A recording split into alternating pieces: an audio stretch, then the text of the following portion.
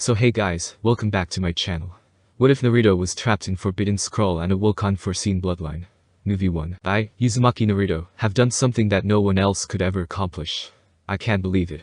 Naruto exclaimed as he bounced from tree branch to tree branch with an excited look in his eyes. Naruto had done the impossible. He had stolen the Forbidden Scroll by knocking out the Hokage by using his Warrick no Jutsu. And here, he thought it would be a challenge to steal the damn thing. With his grin growing with each second that passed, Naruto continued his way deeper into the forest, until he finally came across the old shed Mizuki had told him to meet him. Naruto tried to slide to a halt, but he managed to trip on a small pebble, and with a yell, he crashed face first onto the ground. He stayed on the ground for 2 whole minutes before his embarrassment subsided before getting up onto his feet, walking over to the scroll, and sat down in front of it. I can't believe that the silver-haired teen himself would offer this chance to me. I guess he saw that me becoming the Hokage could truly happen, Naruto said aloud to himself as he sat the rather heavy scroll on the ground before him before he sat down in front of it. If Naruto could be honest with himself, he didn't know how he felt about doing this. He wanted to become the Hokage, and everyone and their ancestors knew this about him. But was he going about this the right way? Every Hokage in existence went through the academy and passed it successfully, and yet he was cheating his way to the top. Then again, Mizuki-sensei did say that this was an alternate test to test my skills as a shinobi, Naruto thought, as he tried to quell his guilt. And even if he was a total jackass by picking on me the entire time, he at least saw something in me to give me this test more than Iruka-sensei. Naruto's somewhat good mood changed into an unhappy one. Naruto didn't bother to hide that Yumino Iruka, his Chunin-sensei at the academy, was something akin to an older brother to Naruto. When they met, Iruka looked at him like he was a menace to Konoha, much like everyone else. But unlike everyone else, Iruka actively engaged with him daily to stop Naruto from pranking everyone. While Naruto knew it was an unhealthy one, he was glad that he and Iruka built up some relationship. But after one horrible prank, Iruka told the amused class something that said the words that turned Naruto's slight dislike of the Chunin into absolute loathing. Flashback location. Konoha, Shinobi Academy, morning, 7 years ago. Have. Uzumaki Naruto. The 7-year-old Uzumaki Naruto felt victorious. He had just done the impossible. He had finally broken the calm veneer that his prideful sensei had worn from the moment they had met. The plan was straightforward. All he did was follow Iruka to his home after school and waited until nightfall. Once nightfall came, Naruto would place a bucket filled with lavender paint with light blue glitter on the doorframe above his front door. Naruto then made sure to tie the front doorknob with rope and connect it to the bucket that sat precariously on the doorframe's edge, so when the Chunin woke up and left his house, the bucket would tip over and splash all over him. But that was only part 1. Part 2 of the prank was going to happen the moment Iruka sat down on his chair. Because once Iruka did that, the legs would snap off, triggering the paint cans beneath Iruka's desk to explode, which would cover the man in blue and orange paint, both of which would have glitter in there as well. The moment Iruka walked into the room, Naruto grinned when he saw the washed-off remains of his first prank. "Sorry, I am late class," Iruka said as he walked to his desk and sat down, only for the chair's legs snapped off, sending Iruka slamming to the ground where he was showered in blue and orange paint. The class went into hysterics while Naruto stood up from his seat and took 3 bows. Thank you, Naruto said before he turned his head to see the giggling girl and was taken aback. The girl's eyes looked like lavender-colored pearls. They were stunning. The girl caught him looking at him and blushed before turning away. Naruto tilted his head as the class congratulated him for his success. But the revelry ended when the sound of something heavy slammed against Iruka's desk. Along with everyone else, Naruto turned around and watched as a stone-faced Iruka stood up from his down position, orange and blue paint dripping from his head down. Slowly, the Chunin began to chuckle, which stunned Naruto. "Class, do you think this is amusing?" Iruka asked, which caused everyone to stare at the scarred man in confusion, but Naruto laughed. "I thought so at least," Naruto stated as he placed his thumb against his chest with a grin before he added, "Orange and blue looks perfect on you, Iruka-sensei." "I am glad you think so, Naruto," Iruka calmly said as he grabbed a towel from his desk and began to wipe his face. Once he finished cleaning his face, Iruka continued with, "Because I know this little prank and the one this morning is your doing," Iruka responded, which made Naruto's grin broaden. "Well, of course, you have been begging for it for weeks. Besides, I'm the best prankster there is," Naruto boasted. Iruka chuckled again as he nodded, mostly to himself, then said, "Listen, class, I do know that many of you enjoy these pranks, but at the end of the day, all of you are encouraging these acts of vandalism." Naruto was confused by the words Iruka was saying, and was about to open his mouth to respond. However, Iruka continued with, "The things that Uzumaki Naruto has done as of late are childish and immature, and people like that are not worthy of the time or respect of us hard-working citizens of Konoha deserve." Iruka looked directly at Naruto as he said, "So when Naruto plays a prank, do not acknowledge them or him. Maybe then young Uzumaki will become a more productive member of society instead of the hooligan he is now." Present location. Village of Konoha, Forest Night. Pav. Uzumaki Naruto. After that day, everyone treated Iruka's words as gospel, and ignored all pranks Naruto had played, and soon, Naruto felt even more alone than before. Sure, no one had liked him back then, but people at least responded to his pranks. But thanks to Iruka telling everyone to ignore them had cut Naruto deeply. And because of this, Naruto treated Iruka with hostility that the Chunin had shown him, throwing prank after prank on the Chunin, who practiced what he preached and ignored all the antics he had thrown at him. At the peak of their war, Iruka decided that he could not attend the test of courage. Angered and hurt at this, Naruto swore that he would never attend the academy again, and for the next week, Naruto kept to his word and refused to go back to the academy. But during that week, a bunch of kids that bullied him in the past told him that they felt terrible about Iruka mistreating him, and offered to be his friends, but on one condition.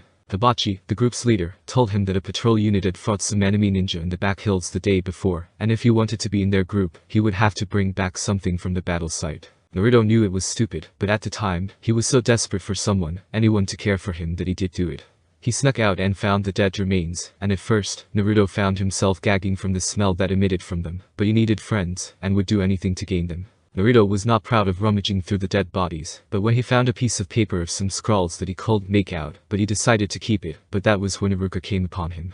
Iruka told Naruto to return to Konoha, but he refused and ran as fast as his little legs could take him, but that led him right into the hands of Kunoichi, that hailed from Kumagakure no Sato. With the help of some masked guy that Naruto later knew as Hada Kakashi, the two finally got away. And when the excitement died down, something happened between the two of them that changed their relationship entirely. Flashback location. Konoha, nighttime 7 years ago. Pav. Uzumaki Naruto. Why did you do it, Naruto? Naruto frowned at Iruka's words as the two sat by each other on a bench. It had been a few hours after the two of them had gotten away from those tough Kunoichi, and Naruto felt annoyed that Iruka called him out here right before he was going to go to bed. Iruka may have saved his life, but that didn't change the fact that he felt hurt by all Iruka had done to him during his time at the academy. Why did I do what? Naruto asked with a snotty tone, his bottom lip sticking out with his arms crossed. Why did you leave the village the way you did? Iruka asked with a concerned yet angered tone in his voice. What you did was foolish and reckless, and had I not come and found you, you could have gotten hurt or even killed. Naruto could hear the anger in his voice and felt the anger growing within his veins. How dare this guy act as he cared after all the hurtful crap that he said? You dare try to act like you care after all you've done? Naruto snapped with a harsh tone. You think saving my life means you can act like you're all worried about me when you said I wasn't worth the attention or respect of anyone?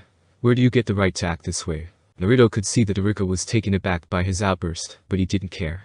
He was tired, hungry, and still a bit afraid after today's events, which made things worse for his mood. Naruto could feel unshut tears within his eyes as he said with a wavering voice, You think you can just say those things and expect me to be happy that you saved my life, but they won't. The years of being subjected to the worst kind of neglect were finally bubbling to the surface, and Naruto could no longer hold back all that his little heart could stand. Every single day from the moment I wake up to the moment I sleep, I'm alone. No one cares about me. All they do is treat me like I'm a monster, Naruto explained, his anguish visibly showing in his voice. They pretend I don't exist, and when they are forced to interact with me, their voices are so cold and cruel. But do you know what the worst part of being me in this village is? A bit of anger appeared in Naruto's voice as he said, being at the end of their constant glares. I don't even have to see it, I can practically feel their hate anytime I leave my damn rundown apartment. And the one place that I thought I could avoid those looks was at the academy. I was treated somewhat badly there too, but I never had to deal with that unwanted stare of hatred, until you came around, and suddenly, I called to escape that look at all, Naruto told him, his voice breaking as tears fell from his eyes. All I wanted was friends, Iruka-sensei, someone that cares for me and wants me around. Even if I'm there to be made fun of, it's better than just being ignored and hated. At least I can feel wanted, even as a punchline to a joke, Naruto sadly finished. Hey Kami-sama above Naruto, I am, so he heard Iruka whisper in a tone that was unfamiliar to Naruto. Still, Naruto shook his head and offered a watery smile. Just save it, Naruto whispered sadly. I've gotten used to the fact that no one cares about me. Even I don't care about myself anymore. Maybe it would have been better for me to die.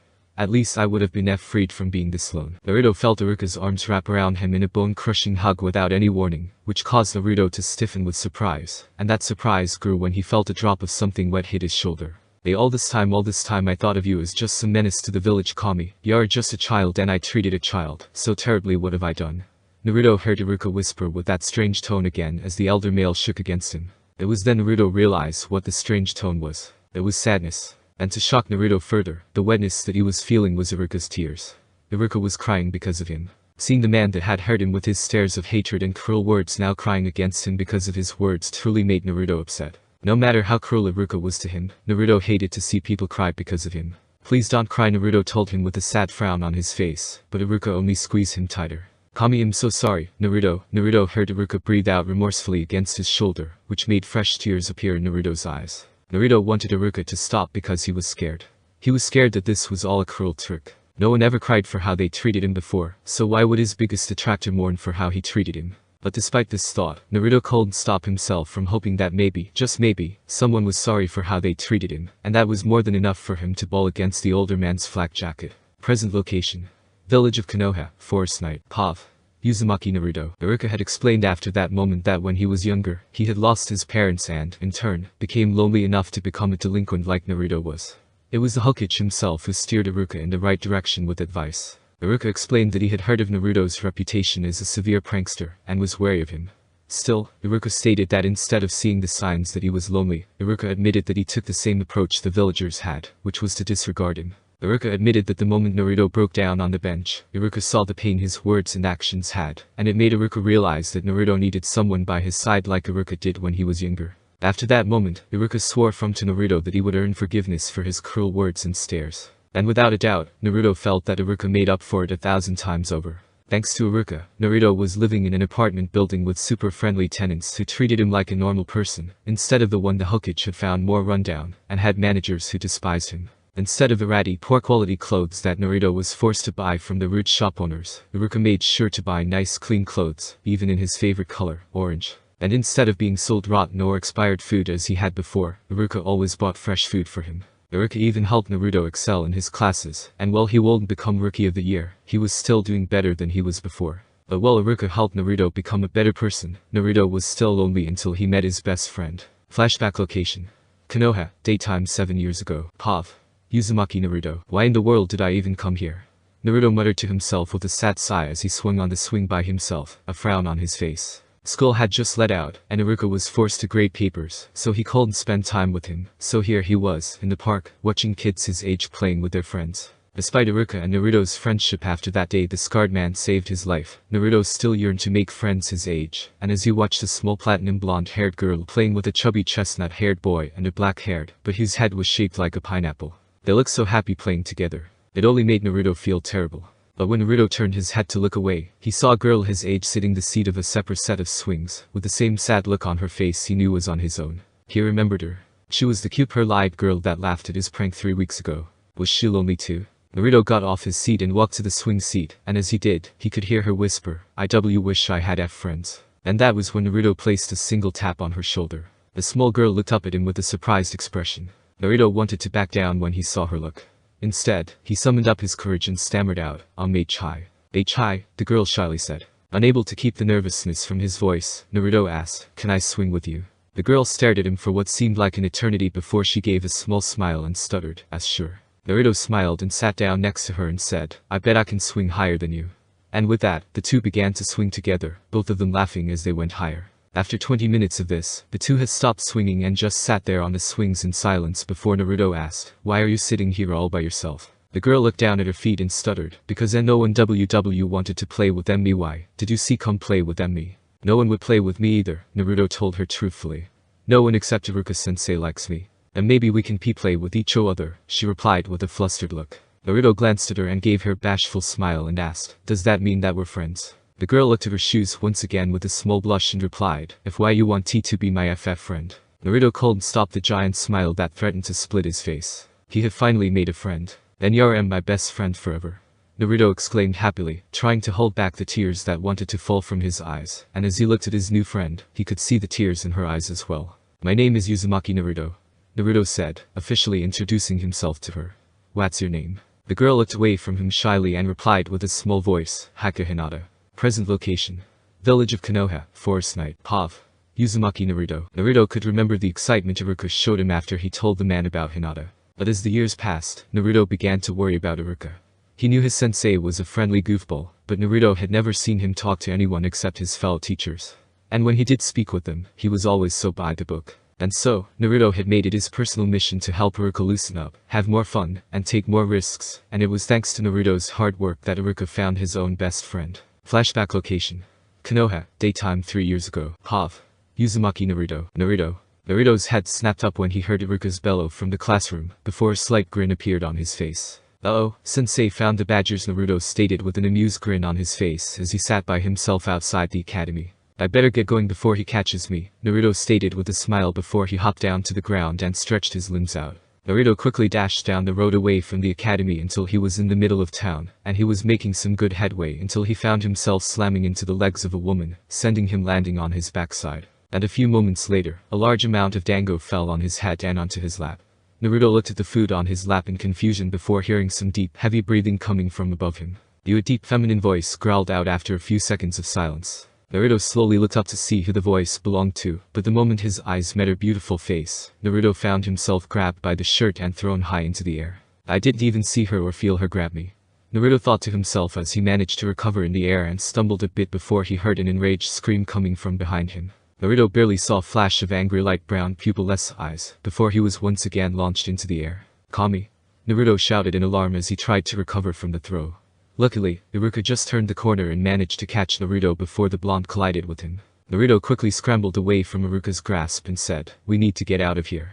Naruto could see the look of confusion on Iruka's face before the two of them heard a loud shout. "Head back here, you orange-wearing brat." Naruto's eyes widened in horror at the sound. He tried to run from Iruka, but he then felt the hand of the scarred man holding the collar of his shirt and said, "Oh no, you aren't going anywhere." Naruto squealed in horror as he heard the woman's chuckle coming from a distance, and the more the low, almost sadistic chuckling got closer, Naruto squirmed more, but Iruka held strong until all became quiet. "Hello, Gaki, I believe you are the one that destroyed the dango I've so desperately wanted since I got back to the village 20 minutes ago." Naruto turned his head and saw the sickeningly sweet smile of a pale-skinned, beautiful kunoichi with violet hair, with a spiky fan ponytail framing her face. Naruto would have been blushing by her beauty had he not been terrified beyond belief. The woman stood up and faced Iruka and said, "Thanks for catching him, I greatly appreciate it. Now I can have him meet Kahana." "Who is Kahana?" Naruto asked fearfully. The woman then let a sadistic smirk appear on her face as she said, "She's one of my snake summonses. Black mamba, I believe. The most venomous species of snake in my collection." Naruto's tan face paled as he quickly began to try to run, but Iruka held him in a good grip. "Look, I know my student is quite a troublesome lad, but I assure you he didn't mean to bump into you, unlike how he meant to hide those badgers in my classroom closet." Naruto laughed sheepishly. "Why don't I treat you out to dango as an apology for my student's behavior? This way, you can have your treat, and he still draws breath for another day," Iruka suggested. Naruto could see the woman tilt her head up in thought at this before she grinned and said, "Deal. Dango outweighs the need for his blood any day." The woman then held out her hand and said, "Name's Midarashi Enko." Iruka's hand clasped with hers and replied, "Imumi no Iruka," and this Naruto felt Iruka lift him into the air. "Is Uzumaki Naruto," Iruka introduced. Naruto held out his hand and stuttered, "And nice to meet you." Now known as Enko, the woman merely chuckled and shook hands with him as she replied, "Nice to meet you, Gaki. Just remember, even though Iruka-sen is treating me out, you still owe me dango, and I expect you to repay me one day." Present location: Village of Konoha, Forest Night, Pav. Uzumaki Naruto. After that, Naruto had Iruka and Enko looking after him. Naruto had hoped that one day Iruka and Enko would get together so they could be a little makeshift family. But somehow, Iruka lucked into getting a girlfriend in Chiknin, now Jnin, by the name of Tsubaki. Regardless, things soon started to look up for Naruto. With Enko, Iruka, and Hinata and shortly even more friends in Inuzuka Kiba and Aburame Shino by his side, Naruto began to take his schoolwork more seriously, while still pranking on the side. He practiced with Hinata, Kiba, and Shino any chance he got, and Enko taught him some moves when she could, and Naruto even studied on his own time. But despite all these changes, he had still failed. All because of the damn Bunshin test. He shouldn't have expected Iruka to give him a second chance to prove himself. Still, deep down, Naruto wanted his surrogate older brother to grant him an opportunity to prove himself, and yet Iruka hadn't. Naruto knew that Iruka was a fair teacher, and while he taught Naruto all he could, he didn't want to show Naruto special treatment, but selfishly, Naruto wanted him to show that to give him that second chance. But Iruka didn't. If he was honest with himself, Naruto was wounded by hearing the words, "I'm sorry Naruto, you failed," come from Iruka had hurt him to the point that he walked away and avoided everyone went to the Hokage monument. And that was where Mizuki found him and told him how he could become a shinobi, something that Iruka wasn't able to give him. And Naruto went for it. "I can't keep dwelling on this. Otherwise, everything I did would be for nothing. I need to buckle down and get this thing opened," Naruto said, trying to convince himself that this was the right way to become a shinobi. He picked up the scroll and tried to open it, but found out immediately that the scroll won't open. "Okay, maybe I didn't think this thing through." Naruto stared at the scroll for a few minutes with a pout before an idea struck.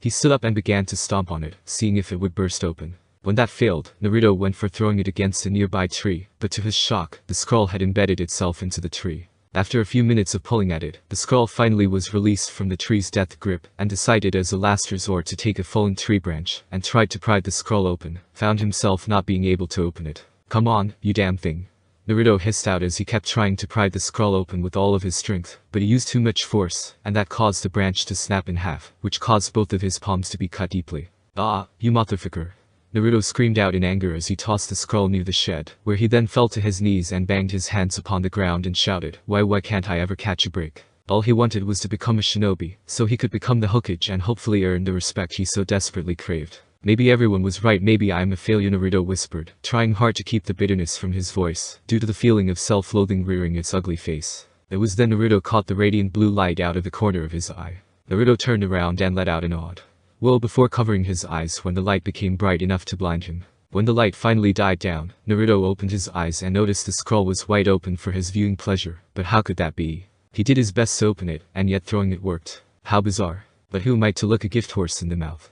"Let's get to work," Naruto exclaimed with a smile as he walked to the scroll, picked it up, and looked through it with interest. He had come across a lot of pretty good jutsu, but Naruto wanted to know one in particular. Naruto knew it was a terrible idea to seek out this style of jutsu, but at the same time, it was this style of jutsu that had failed him in the first place, and he always felt the best way to grow was to overcome the very thing that had defeated him in the first place. And when Naruto's eyes gazed upon the Kage Bunshin no Jutsu, a large grin appeared on his face. "Kage Bunshin no Jutsu? That seems pretty interesting. Let's see if I can learn this." After half an hour of working on this jutsu, Naruto let a small smile appear on his face before exhaling softly. He had managed to learn the Kage Bunshin jutsu. "I proved everyone wrong. I do have what it takes to be a shinobi. And soon, I'll prove them wrong again when I become Hokage. Believe it," Naruto thought to himself as his eyes found another jutsu he could learn. Bunshin Bakuha and Bunshin Bakuha. Bikouten, exploding clone technique. Flash bomb, that honestly sounds pretty damn cool. I better copy these down, Naruto said to himself as he took out a scroll of his own and started to copy down the two clone jutsu, along with a few others he found interesting. But as he did this, he heard rapid footsteps coming from the forest. With an excited look in his eyes, Naruto shouted, "Mizuki-sensei." But instead of the silver-haired man, Yumino Iruka came stumbling into the opening with a haggard and annoyed look on his face. "Ah, Iruka-sensei. Did Mizuki-sensei invite you to watch me pass?" Naruto asked the scarred man while finishing the writing in his mini-scroll, but when he got a closer look at the man, Naruto instantly grew nervous. Iruka looked like he was about to burst a blood vessel with how red his face was, but instead of popping, Iruka replied with, "Wait, Mizuki.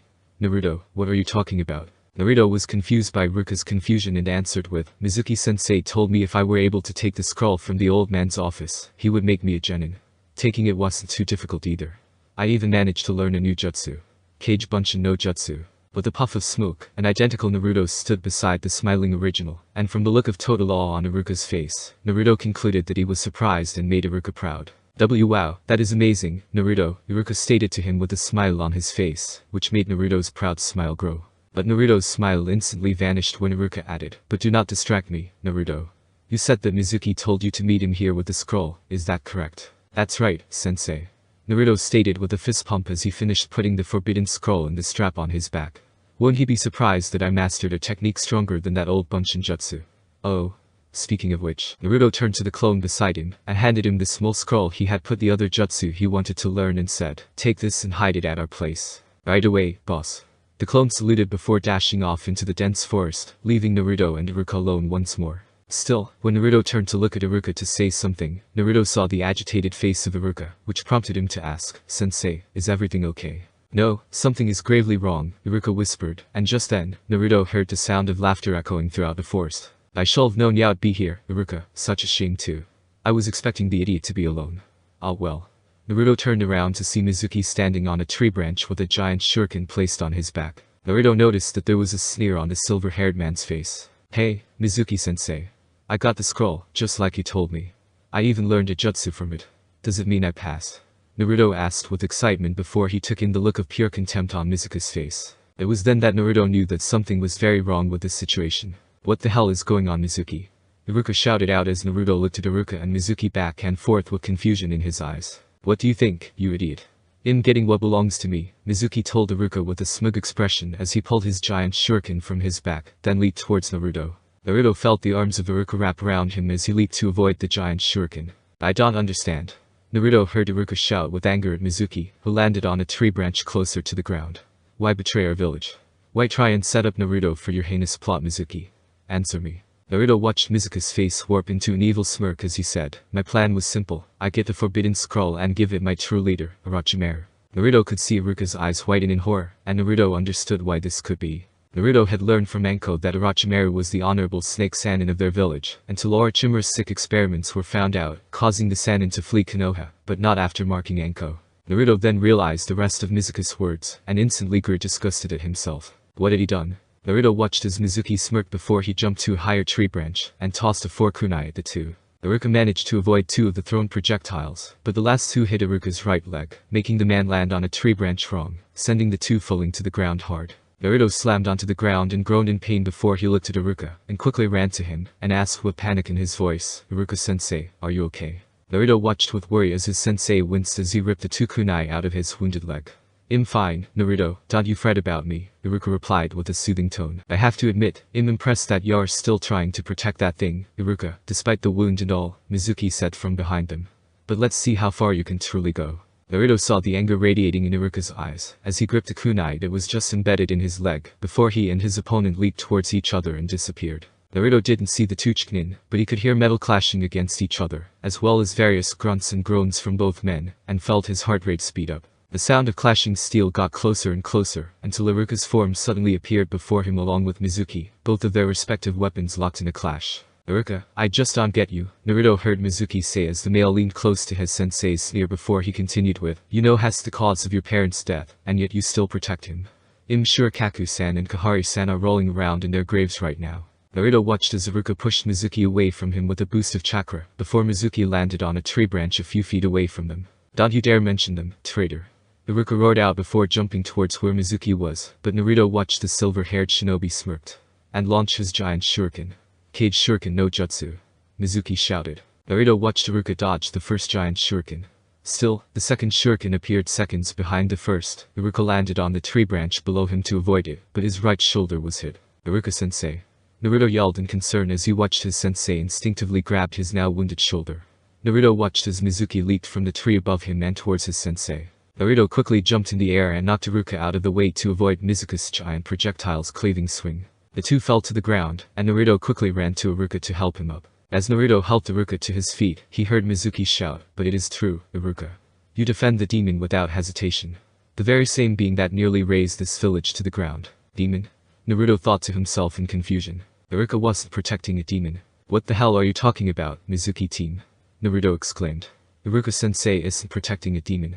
Naruto watched as Mizuki leaned back and let out a hearty laugh, which only caused Naruto's confusion to grow. Once the laughter died down, Mizuki said, oh yeah, I forgot that you didn't know about this village's grand secret about you. Despite the dangerous situation, Naruto's curiosity had gotten the better of him. Secret? About me? Naruto questioned the man. Oh yes, little Naruto, a secret, all about you, Mizuki responded. Naruto was going to respond to this. The blonde heard Iruka say from behind him, Naruto, get out of here. Go. But Iruka, he needs to know about the secret about himself considering he doesn't know it. Who am I to hide it from him any longer? Mizuki shouted back to his sensei. Naruto was at a crossroads. Should he do as Iruka said and take the scroll and go? Or should he listen to Mizuki about this secret about him? Naruto decided to trust Iruka and gingerly removed himself from his sensei's side and said, okay sensei, I'll go get help. Iruka nodded and said, hurry. Naruto began to run away, only for Mizuki to shout, you're just doing what he wants, Naruto. Naruto paused mid-step, then slowly looked back to Mizuki. Naruto. Get out of here. Mizuki's just trying to trick you. Iruka shouted. Oh, I'm trying to trick you, Naruto. Look who's talking. Iruka's been playing you from the start, trying to gain your trust, and do you want to know why? Mizuki questioned. Because he plans to take revenge on you just like everyone else wants to in this village. Has played you from the very start. Naruto stared at Mizuki then back at Iruka, who was starting to stand back up before he finally turned back to Mizuki and asked, what are you talking about? Do you know why everyone hates you, including your beloved Iruka-sensei? Mizuki asked him with a smug grin. Naruto, get out of here now. Naruto heard Iruka's demand, but the blonde refused to move. He always knew the entire village hated his guts, but no one had ever taken the time to tell him why he was the pariah. It was time he knew the truth, no matter how much dread he felt within his heart. Why? Naruto asked. Mizuki manically smiled as he shouted, because you are the very creature that invaded Konoha 12 years ago. You are the creature that not only killed many shinobi and civilians alike. Mizuki, don't. Iruka exclaimed. You killed your sensei's parents and nearly crushed this village. You are the reason why the most beloved Hokage sacrificed himself to save this horrible place. You are the reason this all has happened. Mizuki screamed. You, Uzumaki Naruto, are the Kikbi no Kitsune. Naruto felt everything in his body grind to a screeching halt. I am the Kikbi no Kitsune.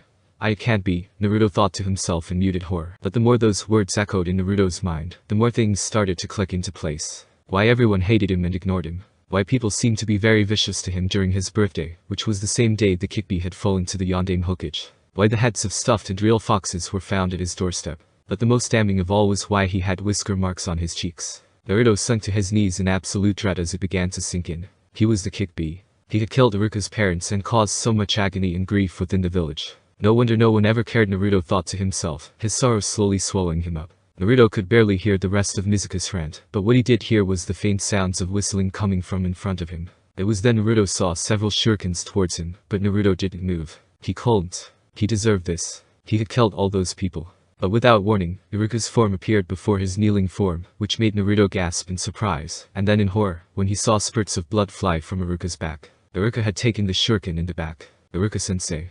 Naruto exclaimed in horror as Iruka lurched forward in pain, but Iruka didn't respond. Instead, Naruto felt himself being picked up by the wounded shuriken before Iruka tossed down a smoke bomb, covering the entire area with white smoke. Naruto felt the wind whip around them as Iruka ran deep into the forest with him in his arms like a baby, but Naruto didn't move. He didn't even try. He was the Kikbi, and yet, Iruka had saved his life. But why? Iruka's been playing you from the start, trying to gain your trust, and do you want to know why?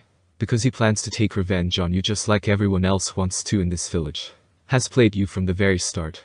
Mizuka's words replayed in Naruto's head, and Naruto instantly became worried. Was Mizuki right? Was Iruka-sensei doing this as some payback for him killing his parents? Iruka suddenly dumped him on the ground once they had gotten far enough and said, "You fool, how could you let his words affect you like that? Don't you know you could have been killed?" Naruto lowered his head and said, "Maybe I deserve it, I am the kick." Without warning, Naruto felt himself fall to the ground hard from Iruka's fist slamming into his right cheek. Naruto whipped his head up to stare at Iruka with both shock and fear, as he held his now reddening cheek, but that's when he noticed something. Tears were falling from Iruka's eyes. Don't you say another word," Naruto heard Iruka whispered. Naruto listened very carefully because he'll only say this once, Iruka told him slowly, which made Naruto listen immediately. The teen watched as Iruka fell to his knees before Naruto and said, "When I first became your sensei, there were times where I had thought about befriending you, only to have my revenge against you for the death of my parents. Because I thought of you as the Kikbi." Naruto watched as Iruka lowered his head in shame, but the man continued with, "I will not hide my mistake. I thought of you as the Kikbi itself, and treated as such up until that day where you left the academy during the trials of courage." Iruka let a sad smile appear on his face. "I remember the words you said to me that day, how you said that you know everyone hated you, myself as well, and it stuck with me. At first, I thought you were tricking me, but every night until we met again, all I could see is those eyes. Those beautiful ocean blue eyes filled with tears." Iruka paused as a groan of pain left his lips. Naruto reached for his sensei, but Iruka raised his hand to stop him, which made Naruto lower his arm. "So I went to the Hokage to talk to him about it, and I will never forget what he asked me. In regards to you being its jailer, just because you live in a house, does that mean that you are the house itself?" At first, I didn't know what he meant, but that night on the bench, I finally realized what it meant. And what did it mean?" Naruto asked fearfully, trying to keep the emotion out of his voice, but failing when his voice cracked. "That you aren't the Kikbi no Kitsune," Iruka told him. "You are merely its container, and that was what made me break down. That entire time, I treated you as a monster when you never, ever deserved it, and even at this very moment, I am so ashamed of myself for treating you the way I did back then." Naruto then felt Iruka's hand rest on his head to slightly rub his blonde hair as he said, "You are not the Kikbi no Kitsune. You are the hyperactive, loud-mouthed, kind-hearted trickster that I've grown to know and love as my baby brother. You are Uzumaki Naruto, and I humbly apologize to you for all that I have done and felt about you before that day." Iruka bowed his head and asked, "Please, will you forgive this fool for his past transgressions?" Naruto felt tears prickling in his eyes. "As sensei, of course, I forgive you. Was there any doubt?" Naruto asked with a smile. Iruka let out a small smile at this until the sounds of clapping reached Naruto's ears. "How cute, the two have made up.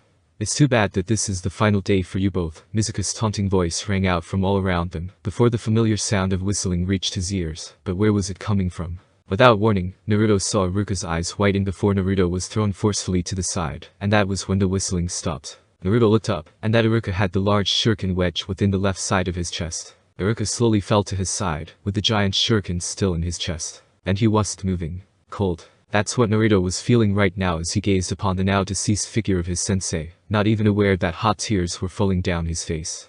Iruka Umino was smiling, eating, yelling, and running earlier today, but most of all, he was alive, but now, he was gone. Just like that. In Naruto's head, the smiling face of Iruka's was slowly fading away until his sensei's corpse was in its place. Naruto heard chuckling coming from behind him that soon grew into uncontrollable laughter. Oh Iruka, pathetic, even upon death.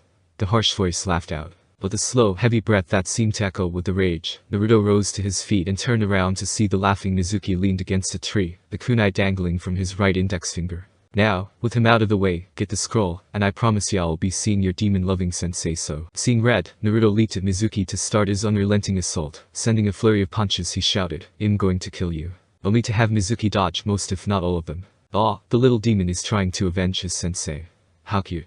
Mizuki shouted out as he kneed Naruto in his stomach, taking the breath out of the teen. Naruto fell to the ground in a small bowl, struggling to gain his breath, but Mizuki grabbed him by his hair and rammed the boy's face into his knee, before holding the boy's head, and slammed it hard into the ground repeatedly with an insane laugh. Mizuki then lifted Naruto's head back up and smirked down at the boy's now bloody face and asked, what do you have to say now, demon?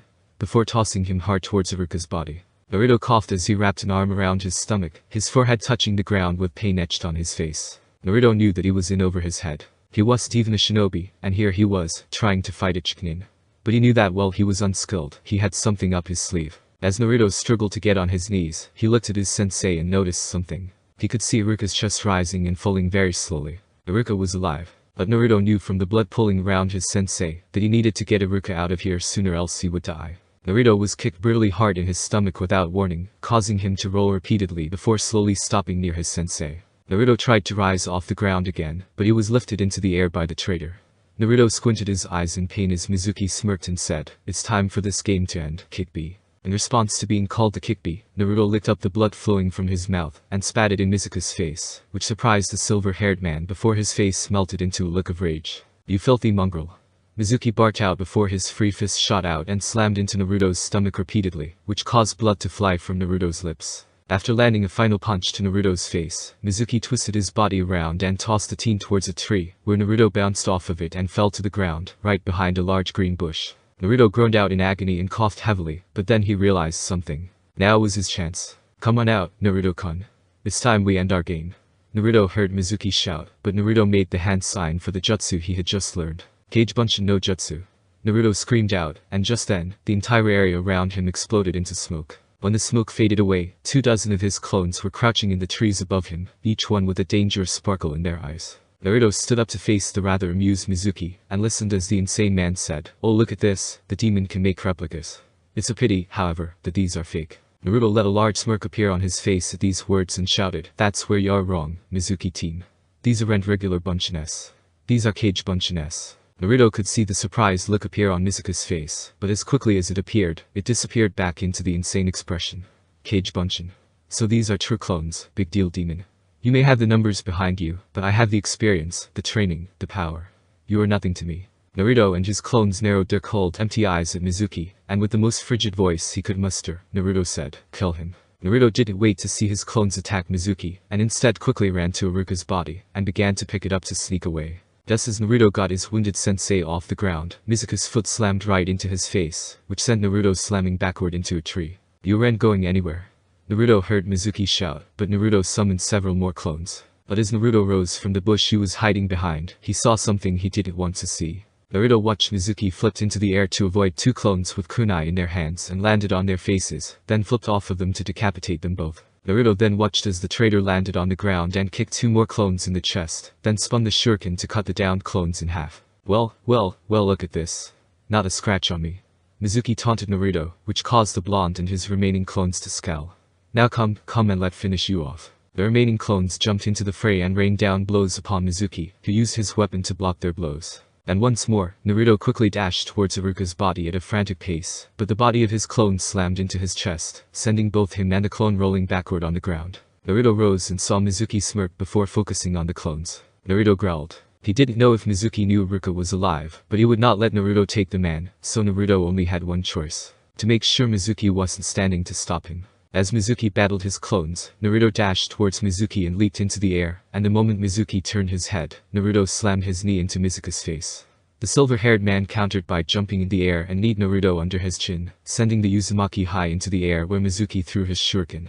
Naruto saw his clone leap up and take kunai, while another clone grabbed Naruto and flung him back to Mizuki, where he then delivered a punch towards the traitor, only to curse as Mizuki dodged it, and countered with a knee to the face. Naruto rolled to the side and watched as Mizuki grabbed a clone by the face, and drove it into the ground, before stabbing it in the head with a kunai before he dashed towards him. As Mizuki and Naruto's clones met to continue the fierce battle, Naruto waited until a clone punched Mizuki in the jaw, to leap over the chikin's head then kick the back of it, making Mizuki stumble forward. As Mizuki stumbled, two of Naruto's clones slid on the ground, grabbed Mizuki's ankles, and then pulled back, making him fall forward. Two more of Naruto's clones grabbed Mizuki's arms and held them down, while the last clone and Naruto jumped in the air and slammed their knees into his back hard, making him yell in pain only for the clone and Naruto to begin to stomp down on the man's back. Naruto reached into the man's kunai pouch and grabbed a smoke bomb before he leaped away before Mizuki shook off the clones holding his feet and arms, before he grabbed two kunai that were dropped and effortlessly killed the clones by his arms. And it was then Naruto threw the smoke bomb at Mizuki's feet, causing a large cloud of smoke to form around him.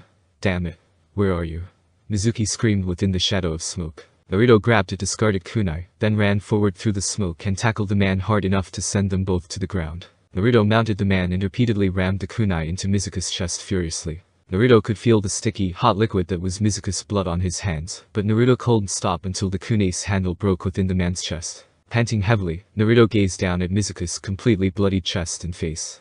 It felt his gaze lingering on it, staring at the blood that flowed down the silver-haired man's face, and closed his eyes as he looked up into the air, breathing in the smell of blood. Naruto panted and climbed off of Mizuki's chest, and fell to the ground next to the now-dead Nukenin and panted heavily, his entire body sore from the thorough beating he had suffered. Naruto turned his head and saw Iruka still in the spot he was in, before Naruto stood up and limped to Iruka's body, and noticed that the man was still faintly breathing. He was still alive. Naruto leaned down and lifted Iruka off the ground as best as he could and slowly limped to the scroll, and as he leaned down to grab it, he heard an unfamiliar voice come from behind him. Target acquired. Naruto turned his head to see a hooded figure standing above the dead Mizuki's body, a cobalt blue katana held in their right hand. Naruto could feel the dread form in his stomach as he stared at the figure. He didn't even hear this person appear. The figure flickered from existence, only to appear directly in front of Naruto.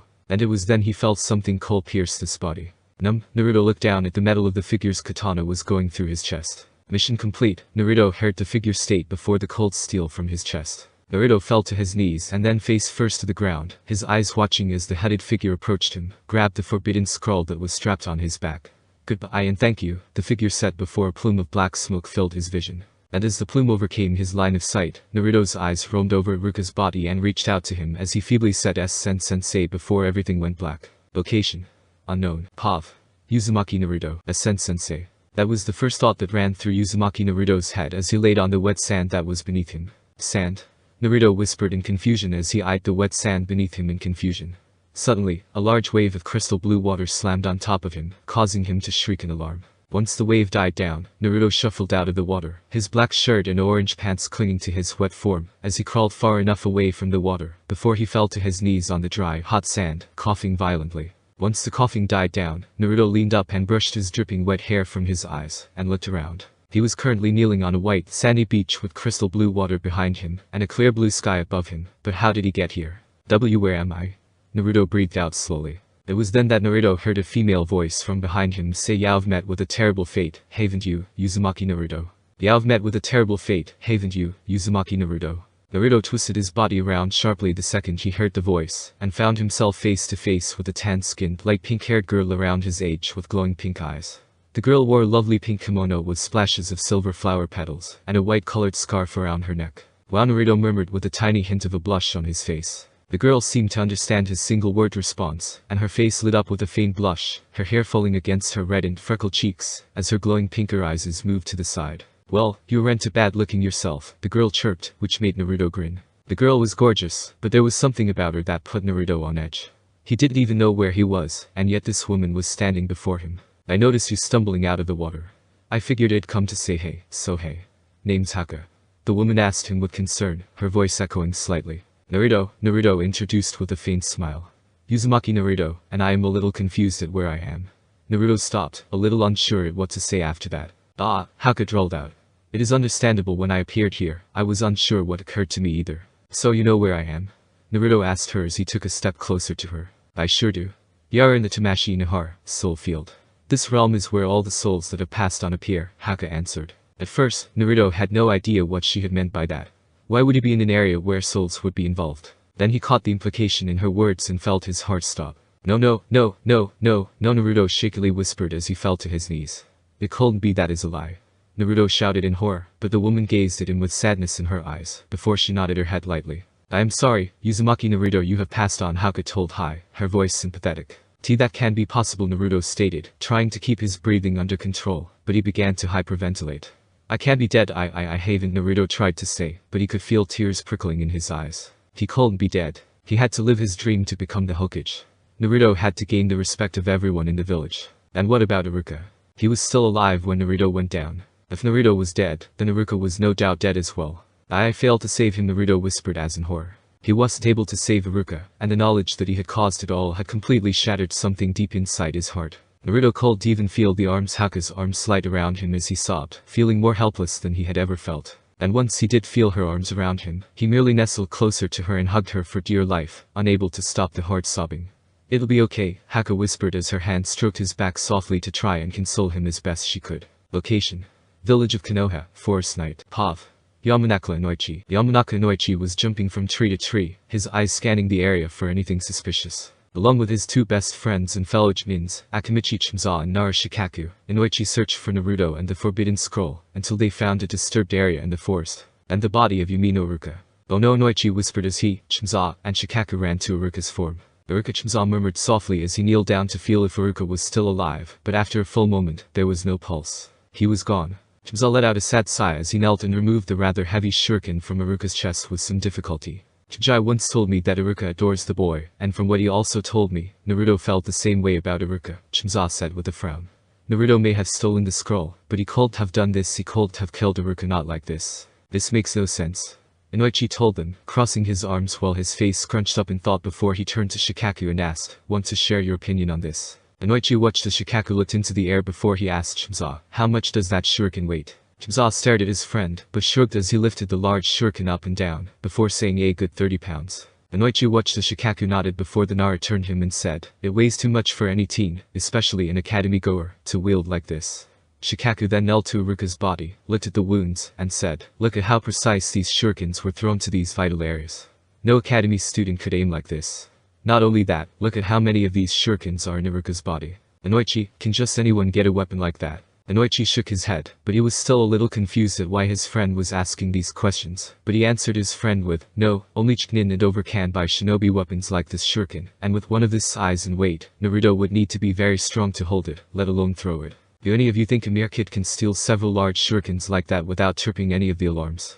Both Inoichi and Chimza shook their heads at this question, but then both of them started to put the pieces together. Shikaku looked towards Iruka's body and said, you know, Shikamaru told me that Naruto was the only student to fail the genin exams today. And now has involved with stealing the scroll. Iruka's dead with several 30-pound shurikens in his body that only shinobi Chunin and up can carry. Shikaku looked to his two friends and asked, you both know what I'm implying, right? Yes, someone made Naruto steal the scroll. Iruka got here to stop them, and somehow, Iruka winds up dead, and now both Naruto and the scroll are missing, Chimza told them with a cold look on his face. But the true question is this, who could have caused this?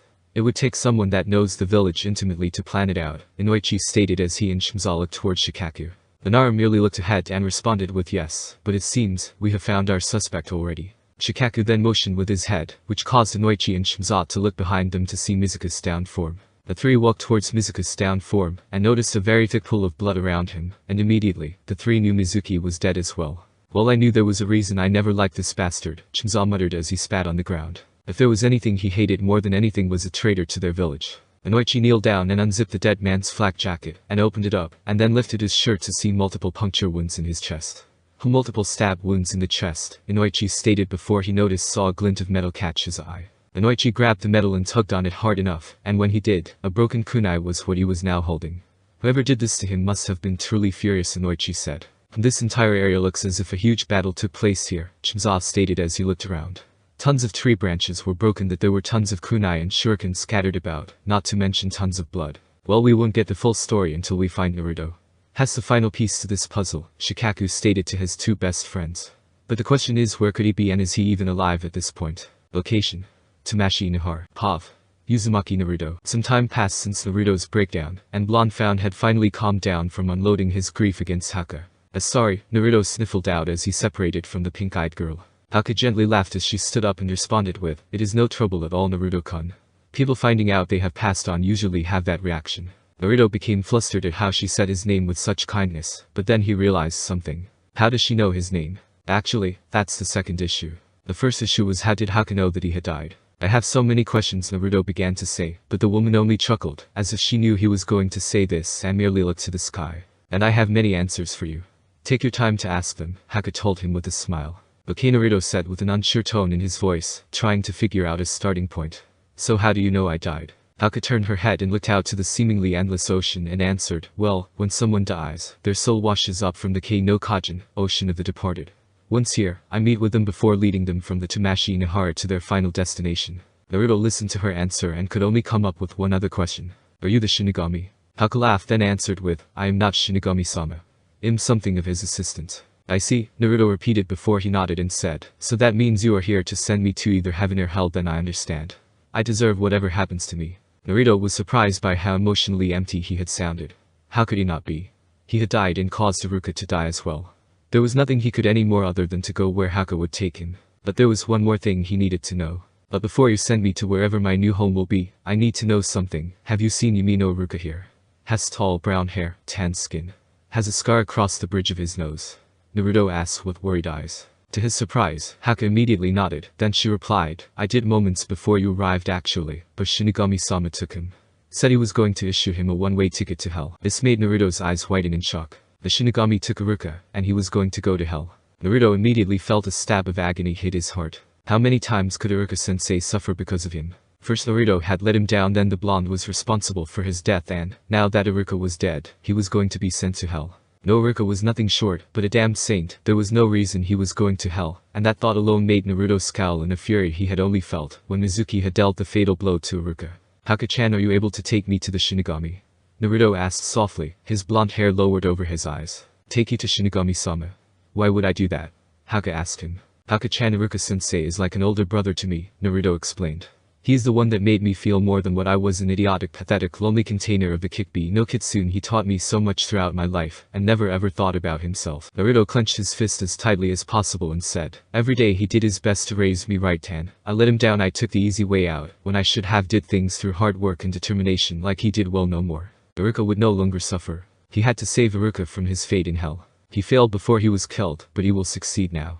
Naruto glanced up at her with a look of determination, and said, it's my fault Iruka-sensei is even in this situation, but I will rectify that. I will save Iruka-sensei from his fate even if I have to fight the Shinigami itself. He could see Haka's stunned expression due to his words, but he didn't blame her. Fighting the Shinigami, the very being that rules over the dead. It was unheard of, but Uzumaki Naruto never backed down from anyone or anything. Besides, Iruka was important to him, and it was his fault that Iruka died in the first place. What kind of little brother would he be if he left Iruka in the hands of the Master of Death? Then again, what kind of brother was he causing Iruka's death in the first place? Fight the Shinigami? Naruto heard Haka stammer, which caused him to nod in response. Uzumaki Naruto. That is foolish mistake, you foolish fool. Anyone that has even entertained the thought of fighting the Shinigami-sama is issued an automatic ride to hell. Would you really go risk your sure place in heaven? Haka explained. Naruto was surprised to hear that he was bound to heaven, and at first, it made him smile. But without warning, the image of Iruka on the ground with a shuriken embedded in his body quickly squashed that happy feeling. Heaven, Iruka-sensei deserves heaven more than I do, Naruto stated with a bitter grin on his face. But what he didn't expect was anger to appear on Haka's face. Idiot! Haka exclaimed. You don't know the tortures of hell. No one with such a pure soul belongs there. It is only reserved for those truly evil. Naruto shook his head slowly and looked to the ground, and responded, I'm no more evil than some of the worst beings there, but what happens to me doesn't matter. Seeing my the Shinigami took my sensei does. Very well. It's obvious you are set on doing this, so I suppose I can't sway you. No matter how stupid it is, Haka stated before she grinned. You are very determined to do this, so I will help you. I've always been fairly hard-headed, Naruto said with a large grin on his face. So, can you transport us there? Naruto asked her curiously. Haka let out an embarrassed laugh and replied, nope. I never had a need to transport, so I don't have the key to the Shinigami's throne. Naruto's face faltered at her answer, but quickly recovered when she added, however, I do know the way there.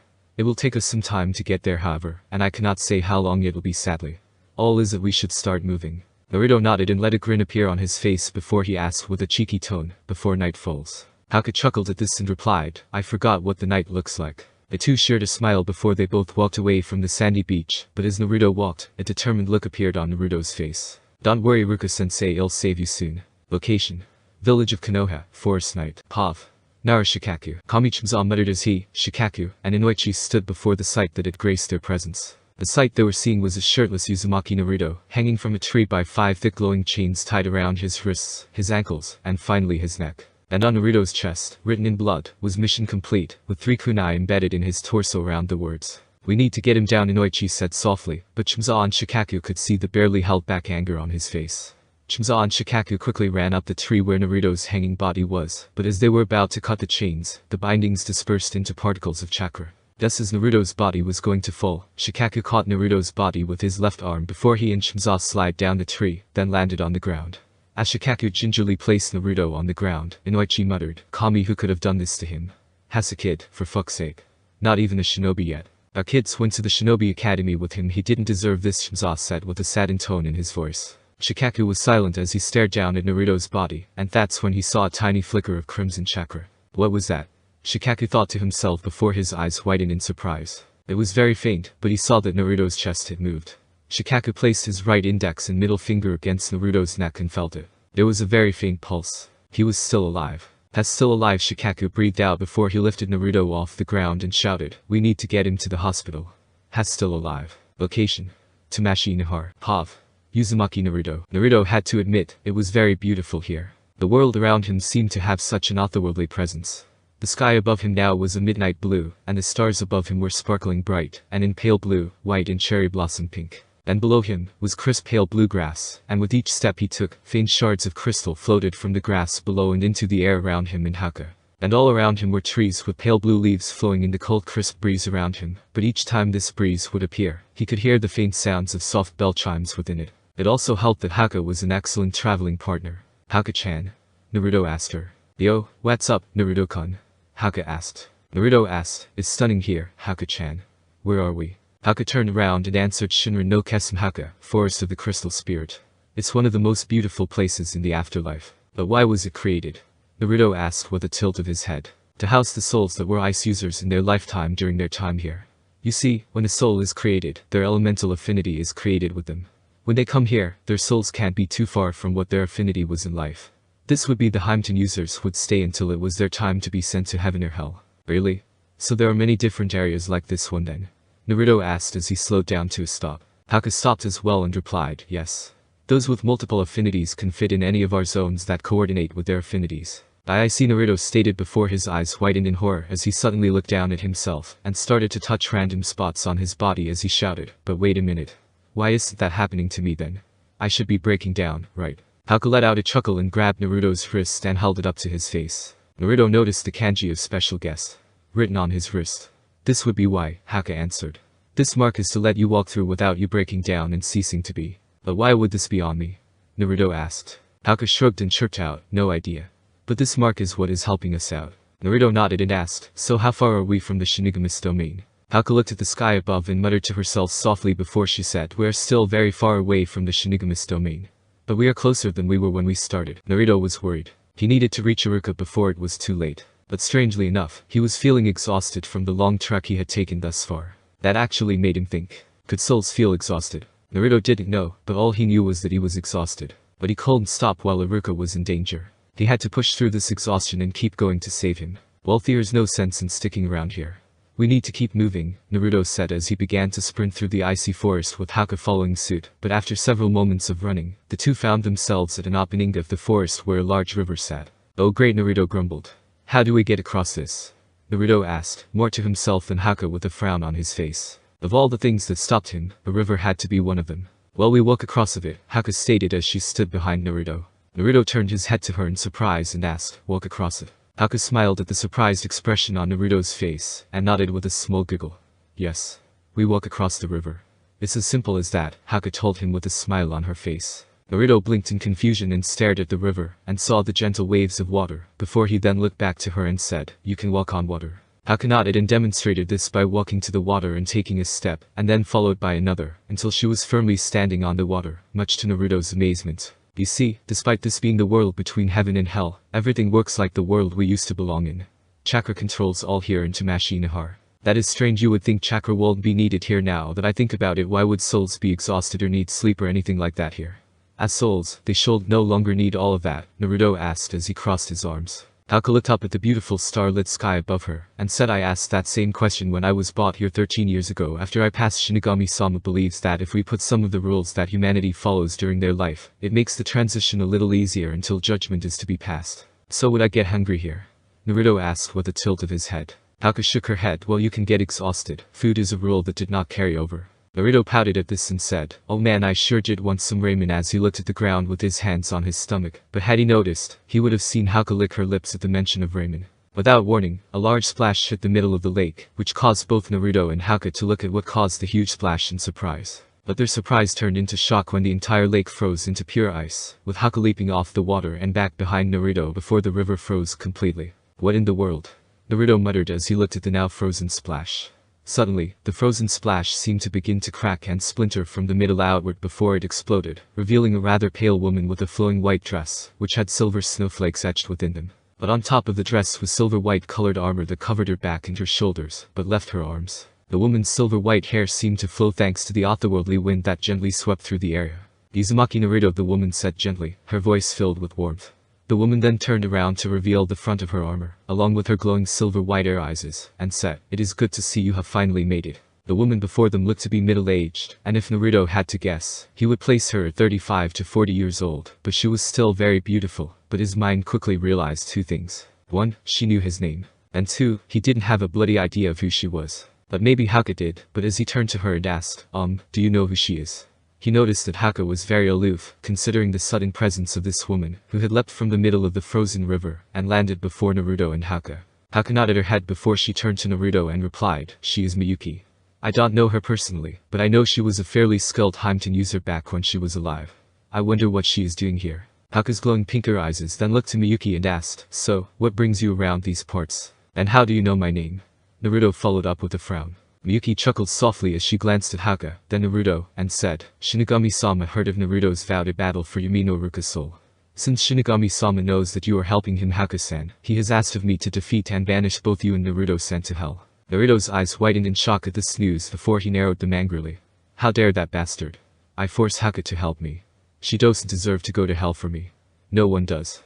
Naruto exclaimed. And I certainly agree with you, Miyuki said as her gaze turned to Haku. But, she is helping a rogue soul try to meet the Shinigami, thus disobeying a set rule, and no one disobeys the Shinigami no matter what the reason. Haku lowered her gaze to the ground and said, she is right. I wanted to help you because of your strong spirit and determination. I knew the risks, and I still accepted. I accept my fate to damnation. No matter. Naruto shouted at her before turning his gaze to Miyuki and shouted, I alone will be going to hell. No one else. Miyuki stared at him for a moment and suggested, then how about this? If, and only if, you beat me here, I will not only let you and Haku continue on this foolhardy quest, but I will train you in fighting any challenges that come our way. If I win, Haku, yourself, and your sensei as well, will go to the 9th circle of hell and suffer for eternity. Do we have a deal? Naruto paused at her challenge. If he won, he would have both Haku and Miyuki by his side, and also get the training needed to fight the Shinigami. But a small part of him feared. What if he lost? What if he accepted this challenge and lost? He would be letting down 2 people now, and they would undeservedly go with him to hell. But if he denied the challenge, they all would go to hell anyways. Naruto-san, it's okay, Haku's voice suddenly said, taking Naruto from out of his thoughts.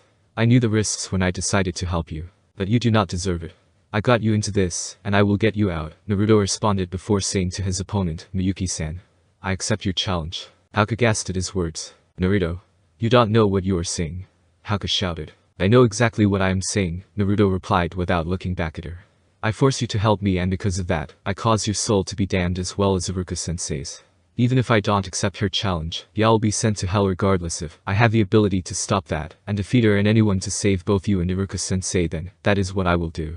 Very good, Uzumaki Naruto, Miyuki stated before she created an ice lance into her hands and spun it twice before slamming the bottom of the lance to the white ground beneath her. For what it is worth, I believe it is very honorable for you to want to fight for your friend, but to overthrow Shinigami-sama's rule, and to damn another soul all over the soul of your friend is truly a hell-worthy offense, Miyuki stated to the blonde-haired shinobi one-up with a sad smile. Naruto shook his head and shouted, "You can send me to hell all you like, I deserve it, but I will not stand by and let Haka-san or Iruka-sensei be sent to hell because of my actions.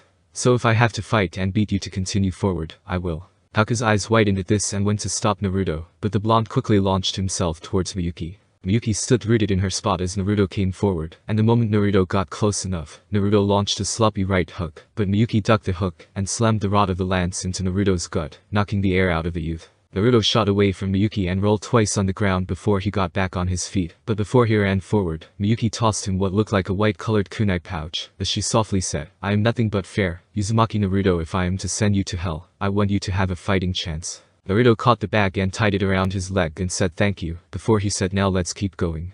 Naruto quickly pulled out 2 kunai, which was also colored silver-white, and tossed 2 kunai at Miyuki, who blocked the 2 kunai before she lifted her lance and launched it towards Naruto.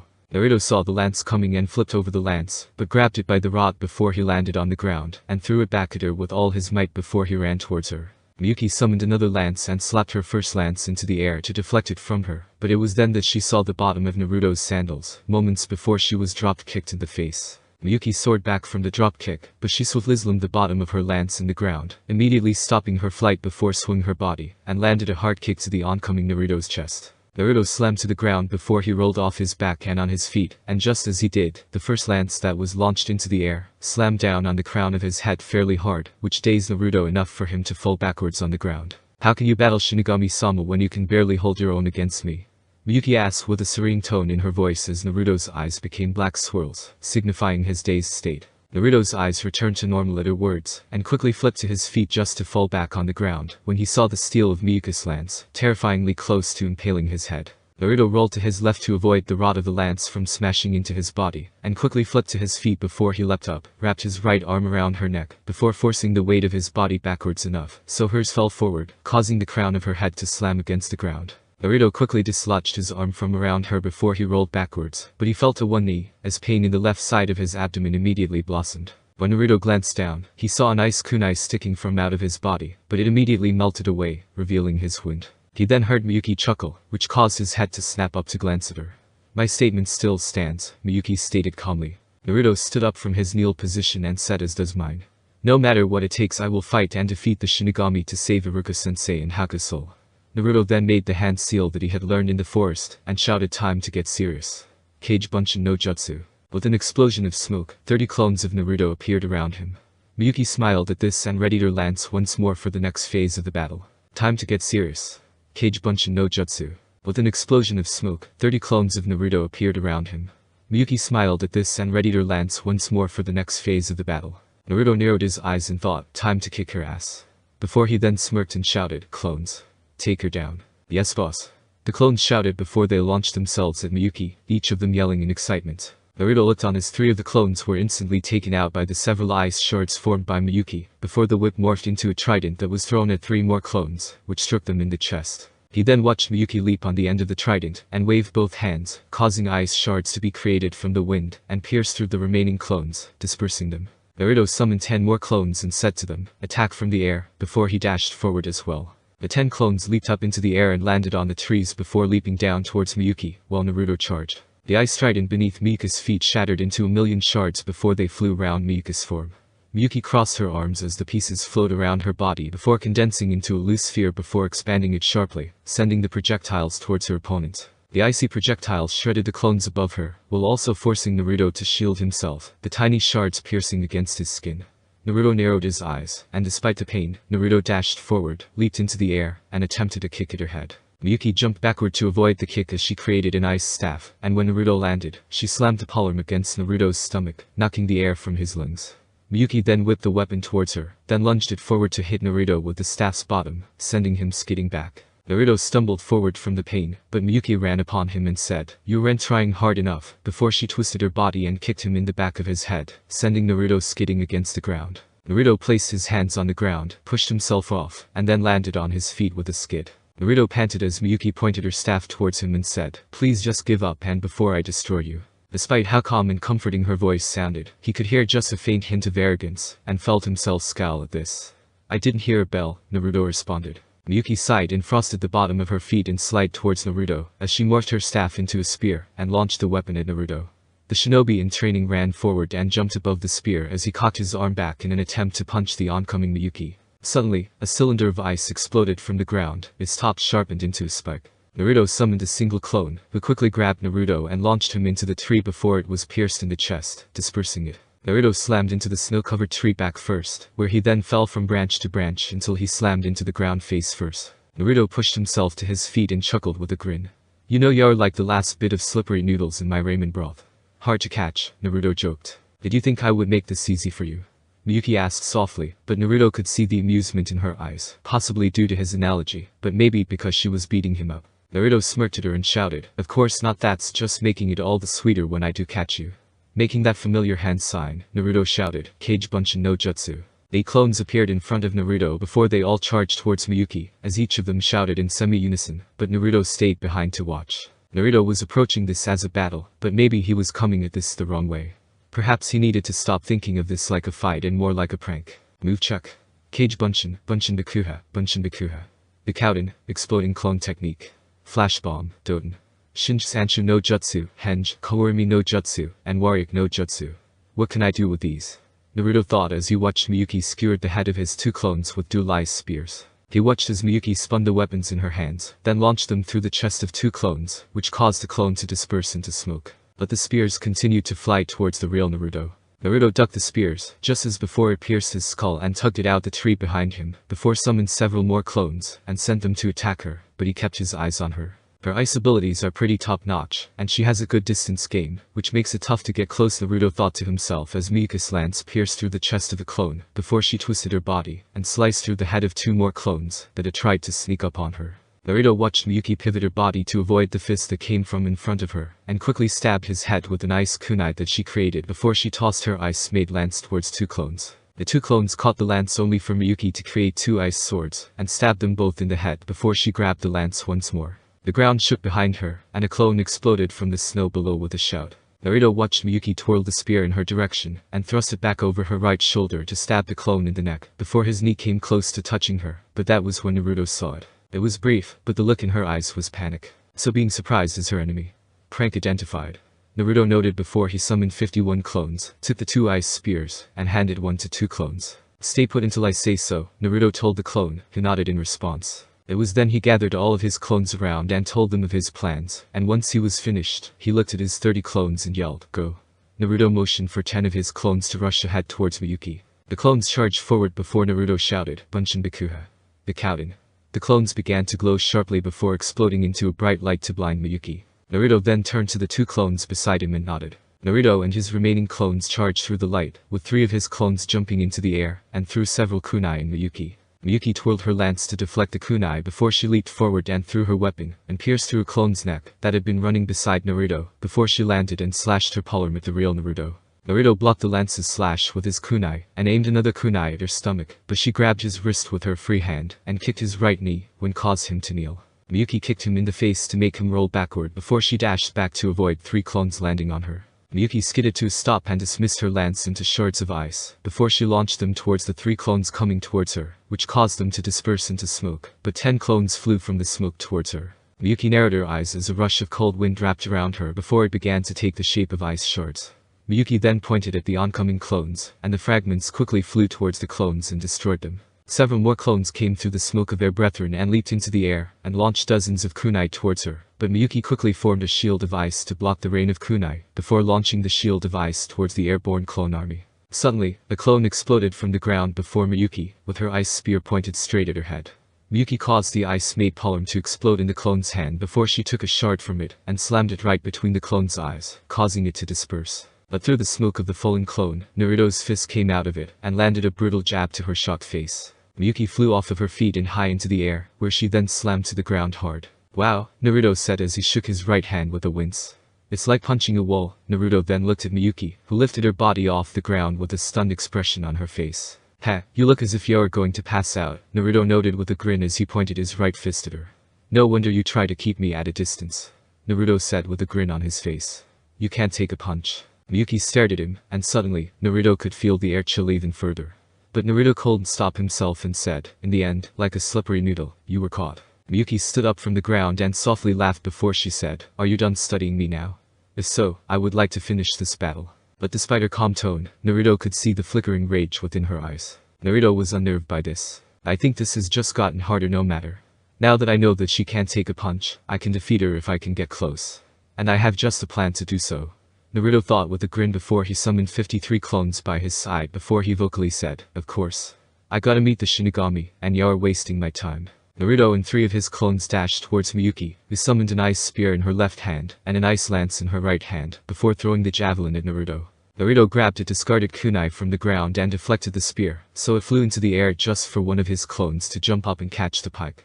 The clone then landed on the ground and dashed towards Miyuki. With a sidestep, the clone avoided a lunge of Miyuki's palm, then lunged his spear towards the woman. Miyuki blocked the spear with her lance, twisted her body, so her back was pressed against the side of the spear, and stabbed her lance through the clone's neck. However, when the clone dispersed, Naruto and another clone appeared from the smoke and nailed her face with their knees, which caused her head to whip back as her feet separated from the ground. As Naruto and the clone landed on the ground, Naruto summoned another clone and shouted go. Before the 2 clones dashed beside Miyuki's soaring body and placed their hands on her face, and forced her head to collide with the ground hard. The 2 clones then jumped into the air and slammed their elbows into her chest, causing her entire body to dig itself further into the snow-covered ground. But the moment it did, her body exploded into ice, causing shards of ice to pierce through the bodies of his clones. The crystal-clear ice then began to mist over until it was completely white. With an explosion, Miyuki stood in the crystal's remains as tiny shards of the crystal floated around her. It's time to end this game, Miyuki ominously said as she lifted her right arm, and as she did so, the giant shards of ice began to splinter into a million smaller ones. Now die, Miyuki said as she pointed at Naruto directly, and the millions of shards came darting down towards Naruto. Naruto's eyes widened, and he quickly summoned 50 clones, and had them shield him from the ice storm. Naruto could hear his clones exploded from the number of shards hitting his clone wall, and realized that it was now time for his plan to come to completion, but the time of it was running out. Naruto quickly turned his head towards the clone holding the spear and shouted, now. The clone dashed towards Naruto, and when he stopped, the clone morphed into a replica of a spear. Naruto summoned 10 more clones before he caught the 2 spears, and ordered 5 of them to change into the pike as well. 5 of the clones quickly changed into spears, which fell to the ground. Naruto picked up the 5 replica spears and looked to the last 5, and said, toss me high. The clones nodded and launched Naruto high into the air above Miyuki's attack and shouted, take this. Before launching all of the spears towards her. Miyuki looked up and saw the spears, and quickly lifted her right arm to shatter the spears, but despite the first one near her shattered, the rest of them kept coming, much to her shock. Naruto grinned and shouted, this is it. Punchin Bakuha. Bikouden, exploding clone technique. Flash bomb. The 5 spears quickly dispersed into a flash of blinding light, which caused Miyuki to shield her eyes. Naruto summoned 2 clones who threw him towards Miyuki at top speed, and with a shout, Naruto cocked his left hand back as he shouted, this is the end. Miyuki saw him through the intense light, and quickly summoned an ice spear and lunged it forward, piercing Naruto through his left side. But despite the pain, Naruto's fist slammed into her face so hard, Naruto could almost see her face ripple from the blow. The spear that had pierced Naruto's side melted immediately, and Naruto's weight fell forward onto Miyuki's form, and the 2 slammed to the ground beneath them hard. Naruto rolled off of her immediately and closed his eyes with a grin on his face before he started to laugh. Shock. That was the feeling Naruto felt as he laughed there. He had defeated Miyuki. Naruto leaned off the ground and shouted, I did it. You did it. Haku shouted as her body collided against his, her arms wrapping around him. Naruto fell back to the ground with a laugh as she hugged him tightly and asked, did you doubt me? Haku leaned up to look at him and answered, for a while, yeah. Naruto nodded with an understanding grin on his face and replied, yeah, I kinda understand why. That fight was a tough one. It was then, the 2 heard a chuckle come from beside them, and that was when Miyuki leaned up as well and said, amazing to think that someone like you could truly defeat me like this. I know it was strange to watch as well, Haku said to Miyuki. Naruto grinned and said, I'm sorry I had to hit you so many times. I hate hitting girls. It's not right to me. It's not right going up against the Shinigami, but you are doing it, Miyuki stated, which caused Haku to frown. Has trying to save his friend. Haku argued. And you as well, Haku-chan, Naruto added. And that is honorable, Miyuki stated swiftly. But do you, Uzumaki Naruto, think that beating me means you go straight to the Shinigami? Because it won't be. You have a long way to go. Naruto nodded in agreement and replied, yeah, I know. Haku watched as Miyuki stood up from the ground and dusted herself off before she said, then let's get to it. I promised you that I would train you from here on out if you beat me, and I am a woman of my word. Miyuki then held out a right hand and said, shake my hand, and I will take you as my student. Naruto thumbed his nose at this with a wide grin as he said, no problem, Miyuki-sensei. And clasped his hand with hers, but the moment he did, Miyuki gripped his hand reasonably hard. But now to seal the deal, Miyuki whispered as a pure white orb, which had white wisps of energy floating from it, appeared in her left hand, and without any warning, she plunged it into Naruto's chest. Haku's eyes grew several sizes when she saw Miyuki plunge the orb into Naruto's chest, but Miyuki merely smiled at the stunned Uzumaki's expression. Naruto suddenly felt this strange feeling blossoming in his body, as he stared into the soft eyes of his sensei, who instantly said, "Embrace the ice knife, Uzumaki Naruto, and then our lesson can truly begin." With his face still in shock, Naruto took several steps away from Miyuki. "I feel cold," Naruto wheezed before he fell to the ground hard, unconscious. "Pav. Haku, it's done," Miyuki said as she looked to Haku. "He should be stronger now with some of my experience within him. You should inform the Shinigami that the first step has been completed." "Of course," Haku said as the glow of her eyes dimmed as she looked to Naruto's unconscious form. "This doesn't feel right, Miyuki. Lying to him like this." "It was what the Shinigami ordered," Miyuki replied. "Don't tell me you're getting attached." Haku shut her eyes and sighed. "Haku," Miyuki admonished. "He could fail this, and we would all be worse off if he does. Remember what is at stake for him and us. This is no time for feelings." "You're right," Haku murmured as she turned away from Naruto's unconscious body and opened a pink portal. "It'll be back. Do not take too long, Haku," Miyuki told her. "He could awaken at any moment." "I won't," Haku said before her gaze fell back on Naruto's form, a pang of guilt hitting her heart. "Watch after him while I'm gone." Miyuki nodded, and Haku walked through the portal. Location: Tamashi Nahar, unknown. Pav. Haku. The portal appeared in a large corridor, and Haku stepped out of it. Haku stared down the long hall where the only light source was the emerald flames in the torches that lined the walls. Haku walked down the aisle until she came upon a room where a black gold throne sat in the middle of the room, where a shadowed figure sat. Haku kneeled before the throne, looked at the shadow that covered the throne, only seeing the white eyes of her master, and said, "Uzumaki Naruto has defeated Miyuki of the Ice." Haku lowered her head as the deep voice of the Shinigami boomed out with, "Is that so, Haku? She's one of the stronger spirits. Impressive." "Yes," Haku agreed. The glowing eyes of the Shinigami looked at the cage where the unconscious Umino Iruka slept and said, "It seems that my hunch was correct. Good, let's see how far you come for him, Uzumaki Naruto." The Shinigami then turned their head and said, "Tsubasa is his next opponent. If he could defeat her distance fighting, there is no way he can conquer a close battle with him. Retrieve him." "Understood, Shinigami-sama," Haku replied before she stood up and quickly ran down the corridor to fetch the next challenger, leaving the Shinigami alone in their chamber. Location: Village of Konoha, restaurant afternoon. Pav. Uzumaki Naruto. Devastated. That was the only word that could sum up how Anko was feeling at this very moment. Just 2 days ago, around this time, she consoled Iruka, someone she viewed as a brother, as he confided in her his regret over having to fail their surrogate little brother, Uzumaki Naruto, and now he was gone. Just 2 days ago, she was training and teasing Naruto about short stature, but now, Naruto was fighting for his life in the hospital, after the grievous injuries that he had sustained himself. Many people believed that she would hate Naruto for what he had done, but she didn't. Hell, she was proud of him for being able to steal the scroll from the Hokage's office, and had everything turned out great, she would have rewarded him. He had grown to be her little brother, and she cared for him a lot. Not only because of their shared hobbies like gardening, pranking, and making fun of people in the village, but because he was the reason that she and Iruka had met in the first place. But now that was all ruined. Because of that horrible being known as Mizuki, Iruka and Naruto were gone. Snatched from her grasp like everyone else in her life had been. Why was she the only one to suffer like this? Why does she continuously lose people that she cared for? "Thanks, guys, but I'm not hungry," Anko whispered while lightly pushing away her plate of dango, ramen, and sake, causing Kurenai to frown up at Asuma, Guy, and Kakashi. "Anko-san, I know you are upset about what happened to Iruka and Naruto. Iruka was a good man, and Naruto is an awesome kid, but things will get better, I'm sure of it," Asuma said while staring her in the eyes, but she merely let out a hollow chuckle. "Saratobi Asuma, you have the hottest kunoichi in Kuro-chan as your beloved, and your father, the Sandaime Hokage, trained you, along with the 12 guardians, and I hear that the Hokage may give you the Inoshika team that's in the academy this year, which is a high prestige. You have had every advantage this world can offer, and none of us can deny that," Anko said as she shut her eyes, causing the shinobi in question to look at her wearily, while the remaining 3 shinobi before her were silent. Well, Asuma started, but the intense glare from Anko caused him to shut his mouth immediately. "Tell me, Asuma, are you the one sitting here without anyone to love or to be loved? Are you sitting here with a seal that said traitorous sensei put on you that causes you nightmares, and sends you into intense spasms at the drop of a hat? Are you sitting here knowing that once again, any happiness you fought so hard to gain was snatched away from you?" Anko felt hot tears fall from her eyes as she growled out, "You sitting here and telling me that things will be okay when one brother is dead, and another one in a coma is like spitting in my face," she screamed. Kurenai frowned at her friend, while Asuma took a harsh breath. "I know you're angry, Anko-san, but you don't need to take things out on Asuma.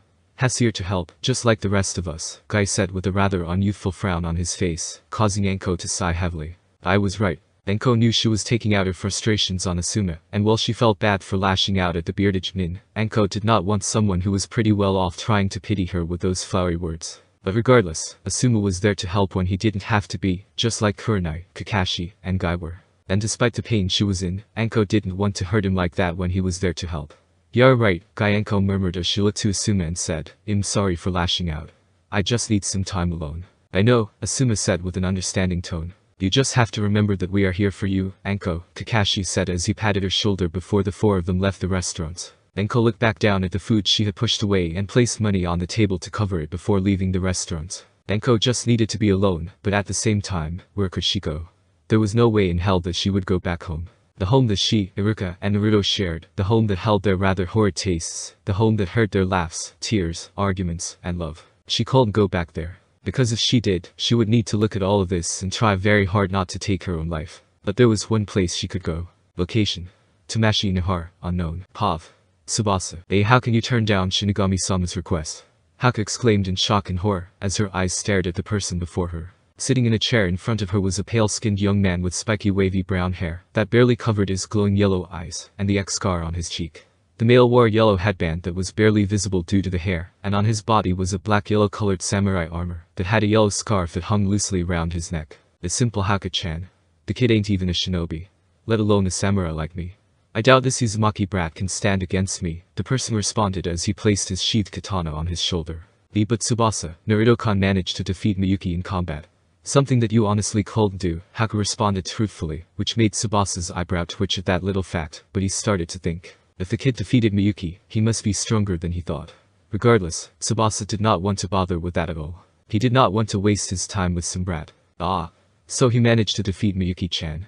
"That is something amazing," a booming voice replied, which caused Tsubasa and Haku to look at the newcomer. The newcomer was a middle-aged man with long black hair tied in a ponytail, a long, jagged scar that went straight down the right side of his face. And while his left glowing green eye was out in the open, his right eye was hidden by a green cloth tied around his head. The man wore a simple black hakama with an undone black haori. "Then why don't you take up my order from Shinigami-sama then, Mikito?" Tsubasa asked with a bored expression on his face. Mikito merely chuckled and said, "You must obey Shinigami-sama. You know the rules. Unless you want to wind up like the ones who didn't." Tsubasa paled at Mikito's words and muttered, "You're right as always, damn it. I suppose I don't have a choice." Haku giggled and created a pink portal behind her. "Got that right. And who knows, maybe I'll do what Miyuki-senpai didn't and defeat," Haku teased. Yeah. "Why don't you go back to your Naruto-kun, Haku?" Tsubasa teased with a smirk on his face. "Shut up," Haku said before she hopped through the portal, which closed behind her. Flashback location: Tamashii Nihar, Shinigami throne room. Pav.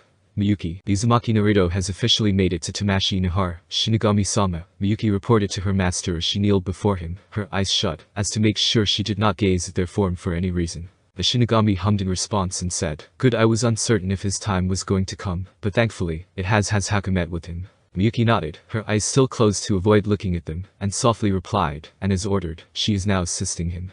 Uzumaki Naruto was swift to sway her. Miyuki heard the Shinigami laugh softly at this and respond, "That is excellent news. I was very concerned that she would do what she was told, but of course, as with every Uzumaki, they can charm almost anyone. You expected her to bend to his will?" "Shinigami-sama?" Miyuki asked in surprise. "I did. The Uzumaki have a natural charm that can bend others to their will. It's like their hidden gift," the Shinigami replied with another soft chuckle. "Now is the time. I want you to intercept them and fight with him.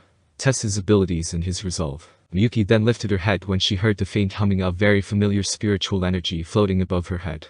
When she looked up, she saw a pure white orb hovering inches above her face. Miyuki grabbed the orb and stared at it for a moment before her eyes widened in shock, finally realizing why the spiritual energy was so familiar to her. "Shinigami-sama is this?" "It is Miyuki," the Shinigami softly replied. "If he manages to defeat you, I want you to insert this into his chest." Miyuki then allowed herself to look at the Shinigami directly and asked him, "Then he is the next?" The Shinigami chuckled and said, "If he succeeds in defeating everyone that I throw at him and passes my ultimate test, I believe I have found my next champion." Miyuki absorbed the orb and then said, "Then I will make sure he is up to the task to become your champion." Present location: Tamashii Nihar, Shinrin no Kesamhaka. Pav. Miyuki. As Miyuki sat beside the still unconscious Naruto on an ice-made throne, a pink portal appeared, and Haku stepped out of it, and immediately walked to Naruto to check on him. "Has still out," Haku said with a frown. Miyuki glanced at Haku and replied, "I was told it could take some time for his body to acclimate to it. Do not fret. Haku's gaze softened as she looked down at Naruto's unconscious face, but didn't reply to this. Instead, Miyuki watched as Haku caressed his cheek and muttered, "How could you be so sure?" Misura was a part of the last champion's Kaigen, Miyuki told her. When Misura went through this, she informed me before the final challenge. He will be fine. Meanwhile, who is his next challenger? Tsubasa, Haku replied. That upstart. How interesting, Miyuki said. Come, let us go to his location then. Hopefully, Naruto will awaken then, Miyuki said as she summoned a white tiger. Haku lifted Naruto and placed him on the back of the tiger, while Miyuki hoisted herself on top of it. Once Haku was situated behind her, the tiger growled and ran off to their next location. Location. Village of Konoha, Yondaime Hospital Night. Pav. Mitarashi Anko. That's right in here, Anko-san, the nurse stated as she opened the door to reveal to Anko the sight she also didn't want to see. Covered from head to toe in bandages, except his face, was the blonde kid that she called little brother. The very same kid that told her 2 days ago when I come back, I'm going to be wearing a hide just like you Anko-ni. And now he was fighting for his life. Anko walked into the room and grabbed a chair from the round table, and sat it next to his bed before she sat down on it. Hey Gaki, Anko started softly, imagining the cute pout that Naruto normally gave her when she called him that. I came to check in on you, considering all that happened. Why, I kinda expected you to be awake and fighting with the nurse as you always do when you are here, Anko responded with a small laugh, her eyes glancing at the pale face of her little brother. She leaned forward and brushed the stray blonde hair from his face, and said, I just came here to tell you that things haven't been going so well without you. The curse seal on my neck has been causing more spasms to hit me, along with more pain. The only problem is, I don't have any of your pranks or hugs to cheer me up. Anko took a shaky breath and said, then again, I don't have anyone that can cheer me up right now.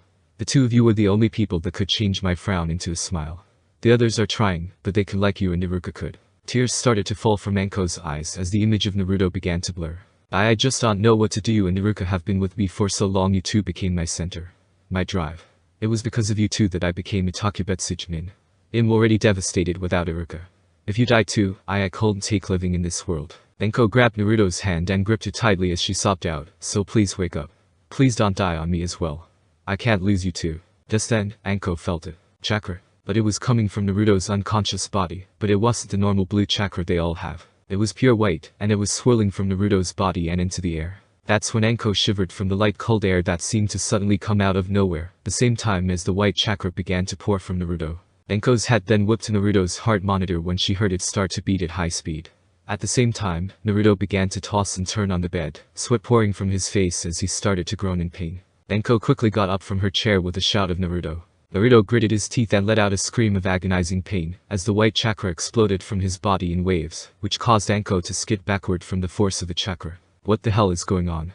Anko screamed inwardly as the air around her began to get colder until she saw her breath. Why in the hell did it get so cold in here? Was it due to the chakra? Just hang on, Gaki. It'll get some help. Anko screamed over the unconscious Naruto's yells before she rushed out of the room to get help from him. She called lose him too. She just couldn't. Feeling the air on his face, Naruto clenched his eyes tighter before he opened them. You are finally awake, Miyuki's calm voice said, clearing through the fog that was within his mind. Naruto shook his head and murmured, where are we? His body still weak from the intense cold agony that his body had gone through what seemed like a lifetime ago. We are currently riding on Miyuki's summon, Haku said, which caused Naruto to blink in confusion until he looked down and saw that he was currently lying on the back of a large white tiger with glowing icy blue eyes. What the hell?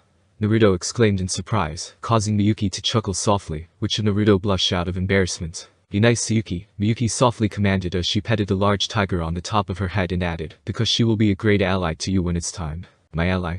Naruto asked, but Miyuki didn't respond to his question.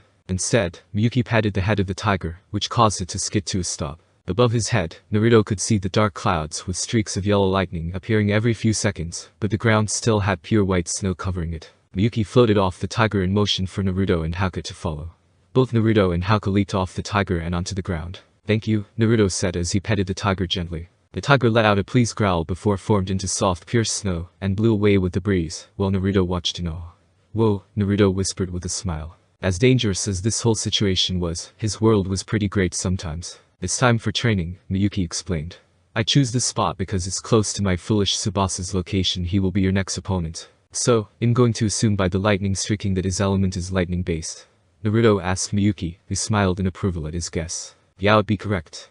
Tsubasa is primarily a close-range fighter, and each attack of his electrocutes you upon his touch. Naruto nodded with a frown on his face. He was primarily a closed-range fighter himself, so this won't bode well for him. Miyuki must have noticed the frown on his face and said, "Do not be concerned with this. I will teach you how to defeat him." But first Miyuki summoned an ice trident with her hand and pointed it at Naruto's face. "I need you to awaken your gift," Miyuki finished with narrowed eyes, focusing solely on Naruto. "Gift?" Naruto repeated with a tilt of his head. "What gift?" Naruto immediately got his answer when his chest began to ache. Naruto staggered back and clutched the spot above his heart and fell to one knee. Naruto could feel the pain begin to radiate to his entire body for a moment before it all rushed into his head, where he let out an agonizing scream. "Naruto." Naruto heard Haka before listening to her fall to her knees beside him, grabbed at his face to make her look at him. "Naruto, are you okay?" Haka asked before he saw her gasp in shock before his entire vision went white. Then he saw it. Slowly but surely, he could see the worried face of Haka staring back at him through the fading white filter that had overcome his eyes for a moment. But something was different. His vision was now pale, icy blue, and the air around her seemed to be like tiny, faint crystals. With every breath she took, he could see the tiny crystals within her visible breath. Naruto breathed out as he slowly stood up and looked around the area. There were millions of tiny crystals all around them and in various shades of colors. "What is this?" Naruto breathed out softly. Naruto saw that Haka was confused by his words, and only followed it up when she asked, "What do you mean?" "Everything, the air, the ground, the sky crystals," Naruto whispered out in awe. He heard Miyuki chuckle behind him and said, "You see the world through the eyes of the Chosen." Naruto was confused. The eyes of the Chosen? What did she mean by that? Naruto turned to face Miyuki, but to his total shock, all he could see were millions of bright glowing crystals in the place where she stood with large wisps of energy flowing on and around her. But despite the millions of crystals, he could still see Miyuki just fine, but it looked like millions of the crystals were formed to create her. How in the hell did he manage to defeat her? How? Naruto asked her in confusion. "I didn't see like this before, but after you pointed your trident at me, I did." Miyuki slammed her foot on the ground, and moments later, a large crystal, comprised of hundreds of tiny crystals, appeared in front of Naruto, and at first, he saw his reflection. But then he looked at his eyes in the reflection and saw that it wasn't his regular ocean blue eyes. His eyes were ice blue, and within his eyes, there was a silver-white snowflake that glowed faintly. Naruto's bugged out in surprise before he turned back to Miyuki and shouted, "What is this? What is going on with my eyes?" Miyuki gave a gentle smile and replied, "This was the gift. Your clan's Genjutsu, the Kaigen." "Kaigen," Naruto softly repeated while turned to look back at her with confusion on his face. "Wait, I have it, Genjutsu. I have a clan. When did that happen?" "Yes.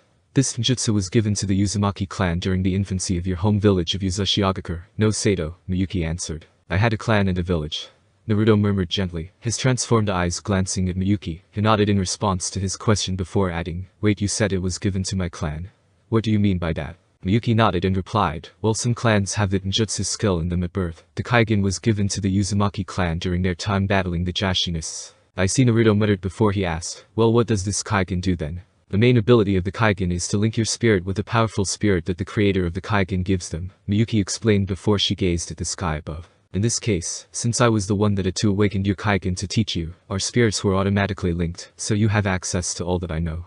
My skills, my abilities, my summons, everything." Naruto was stunned. He had access to everything that Miyuki knew. There had to be a catch to this because this seemed too good to be true. "Luckily, or rather unluckily," Miyuki said, "but while you have access to all of my abilities, you have to learn them efficiently to be able to use them to their potential." Naruto looked puzzled by this and replied, "Hold up. You said with our spirits now linked, I would have access to all you know, right? Shouldn't that mean I would know it immediately after linking our spirits together?" Haka shook her head and said, "Think about it like this. You have a scroll in front of you that holds what you need, but if you don't know how to read what's in the scroll, how will you learn it?" Naruto said, "Ah, I get it. Well, all I have to say to this is let's get started. The sooner I learn how to do it, the quicker I can save Iruka-sensei." Miyuki gave him a small smile before her facial expression became firm. "Now, you stated before that you saw crystals all around us, correct?" Miyuki asked. Naruto nodded in response, which made Miyuki smile and replied, "Good. These tiny little crystals you see all around us are the moisture in the air. As you realize, we have many of these crystals in my domain.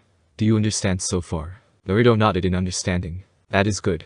The reason I brought you to the edge of my domain is that I want to train you in an area where it will be easy for you to use my abilities, as well as be in an area that will make it harder," Miyuki explained. "This way, you know how much chakra you will need for both.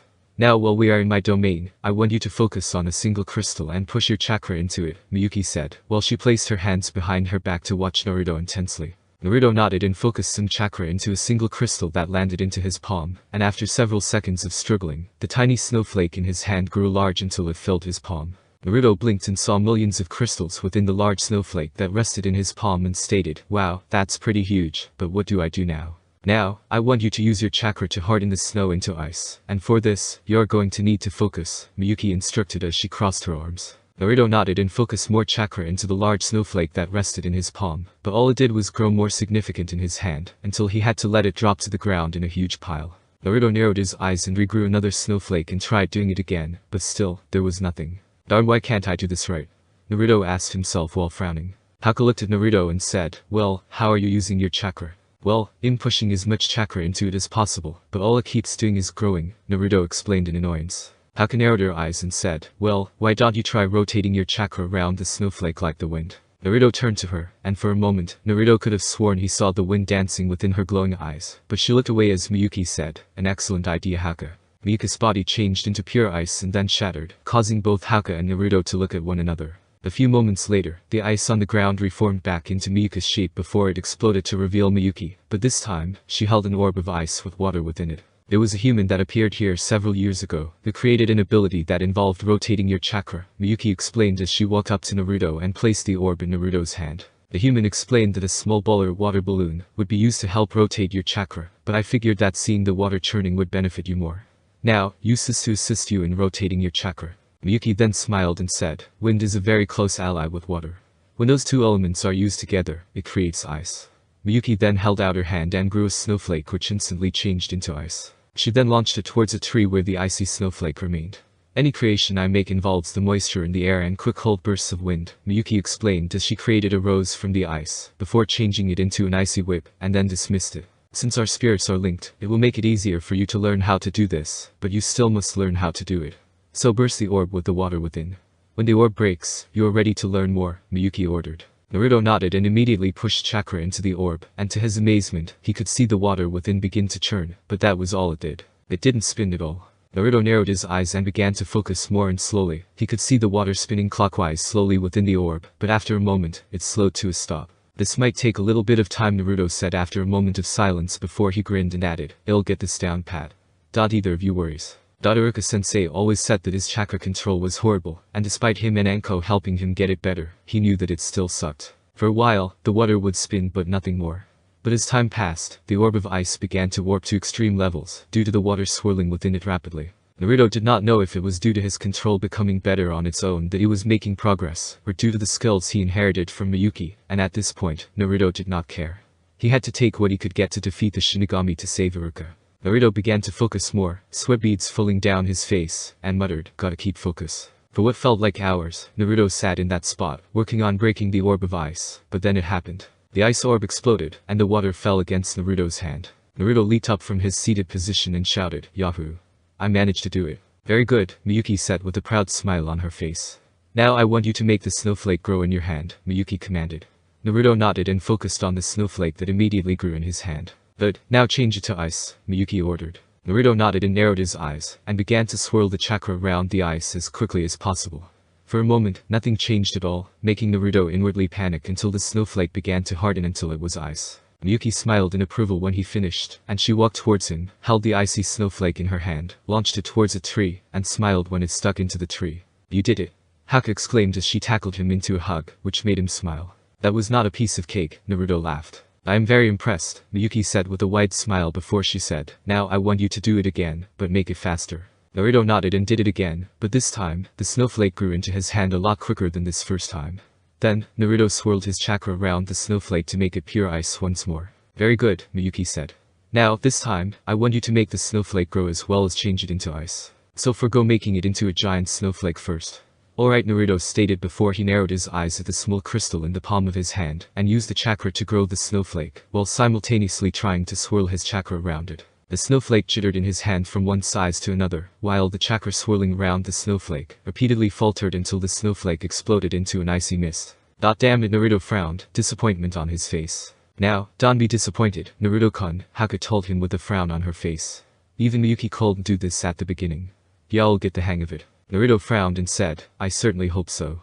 Who knows when my next challenge is going to get here. Naruto narrowed his eyes and began to focus again. Once again, Naruto was unaware of how much time had passed, but he pressed on until he had finally done it. Finally. I did it, Miyuki-sensei. Naruto said with an excited smile, the sizable icy snowflake in his right palm. Miyuki chuckled at him and said, wonderful. Now do it again. Naruto nodded and did it again with a broad smile when it formed faster than before. Perfect, now we will be spending the next while training you to create weapons with the ice, and when that is complete, we are going to have you do it in his area next, Miyuki ordered. Naruto nodded and took a small breath and shouted, I'm ready to learn it all, Miyuki-sensei. For the first time since Naruto met her, Miyuki smiled, a large grin formed on her face. And that was when Naruto paled. Location: Village of Konoha, Yondaime Hospital Night. Pav. Hiruzen Sarutobi. Sarutobi Hiruzen was troubled. When Anko told him about what had occurred when visiting Naruto in the hospital room 2 weeks ago, he did not want to believe her story. There was no way that this was happening. Not again. But as fate would have it, Sarutobi's tune changed when he finally heard the icy snowy carnage complaints from the hospital employees. Every floor of the hospital was filled with snow, the walls and ceilings were covered in ice, and when he walked into Naruto's hospital room, icicles formed from the top and on the ground. Sarutobi looked at Naruto's bed, and noticed thin ice tendrils were wrapping around the mattress, forming a rather strange shield around Naruto's bed. Sarutobi had tried to use a Kaiten jutsu to melt that ice, but the ice refused to melt, much to his surprise. He then tried several Kaiten jutsu, but again, the ice tendrils refused to melt away. What could have caused this winter wonderland in Naruto's hospital room? Sarutobi knew that it couldn't have been Anko due to the simple fact that she had never studied Heimerton jutsu in her entire life. And considering she was the only one in here when it first happened, Sarutobi sincerely doubted anyone tried to assassinate him here. Sarutobi could see that despite the intense cold, Naruto was breathing quickly, and he looked like his usual self. His body is not reacting to the intense cold, Sarutobi thought to himself, as he narrowed his eyes and thought. The last time this occurred was when Uzumaki Kushina was nearly killed by her kidnappers, only to be saved by the late Yondaime Hokage, Namikaze Minato. During her time unconscious, Kushina went through the same type of phenomenon that occurred, and when she awoke, she had it in jutsu, known as the Kaigen, the fighting spirit eye, as she explained later. This jutsu allowed her not only to use elemental jutsu at will with barely any chakra cost, but it gave her other abilities. It could change her speed, agility, strength, chakra reserves, power, and everything, but it also added another ability. It allowed her to instantaneously create and wield these unique weapons and armor that any self-respecting warrior would dream of wielding, and from what he had seen her do, there seemed to be even more to ninjutsu than what he already knew. Sarutobi prayed that Uzumaki Kushina's ninjutsu was not resurfacing in her son. Winter has arrived earlier than expected at Yondaime General, old friend, a familiar voice rang out, causing Sarutobi to turn to face the owner of it. It has, Dansm, Sarutobi replied, eyeing his former friend and teammate. Shimura Dansm walked into the room and eyed the unconscious Uzumaki Naruto and stated, why am I not surprised that it is Uzumaki Naruto that is causing the entire hospital to freeze like this? Sarutobi narrowed his eyes and asked, what are you doing here? We both know you don't leave your chambers for anything unless it's for a meeting. Yes, this is true, Dansm admitted. But I came for my monthly checkup. Hence why I am here. Sarutobi knew from the sparkle in his old friend's eye that the story he had just given him was total bullshit, but Sarutobi accepted it and said, very well. Dansm laughed softly and said, I must say, I was not expecting this type of ability for Uzumaki Naruto. It reminds me of what his mother went through. What similar situation? The Warhawk then smirked and said, if what is occurring with him is similar to her, we could perhaps try resurrecting Pro. We discussed this before, Dansm, Sarutobi hissed out in anger. It failed. We will not try to resurrect that doomed project. I refuse to put Naruto through it. Dansm chuckled and said, y'all change your tune soon enough when he becomes as uncontrollable as his dear mother. Dansm then smirked at Hiruzen and said, and we both know how that ended, old friend. Dansm's laughter echoed in Sarutobi's ear as the man limped out the room, causing the Hokage to narrow his eyes angrily. Location: Tamashi Inahara, border between realms. Pav. General, spear. Naruto nodded and formed an ice spear into his hands, and twirled it above and behind him, before he smacked it into the ground and held it in front of him. Sword. Naruto spun around as the ice spear morphed into a sword, where he then swung it from right to left, before he turned it upwards with a flourish. Shield. The sword morphed into a shield as Miyuki launched 3 ice kunai towards Naruto. He then blocked each kunai with the shield, before he slammed it into the ground. Wall. Naruto slammed his foot to the ground to bring up an ice wall, which blocked a hail of ice needles that would have pierced him, before he twisted his body and kicked the wall towards Miyuki. Miyuki held out her hand, destroyed the wall with a smile of approval. Excellent, Uzumaki Naruto. While it took a long time, you have become proficient at using my abilities. I am proud, Miyuki told him. Naruto beamed at her praise, his Kaigen glowing softly. It felt like a lifetime had passed, but he had made a lot of progress in this new ninjutsu, and he could see the difference, he could feel it as well. Thanks, Miyuki-sensei. It was all because of your training that I even got this far, Naruto humbly said with a bow to her direction. Miyuki nodded with a gentle smile on her face. On the sideline, Haka kept her eyes on Naruto with a thoughtful expression on her face. When he first came to this realm, he was a sloppy fighter, that much she knew, but now, she could see that the countless training from Miyuki did firm up his skills. There were still many things to be done, but at least there was some significant progress done, and he would need it if the sounds of thunder rumbling told her anything about his next opponent. You have done well, but it is time that we move. Before we go, I want you to deactivate your Kaigen, Miyuki told him softly. But how? Naruto asked. All you have to do is say Kaigen. Break, Miyuki told him. Break? But why? Naruto asked curiously. When you activate the Kaigen, it connects your spirit with mine. When you deactivate it, it breaks that connection, hence why you have to say it, Miyuki answered. I see, well, Kaigen. Break, Naruto said, and the moment he did, the glow of his eyes faded away, leaving his eyes a dull gray, before his ocean blue eyes returned. Naruto then blinked a few times and said, man, it's weird seeing the crystals fade away like that. It does take some time, but y'all get used to it. Miyuki said with a smile on her face before she looked to the sky and stated, now Naruto-san, when you need to activate it again, just say Kaigen. Awaken, and it will activate, but be warned, you have to say my name to connect our souls. Why is that? Naruto asked. Because if you only say that, it puts you in what I call basic mode, where your normal abilities are enhanced, but that is it. You will not have access to my skills. Understood? Miyuki asked. Yes, Miyuki-sensei, Naruto responded. Miyuki smiled at this and said, good, now we must start moving again. We took longer training you than necessary, and I am quite sure that he is getting impatient. How do you know that? Haka asked curiously, but her answer was granted when the three of them heard a deafening thunderclap in the distance, which made her shake her head in amusement. Questioned answered. Let's get moving, Naruto-kun, Haka said. Naruto nodded and shouted, well then, let's get going. The three hopped onto Miyuki's tiger summon, Yuki, and rode through the frozen wasteland, and as they rode, Naruto asked, so, who's my next opponent? Miyuki looked back at Naruto and replied, he is Tsubasa. He was a skilled Raiden user in his past life, but instead of the typical blue lightning, he always came out as yellow. He was known as the Irmsan no Kaminari no Kuni, Yellow Thunder of the Land of Lightning, because of this. He was undefeated and even in talks of becoming the leader of the village that would become Kamagakure no Sato, until he was killed by the man who would become the first Raikage. Whoa, he must be super tough, Naruto said with an odd look on his face. Miyuki frowned slightly and said, but he is lazy, arrogant, cocky, and he angers very quickly. It is the only thing that damages him from becoming truly great. It is why he could never defeat me. I take my time in battle to plan my victory while he just rushes to it without thought. Well, they'll just have to use that to my advantage then, Naruto grinned, a plan already forming within his head. I know that he is a close-ranged fighter, but what else does he have? Naruto asked. He is a skilled fighter, and most of his techniques involve incorporating his taijutsu, but if you keep at his game and fight him from afar, he will force you to return to him. The best way to combat him is keeping at medium range. Far enough so he can't strike you but close enough where your weapons can strike him, Miyuki answered. Medium range, got it. Anything else? Naruto asked. Miyuki turned her head away from him to focus on keeping Yuki on the right path as she said, do not get overconfident. Overconfidence is a slow and insidious killer. Naruto nodded, a plan entirely made within his mind. Soon, the snowfall of the Shinra no Kesamhaka, Forest of the Crystal Spirit, began to lessen. At the same time, the snow that was beneath them became lighter until they were both gone. Naruto and his troop found themselves riding into a large plain with dark gray clouds above their heads and high dark green grass all around them, but every so often, yellow bolts of lightning crashed down to the ground around them. Naruto then noticed that in 4 areas, there were 4 large triangle crystals in 4 different spots of the plains, and whenever lightning struck the crystals, they flashed a bright yellow before fading away. Welcome to the Haya-no-Rai Haka, Plains of the Thunder Spirit, Haka answered nervously. Location: Tamashi Nihara Haya-no-Rai Haka, Plains of the Thunder Spirit, POV.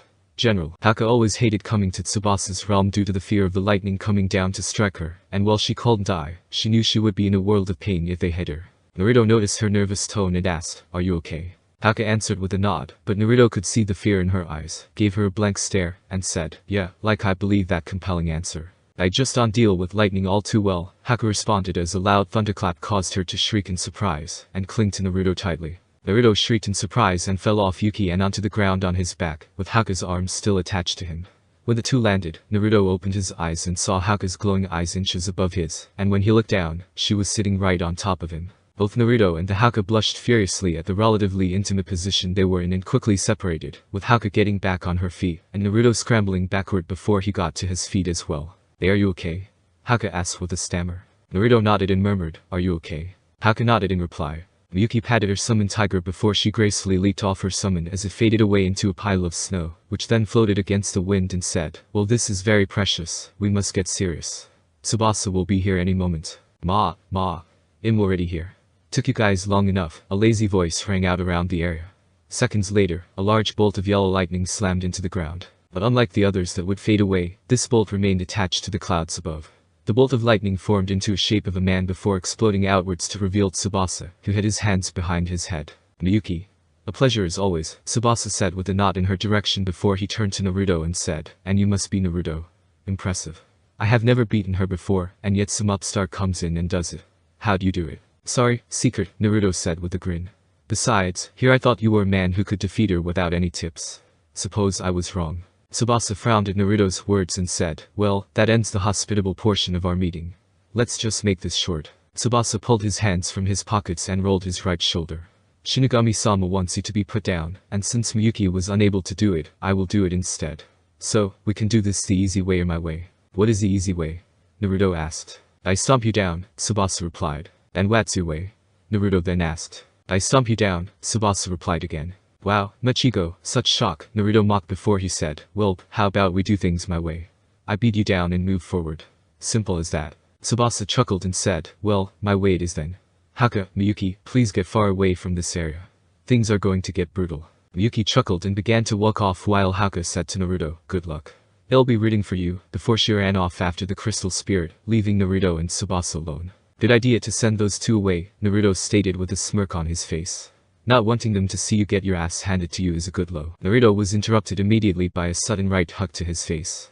Naruto soared backward into the air, but he recovered by summoning a clone, which caught him and threw him back to Tsubasa, where Naruto then returned a left hook to the spirit's face. Tsubasa skidded backward from the blow with his head lowered as Naruto landed on the ground a few feet away from him. Tsubasa raised his head and said, good, that actually hurt me a bit. Well, your punch felt like a mosquito against my cheek, Naruto retorted immediately. Tsubasa narrowed his eyes in annoyance before he dashed forward with his right arm cocked back, but when Naruto dodged the oncoming punch that connected to his face, Tsubasa smirked. Just then, a large burst of plasma exploded against Naruto's face, which sent the shinobi 1-up soaring back into the air, bolts of electricity streaking across Naruto's body. The fuck was that? Naruto screamed in agony within his head as he slammed onto the ground back first. Tsubasa had missed the punch, but not only did Naruto get hit, but he was electrocuted from the missed blow. Naruto rose to his feet with a grin on his face. He would keep to his plan and not allow Tsubasa to see that it hurt him. That all you got? And they used to call you fearsome, Naruto shakily said as he got onto his feet, the streaks of electricity causing agony to shoot up his body. Tsubasa scowled and dashed towards Naruto again. Naruto ran towards Tsubasa while summoning several clones by his side, and just as they were about to meet, Naruto summoned another clone in front of him, and kicked the clone towards Tsubasa as he shouted, Bunshin Bikuha. Tsubasa skidded to a stop just as the clone stumbled in front of him and exploded, while the other 7 clones took this chance to henge into several small stones within the tall grass. Naruto flipped to his feet and said, let's keep you on your toes, awaken Kaigen. Naruto shouted before his Kaigen came to life, and the moment it did, Naruto's ocean blue eyes faded away into a dull gray blue. Naruto remembered what Miyuki had told him, but he didn't want to give away his trump card yet against the spirit. He was going to fight Tsubasa on his own, and when shit hit the fan, he would then link his soul with Miyuki's and finish it. Always remember Naruto.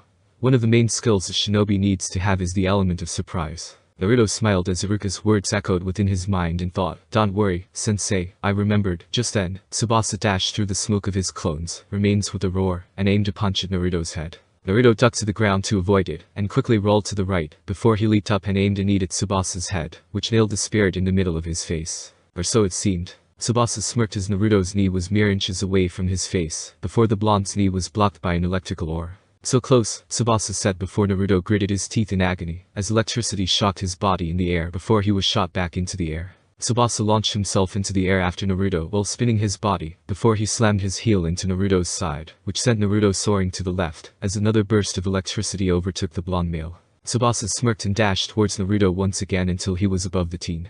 He then began to punch Naruto repeatedly in the face, each punch causing Naruto's descent to the ground to increase in speed. Tsubasa threw out another punch, but Naruto grabbed the fist, twisted his body through Tsubasa over his shoulder to the ground, where the spear slammed against the ground hard. Despite the pain, Naruto summoned 2 clones and grabbed them both by the wrist, and with a yell, Naruto twisted his body and tossed each clone down at Tsubasa.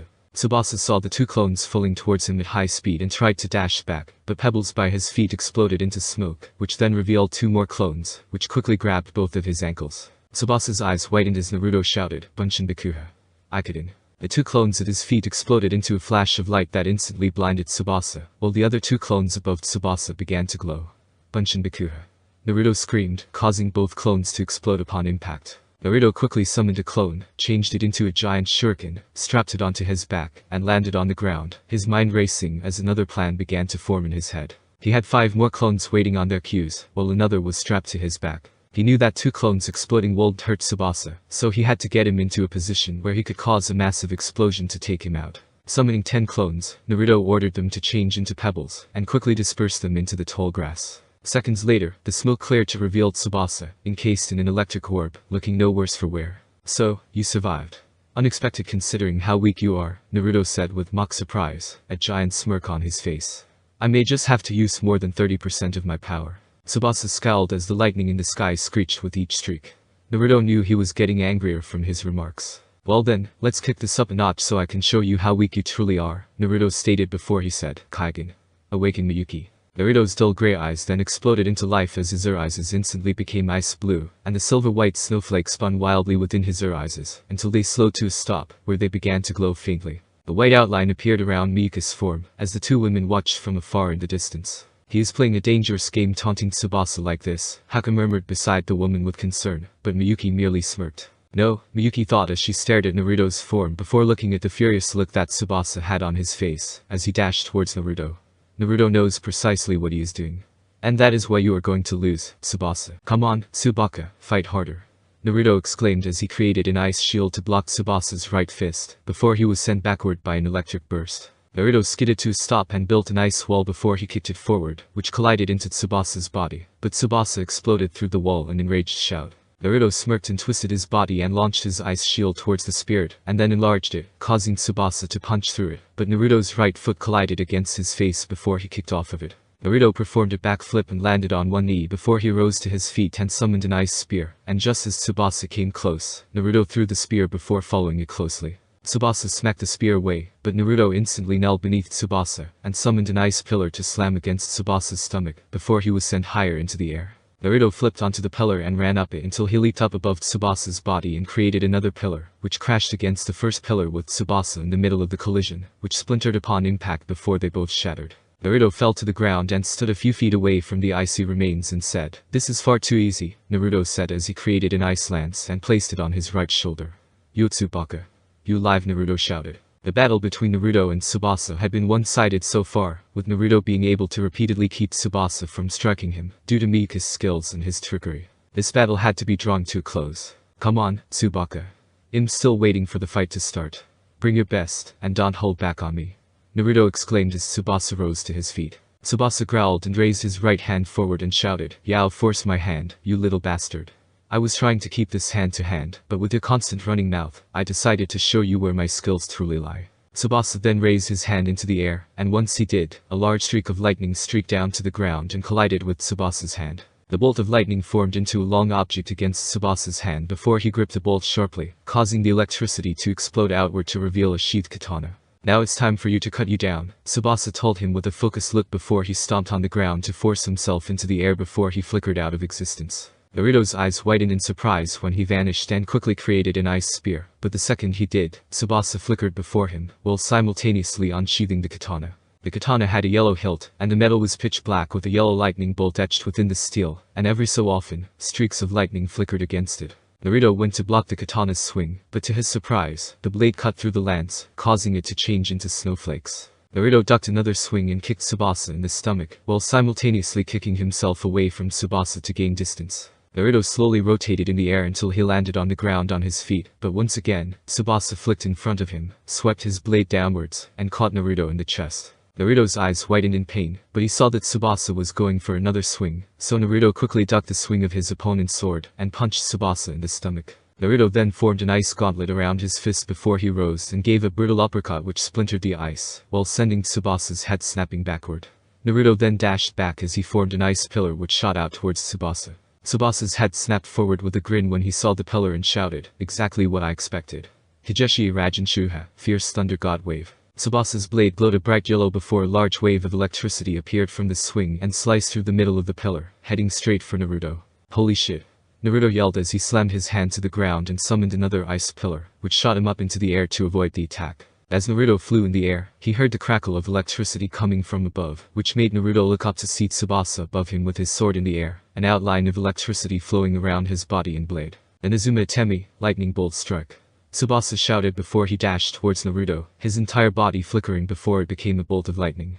Naruto twisted his body as he summoned an ice shield around him, just as the bolt collided with, and then shattered the shield and slammed into Naruto, which sent the Uzumaki sailing to the ground. Naruto slammed onto the ground back first on the ground, as an explosion of electricity happened against him, revealing Tsubasa, who had his blade within the gut of Naruto.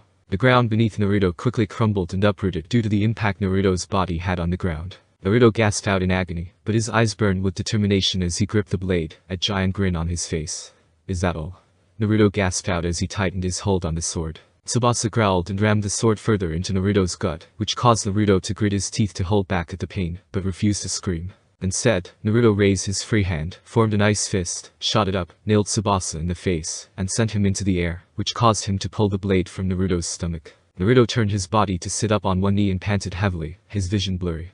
The end of the battle was drawing near, he knew it, and he landed right in the area where he knew this was it.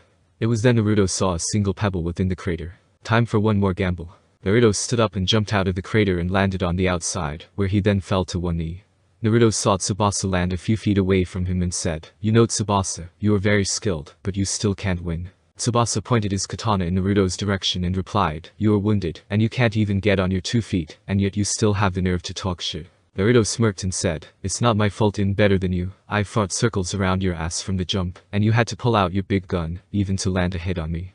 Fact is, for someone as acclaimed as you are pathetic." Tsubasa laughed loudly and said, "It took me a while, but I see through your tricks. You've been pissing me off the entire time, and I didn't quite get why until now.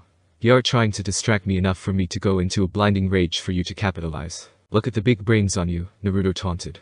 "Looks like there's more substance than flash with you." Tsubasa laughed once again before he said, "It's time to shut your mouth for good." Naruto stood up on shaky feet and saw several of his clone pebbles on the ground, and knew that it was time to play his final card. So with spread arms, Naruto said, "Come on then, since you are so damn smart, show me how serious you can." Tsubasa suddenly appeared in front of Naruto, and lunged his blade to Naruto's chest, but Naruto moved at the last second, to allow the sword to pierce his left shoulder.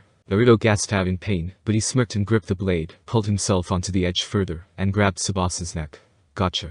Naruto shouted. The pebbles exploded to reveal Naruto's clones, and 2 of them grabbed Tsubasa's legs, while 1 grabbed his arm, while 2 attached themselves onto the spirit's back. Naruto let out a toothy grin and said, "Time to end this. Bunshinbaku."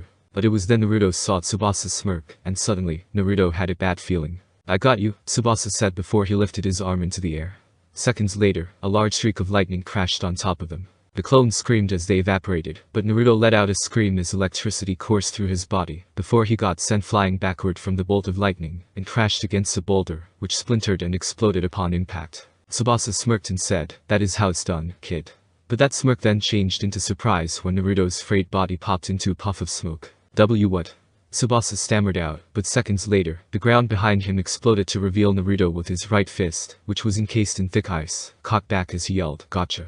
Tsubasa turned around only for Naruto to punch him as hard as he could, shattering the ice against Tsubasa's jaw. The 2 then fell to the ground, with Tsubasa unconscious and Naruto on the ground. Naruto turned around and got on his back, shut his eyes, and grinned as he said, "Kawurami, a shinobi's best friend." He did it again. Haku sighed in relief as she held her chest. She had been so worried, especially when Naruto got stabbed in his gut, but once again, Naruto had pulled it off. "Haku," Miyuki admonished as she glared at Haku from the side of her eye. "What did I tell you before? This is not the time nor place for emotions. Not until he finishes his duty." "I know," Haku replied as she watched Naruto lay there beside Tsubasa. "You should go report to Shinigami-sama while has resting," Miyuki told her, but Haku shook her head. "I need to heal Naruto-kun," Haku told her. "You saw the damage he threw during that fight. We may not be able to die, but he can." Miyuki nodded in agreement and said, "I can heal him. You have a mission to report. Get to it." Haku huffed and nodded as she opened a portal, but before she stepped through it, Miyuki said, "At some point, Haku, you will be his opponent, don't forget that. So whatever emotions you are feeling towards him, you must reconcile them." Haku didn't bother to respond as she stepped through the portal. Location: Tamashi Nihara, Shinigami Throne Room. Pav. Haku stepped out of the portal, knelt before the throne, and said, "Uzumaki Naruto has defeated Tsubasa." The glowing eyes of the Shinigami narrowed as a chuckle was heard. "Very good. It seems to be going along nicely so far." "Yes. Who will Naruto be battling next?" Haku questioned. "That will be me," a soft voice said, which caused Haku's eyes to widen in shock. She stood up and turned around to see a tan-skinned woman with long platinum blue hair, a scar across the bridge of her nose, and glowing ocean blue eyes. She also wore a white and sea blue kimono. Urarani? Haka asked. Yes. I will be Naruto's next opponent, Urara answered. To defeat Miyuki and Tsubasa, he must be skilled. I look forward to testing his skill. The Shinigami chuckled and said, I look forward to seeing how he fares against you, Urara. I will not let you down, Urara said as she knelt to the Shinigami and vanished in a swirl of water. Haka, where do you gauge his skill now? The Shinigami questioned. He seems to be a tactile learner, Haka began. In his fight with Miyuki, he seemed to plan on the fly and always kept her guessing. When he realized her weakness was against fighters at a close range, he adjusted his plans to do it. Haka then narrowed her eyes.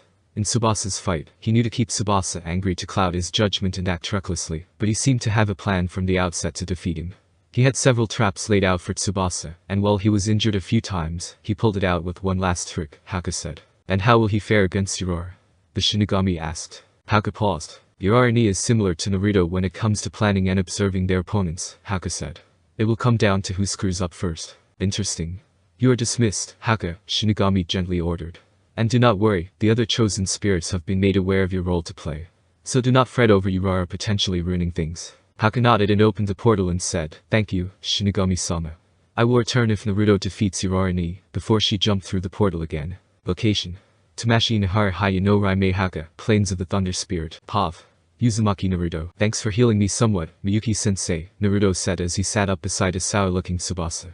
Say thank you, Tsubasa, Naruto admonished. Yeah, Tsubasa grumbled out before he said, Thanks Miyuki. You should be grateful, Miyuki said as Haka ran up from behind and tackled Naruto to the ground. You are finally healed. Haka happily said as Naruto laughed. I was super worried after your fight with this idiot, Haka said as she pointed to Tsubasa, who scowled in reply. Tut, Tsubasa responded. Man, Tsubasa, you fell into his trap, Haka said with a hearty laugh. TCH, he was smarter than I expected, but he didn't get away unscathed, Tsubasa stated rather heatedly. But he still won. You were out cold, and he was awake, Haka said. The fact that he already knew what to say to set you off shows he had a game plan. It does help the mind games continued until the very end. Haka, and even Miyuki, chuckled at this, while Tsubasa frowned. Even when we don't battle, Miyuki has to make sure I lose, Tsubasa sourly said. For what it's worth, I'm sorry for the mean things I said, Naruto told him. Miyuki-sensei told me a bit of your backstory, and I knew I had to keep you from going full tilt. Tsubasa snorted and held out his fist to Naruto. Forgiven, but we will fight again with no bullshit mind games next time. Got it? Tsubasa asked. It's a deal, Naruto said as he tapped his fist against Tsubasa's. Well, if they allow you to see me in hell, Naruto said, the enthusiasm at the start of his sentence dying into a sad grin. Haka frowned at this, but Tsubasa snorted and said, well see. Meanwhile, I believe I have something for you. Tsubasa closed his eyes and grimaced as a yellow orb appeared hovering in his palm. Do I need to tell you about how this goes? Nah, I think I got the hint of what that is, Naruto said with a grin. Haka-chan. Please look after me once I drop. Don't do it yet. A voice shouted, which caused the group to turn to the owner, and the first thing Naruto caught was how tall this person was. The second thing Naruto caught was his singular glowing green eye. Tsubasa laughed a bit and said, Mikito, what brings you here? I heard the kid beat your ass and had to see if that was true. Mikito laughed as he approached the group with a jovial expression. Who's this? Naruto asked. Someone you weren't supposed to meet yet, Miyuki answered with a frown. Yet? Naruto asked. Forgive me, Miyuki-hime, Mikito said apologetically with his broad grin widening.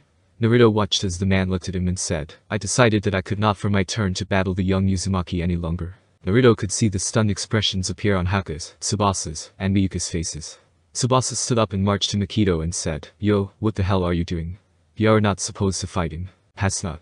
Naruto asked as he stood up with a curious expression on his face. Naruto was feeling a bit odd about this. When he first set out to the Shinigami, he knew from Miyuki that there would be some opposition, but this seemed more structured than he felt it should be. Something was going on here, but what? You're supposed to fight him later, Naruto, Miyuki said, his disapproving gaze falling on Mikito's form. Provided you defeat your next challenge, of course. So then what's the point? Now, later, it doesn't matter to me, Naruto confidently expressed as he pushed aside Tsubasa politely, and stood before Mikito. If hasten my way to defeat the Shinigami, then fuck it.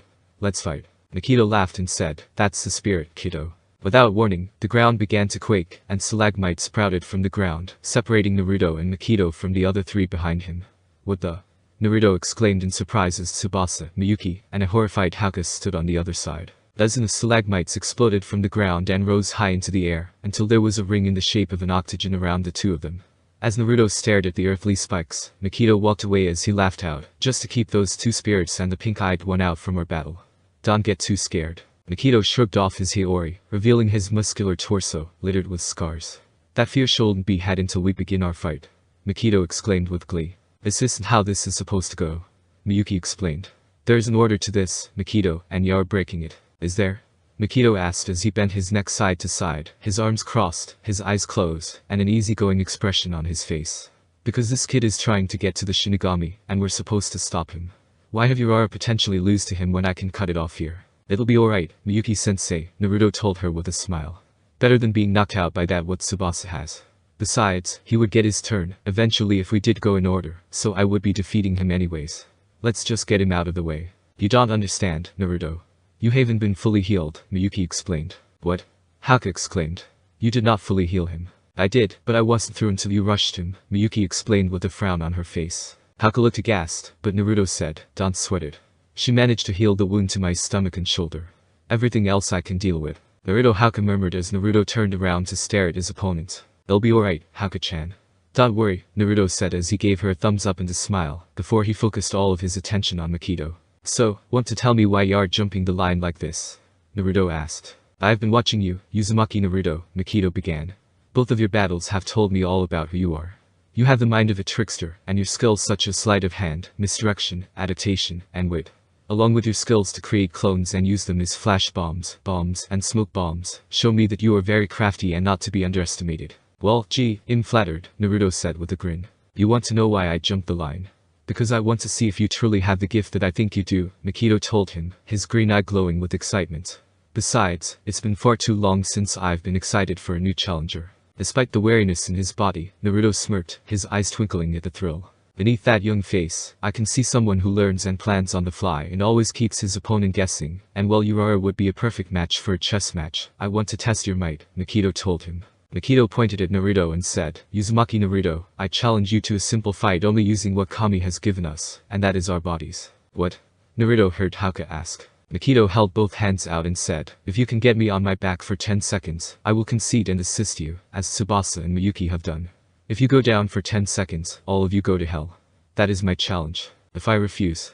Naruto asked. Using those same hands, Mikito slammed it against the ground, and a large hammer made of earth rose from behind him.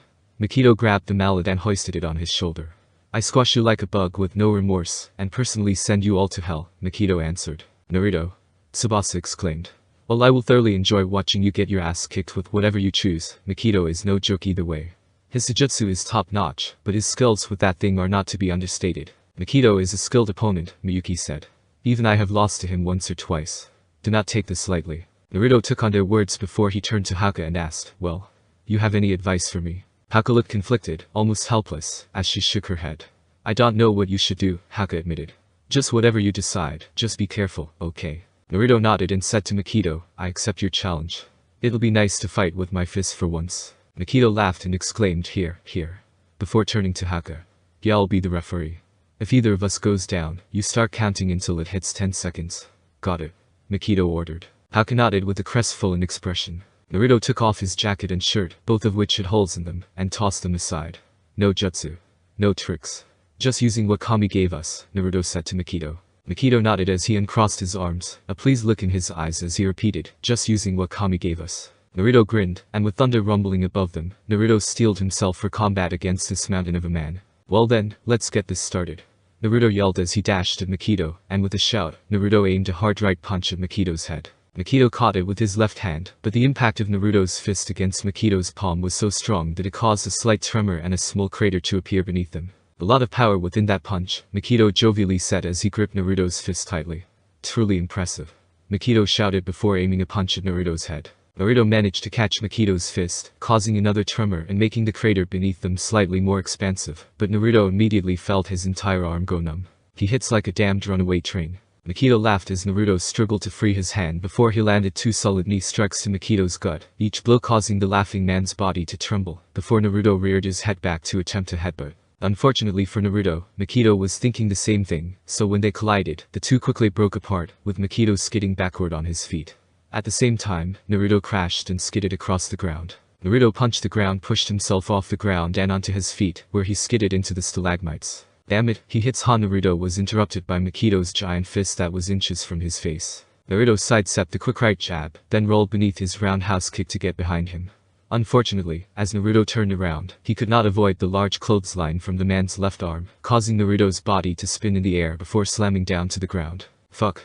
Naruto screamed in pain as he punched the ground and stood up, his legs shaking slightly. How in the hell can I do this? Naruto asked himself. It was then that Naruto remembered Anko's words. In this world, Gaki, you are going to face off with people stronger than you. When that occurs, the first thing you will want to do is take away their move. Hearing the thundering sounds of Mikito running, Naruto turned around before jumping over Mikito to avoid his shoulder bash. Naruto landed with a roll before skidding against the ground, dashed forward to Mikito, and jumped towards him to attempt a flying kick. Mikito leaned his body to the side, which caused Naruto to sail past him.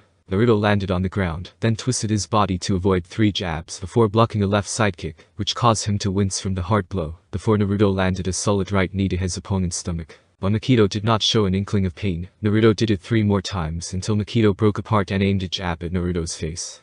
Naruto sidestepped the thrust and landed 2 blows to Mikito's stomach, before he jumped up to attempt a Superman punch to Mikito's face. Mikito caught the hand, grabbed Naruto's extended arm, twisted his body, and vaulted the Uzumaki down against the ground hard, causing it tremble before the cracks appeared beneath his body. With his fist still in Mikito's grasp, the man hoisted Naruto into the air, where the Uzumaki felt 2 arms encircle themselves around his waist.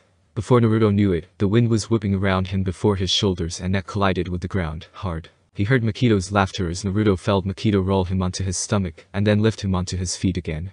Naruto felt the grip around his waist tighten, and despite the searing hot pain, he was not going to allow himself to be retaken on that ride. Naruto felt himself being lifted off his feet again, but this time, Naruto twisted his body, elbowed Mikito 3 times in the eye, forcing Mikito to let go of him. Naruto landed on the ground, turned around, and delivered a low kick to Mikito's right knee with as much force as he could muster, as Anko's words came back to him. The first thing you will want to do is take away their movement. Your opponent could be harder than steel and strongest motherfucker alive, but without a sturdy foundation to keep them on their feet, they might as well be living bullseye. And seeing Mikito buckle from the blow to his knee made Naruto smirk.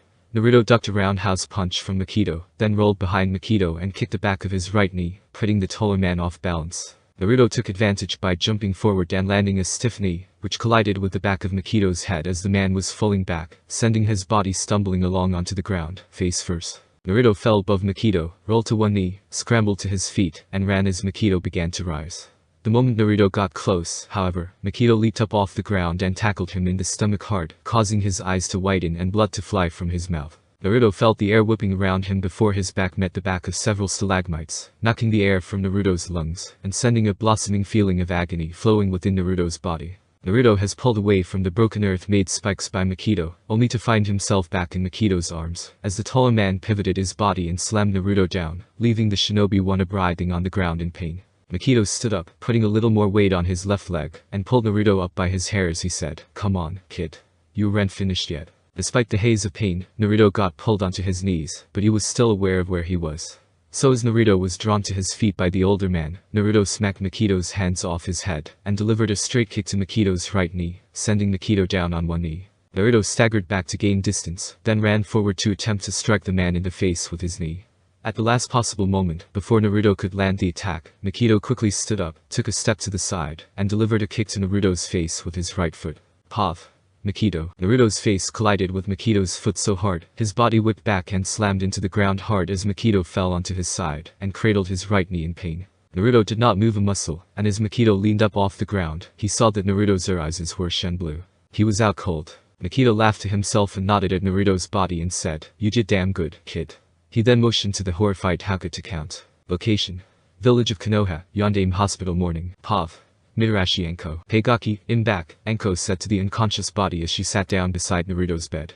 It had been 3 weeks since the theft of the Forbidden Scroll, and Anko was losing hope. The hospital's wintry conditions had finally gone away, but Naruto still lay unconscious within his icy tomb. I figured since I have bereavement leave due to both you and Iruka, that I would use that time to visit you. I hope you don't mind, Anko said as she placed a hand on the ice, and brushed away the frost to see his face. She noticed that his hair had gotten longer inside the tomb and chuckled. "I'm going to have to cut your hair when you wake up." Anko took a soft breath. Iruka's funeral happened last week and everyone was pretty sad. He would be happy to know how many lives he impacted. Anko shut her eyes and wiped a stray tear that had fallen from her right eye, and said, "Kami, this is torture, you know." Pov. Uzumaki Naruto. Before I met guys, I was an unloved orphan, and then a sick project to Orochimaru after he left me for dead. The villagers despised me. I was all alone until you both came into my life, Anko softly told him. Naruto's sight found himself staring at Anko behind some frosted glass, but what startled him was that he could see tears falling freely from her face. Naruto's eyes whitened slightly, his eyes as a shen blue. Anko-ni. Naruto thought to himself in alarm. How could he see her? You both took some insane bitch that was pissed about her ruined Dango, and made her the happiest bitch alive. Anko's voice continued, as Naruto could faintly hear Haku shout out, 3. In the back of his mind. When I met you two, my world became full with color. We weren't an academy teacher, a Takubetsu Chunin, and a kid with a demon inside of him. We were just 3 orphans facing the world together. 4. Haku yelled before Naruto's vision darkened once again. Wait, Naruto thought. Location. Tamashi Nihara Haya no Raime Haka, Plains of the Thunder Spirit. Pav. Uzumaki Naruto. Naruto's vision returned once more, but he was back at Tsubasa's domain, where Naruto found himself was still on the ground, with Haku yelling, 6. In the distance. But that world of color is grown dim. Naruto is gone, and you are trapped where I can't save you. I know you are still alive. I know you are still fighting somewhere. Anko's tearful voice whimpered. Don't leave me alone here. He then heard a muffled sound of something beeping fast. Suddenly, Anko pressed her hands against the frosted glass and shouted, Are you okay? 7. Haku yelled. Naruto. Anko screamed. Naruto placed one fist on the ground and began to push himself off, only for his arms to give out briefly, sending him back onto the ground. Don't give up on me, Naruto. You can do it. 8. Haku yelled. Get up, Naruto. Naruto shook his head and tried to rise again until he was on one knee. You are almost there. 9. Haku screamed out. You can't die now. Keep fighting. Anko yelled before her voice faded away completely. Naruto gritted his teeth, and just as Haku was going to finish her count, he stood up on shaky legs and panted as Mikito guffawed in disbelief. Unbelievable. Mikito exclaimed as Naruto stood, his head bowed. Location. Tamashi Nihara Shinigami's throne room. Pav. You are. That was too close, the Shinigami muttered lowly. What isn't, Shinigami-sama? Urara asked. The Shinigami should have been happy. The bait and switch had worked, and Naruto had shown the will to get up and continue, so why did they sound so concerned? Uzumaki Naruto's body tried to force his soul back to it, the Shinigami replied as they closed their eyes in agitation. Despite the progress he has made, Naruto is not ready to return just yet. Do you think his body will be forced back before he makes it here? Urara questioned with concern. No, the connection is still too weak to pull him back fully. But it will grow stronger. We may need to speed things up in the future, but I think it will be okay for now.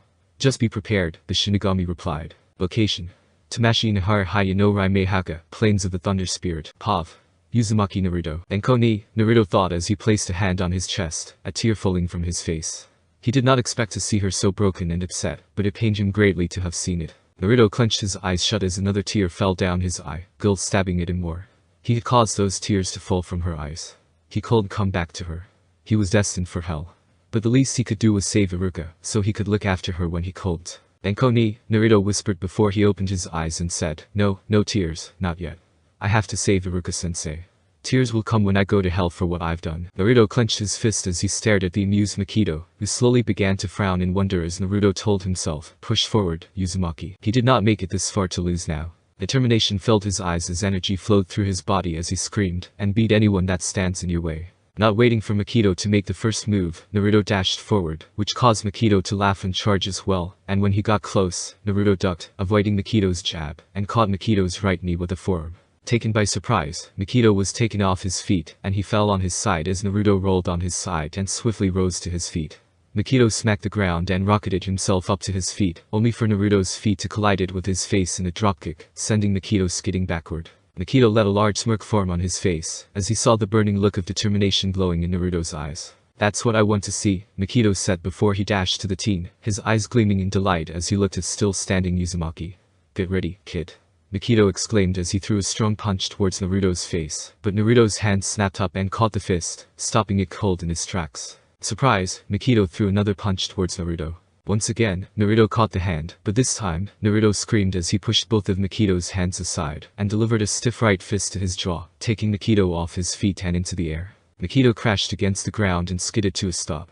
Mikito smacked his hand against the ground to rocket him back to his feet. Naruto was in front of him in the air, his eyes gleaming with fire behind them with his right arm cocked back. Mikito lifted his forearm and blocked it, causing a fierce shockwave to erupt from the blow. Naruto pushed himself off the forearm, skidded to a stop as he landed on the ground, and ran forwards to Mikito. When Makito threw a right punch, Naruto swayed to the left and landed a left jab to Makito's face.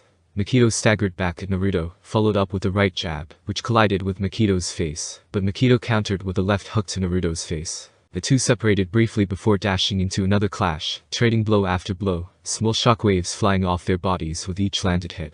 Naruto was aware that his attacks would not entirely injure Makito, but because of Makito's injured leg, he was merely a living target at this point. And Naruto also knew that his body was reaching the max amount of punishment it could take from Makito's blows. Either way, this battle was going to end, and he was going to see it through as his victor. After a right hook from Naruto that left Makito off tilt, Naruto kicked Makito's right knee, causing Makito to stumble towards him. Thinking quickly, Naruto leaped up and slammed his knee against Makito's jaw, and while Naruto landed to the side, stumbled backward, Makito fell to one knee.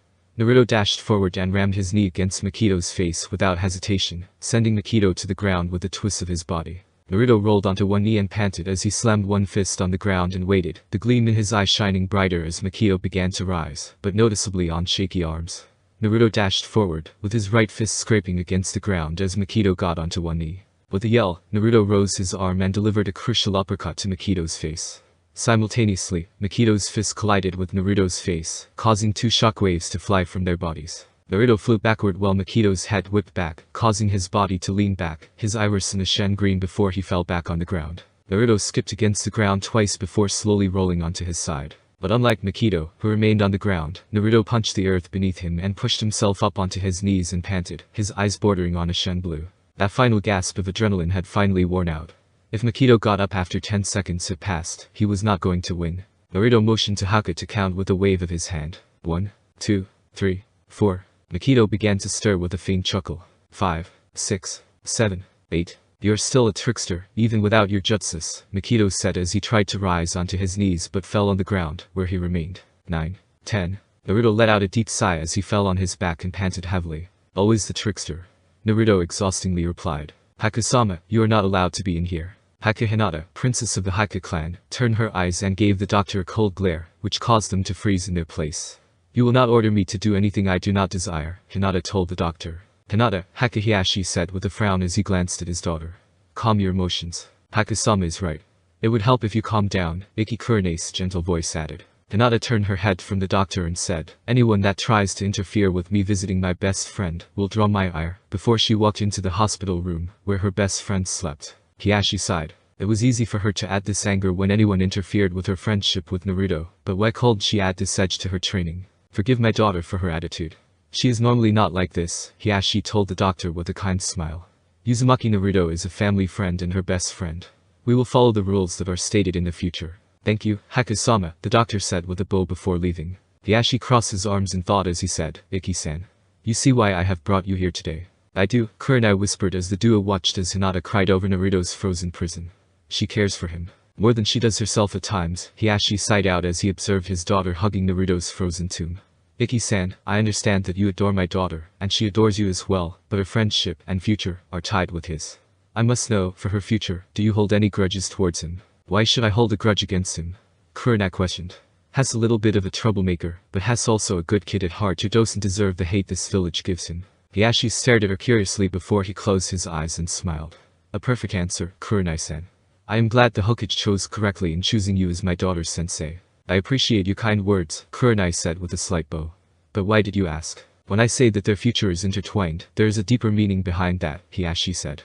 Hinata's life could get difficult. Especially if Uzumaki Naruto never wakes. If that comes to pass, she will need someone there to watch over her. Hiashi looked back at Kurenai then said, I am trusting you with one of my prized treasures. Please do not misplace it. I won't. I promise, Kurenai replied. Hiashi could see the dedication and determination in the woman's ruby red eyes, and for a moment, he was surprised to feel something flutter in his chest. How strange. As Hiashi looked back at his daughter crying over Naruto, he frowned at the tomb. Uzumaki. You truly need to wake up soon. You're a crucial part of my plan, Hiashi thought as he crossed his arms. He watched as Kurenai went to console Hinata and thought, and if that fails, at least I have a backup plan. Location. Tamashi Nihara Haya no Raimei Haka, Plains of the Thunder Spirit, POV. Uzumaki Naruto. There, nice and fully healed, Haka said to Naruto, with an added glare to Miyuki, who snorted as her icy white hands healed Makito's chest. Naruto opened and closed his fist as he smiled, fully recovered from both wars he had been put in. Thank you, Haka-chan, Naruto said with a smile. I feel damn good now. I can't believe you managed to defeat him, Naruto, Tsubasa muttered as Miyuki healed Makido, sneering at their adoring expressions, which made him roll his eyes. Not easily. If I had to compare who I'd rather fight again, I would rather fight you, Tsubasa, Naruto said with a grin. I like using jutsus, but it felt good to punch out some steam. Makido smiled and said, you were a lot more resilient than I thought, Naruto. I was pretty sure that you were going to lose at one point. I nearly did, Naruto admitted. If not for seeing Anko ni, I would have. Naruto drifted off, memories of Anko's tearful face flashing in his mind. He shook his head to clear the thought. But, that's here or there. My goal is to stop Iruka-sensei, Haka, and now both of you from going to hell. Which I will do, Naruto said as he stood up. And before you interrupted, Makido-san, Tsubasa was going to give a gift. I sure was, Tsubasa said as he held out a yellow orb. I guess I better get in on this as well, Makido said as he held out a green orb. 2 and 1? Naruto questioned. Alright. Give it to me. I'm ready. Naruto, Miyuki warned with a frown. Handling one of those knocked you out for some time. Taking 2 of them at once could get dangerous for you. I know, Naruto said. But I need to accept them both to get the gifts that you gave me, right? Naruto questioned. I mean, whether I do them separately or together, I'm going to be knocked out anyway, right? I might as well do it now. Besides, I need everything I can get to face down the Shinigami, so let's get this done. Naruto held out his arms. Makido and Tsubasa shrugged and slammed both of their orbs into Naruto's chest. Dual pulses rang out in Naruto's chest, which sent him to one knee. Embrace the strong earth, Uzumaki Naruto, Makido said. And embrace the all thunder, Tsubasa followed up. Once you embrace both, we'll both train you. See you soon, kid. Naruto felt his body vibrating wildly while also feeling as heavy as a mountain, and with a groan, he collapsed to the ground, face first. Location. Tamashi Nihara Haya no Raimei Haka, Plains of the Thunder Spirit, Pav. Haka, and has out like a light, Makido said as he crossed his arms. He should experience a monumental power boost from this. He is going to be a force to be reckoned with if he can defeat Urara, Kai, and you, Haka, Tsubasa said as he looked at the pink-eyed spirit. Haka stared at Naruto's unconscious form and knelt and brushed a strand of his blonde hair from his face. Why did you come here, Makido? Haka questioned. The Shinigami wanted me to put a spanner in the works, Makido said. Wanted me to put him off guard. It worked, Makido-kun, Miyuki said with a prideful smile. We were caught off guard with your appearance. After that fight, I need a drink, Makido sighed out, while Haka stood up and rubbed her arms. Say, Haka, you seem pretty attached to the blonde. What's up? Haka frowned. That's my affair, Haka answered, her gaze softening as a flash of confident violet eyes appeared in her mind. A portal opened behind her as she turned away and said, Miyuki, it's time. Haka watched as Miyuki placed a kiss to Makido's cheek and said, watch after Naruto. Makido nodded and together, Haka and Miyuki walked through the portal. Location. Village of Konoha, Yondaime Hospital evening. Pav. Haka Hinata. Oh, my Naruto-kun, Hinata whispered, a look of anguish on her face as her hands touched the icy tomb that surrounded her best friend. It had been 3 weeks since her best friend had been taken from her, and she felt lost without him. When she first heard about what happened to Iruka and Naruto, Hinata had been inconsolable. She didn't eat for a week and barely slept since that day. She would visit any chance she got and hope that one day, he would awaken, and she would get her crush back. But he never did. And she was always disappointed. All she wanted was her beloved Naruto-kun back. It was all that she desired. Hinata looked at Naruto's face through the frosted ice and placed her forehead against the ice tomb. Please, Naruto-kun. Come back to me, Hinata whispered as she shut her eyes. She then blinked as she felt electricity spark against her forehead. Hinata stood up in surprise as she noticed streaks of electricity crackling against the ice, before seeing flowers blossoming on the ice. Hinata tilted her head and took one of the flowers, a lavender lily, and formed a soft smile on her face. Oh, Naruto-kun, she cooed with a slight blush. Is this your way of telling me things will be okay? While she knew she wouldn't get an answer, she instead placed her left hand, which revealed a rubber band on her ring finger, on the tomb and said, I'll wait forever for you. My Naruto-kun. Location. Tamashi Nihara, Unknown Zone. Pav. Uzumaki Naruto. When Naruto opened his eyes, he found himself in a crumbling, semi-submerged stonework ruin with water flowing from various pillars. And in the middle was a vast ocean that shimmered with moonlight. Naruto leaned up off the ground and shook his head. Welcome back to the land of the living. So to speak, Tsubasa said as he pushed himself off of a pillar. Makido sat on top of another pillar, drinking from a green gourd. Ah, I really needed this, Makido sighed out.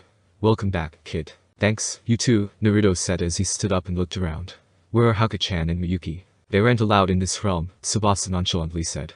Urara banned them. And with her banning, you won't be able to use her skills here, Tsubasa said with a bored expression. Which means you are stuck with us. Naruto frowned but nodded in understanding. This works out well because now, we get to train you, Makido excitedly said. Naruto's frown immediately morphed into a broad smile, his eyes shining like diamonds. What the hell are we waiting for? Let's do it. Naruto exclaimed. Wonderful, Tsubasa said. Let's start with me first. Since you already did this with Miyuki, you should know how to do this with me. Yosh! Naruto exclaimed before he said, Kaigen. Tsubasa.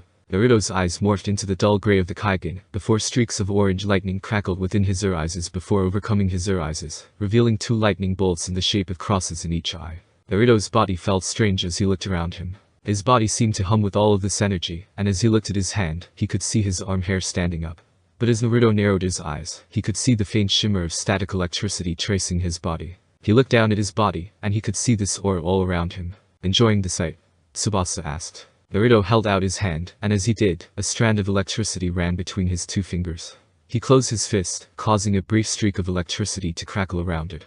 This feels pretty awesome, Naruto said, a cocky edge to his voice. Good. What you are seeing is my Zenshi no Rashi, Aura of the Storm. It's a passive ability and ties deeply into my way of fighting, Tsubasa said. Remember how anytime I struck you, you were electrocuted? Yeah, it hurt like hell, Naruto grumbled. That's why, Tsubasa boasted. Not only does getting hit on impact electrocute you, but even if you dodge the blow, the electricity in the air gets you, and trust me, you'd rather take the punch. Naruto nodded. He knew that from experience. Now, without training, your Zenshi no Rashi won't be able to have the same impact as mine when you whiff a punch, but it can disorientate your opponent enough for you to get a second chance, Tsubasa continued. Now, let's talk about the pros and cons of my form. Naruto nodded. In this form, you are fast, and combined with the Zenshi no Rashi, you can get into most situations with an edge. Because for me, speed is my armor, and I make it a point to emphasize that in every battle. Tsubasa boasted. He doesn't hit hard, but he overwhelms you with his speed, Mikito chimed in, which caused Naruto to look at him. But when he did, he noticed that Mikito was moving slightly slower than Tsubasa was, which confused him. Tsubasa fights like an annoying mosquito. He strikes fast and often, hard to hit, and always draws first blood, Mikito teased. I was a bit fragile in life, so I had to adapt the best way I could. Unfortunately, like all things, that weakness has carried over into my form, Tsubasa admitted with a frown. So when you use my form, your durability weakens somewhat. Also like a mosquito, one hit, and they are done, Mikito chimed in again. Tsubasa shot Mikito a sour look before he turned back to Naruto and said, and well I know your durability is good, it is not great, and this will lessen it somewhat. Alright. What else? Naruto asked. I did not get a chance to bust this out, since you were pissing me off in our fight, so I guess I can show you this now, Tsubasa said before he closed his eyes. Naruto watched as yellow electricity streaked across his body before he dashed backward. But to Naruto's shock, a trail of pale yellow shadows of Tsubasa trailed after him before collapsing into his body. Tsubasa threw out 2 punches and a roundhouse kick, and Naruto watched as pale shades followed his movements. Naruto watched as Tsubasa jumped, ran, and performed katas, all of which these shadows followed before collapsing into his permanently. If my fighting style is like a mosquito, Tsubasa paused, with a look to a grinning Mikito, before he continued with, then this would be the swarm of them. While Naruto breathed out. Introducing, Arashiekum, Storm Echo, Tsubasa introduced. It was this technique that made me deadly. These echoes would mimic my movement to a T, and in tandem to the Zenshi no Rashi, any attack the shades land would injure the opponent. That is broken as hell, Naruto said. Tsubasa smirked and said, you don't even know the half of it. If I am holding my katana and then activate the Arashiekum, the shades would also have the katana, but the drawback is that I would have 2 fewer echoes. How many can you normally make? Naruto asked. 6 is the normal amount, Tsubasa answered. When holding my katana, I can only make 3, but it does make the attack stronger. And that's just the start, Tsubasa said. He has a whole moveset with those things he could do. Which I won't tell you for now, Tsubasa said. Wait, with all those skills, you could not defeat Miyuki-sensei? Naruto asked. Mikito laughed at this and said, trust me, she has a whole arsenal that she has not shown you. Naruto frowned at this. If that was true, how was he able to defeat her? Something was hitting Naruto's bullshit alarm, but he remained silent about it for now. Cool, Naruto finally replied, so that's you, Tsubasa. But what about you, Mikito? What are your skills? Ah, my skills, I think we should wait on that one, Mikito said. What? Why? Naruto asked. Simple, Uzumaki Naruto. I have arrived, an unfamiliar voice chimed in. Naruto turned around to the lake, where he heard the voice, then narrowed his eyes. He approached the water slowly and leaned over to look at the water, only to shriek when a large water sprout exploded into the air, causing water to fall upon him. Naruto could see his image in the water and approached it. How weird, Naruto said as he lifted a hand and waved it, only for his reflection to do the same. Not magic or anything, Naruto said. Or anything?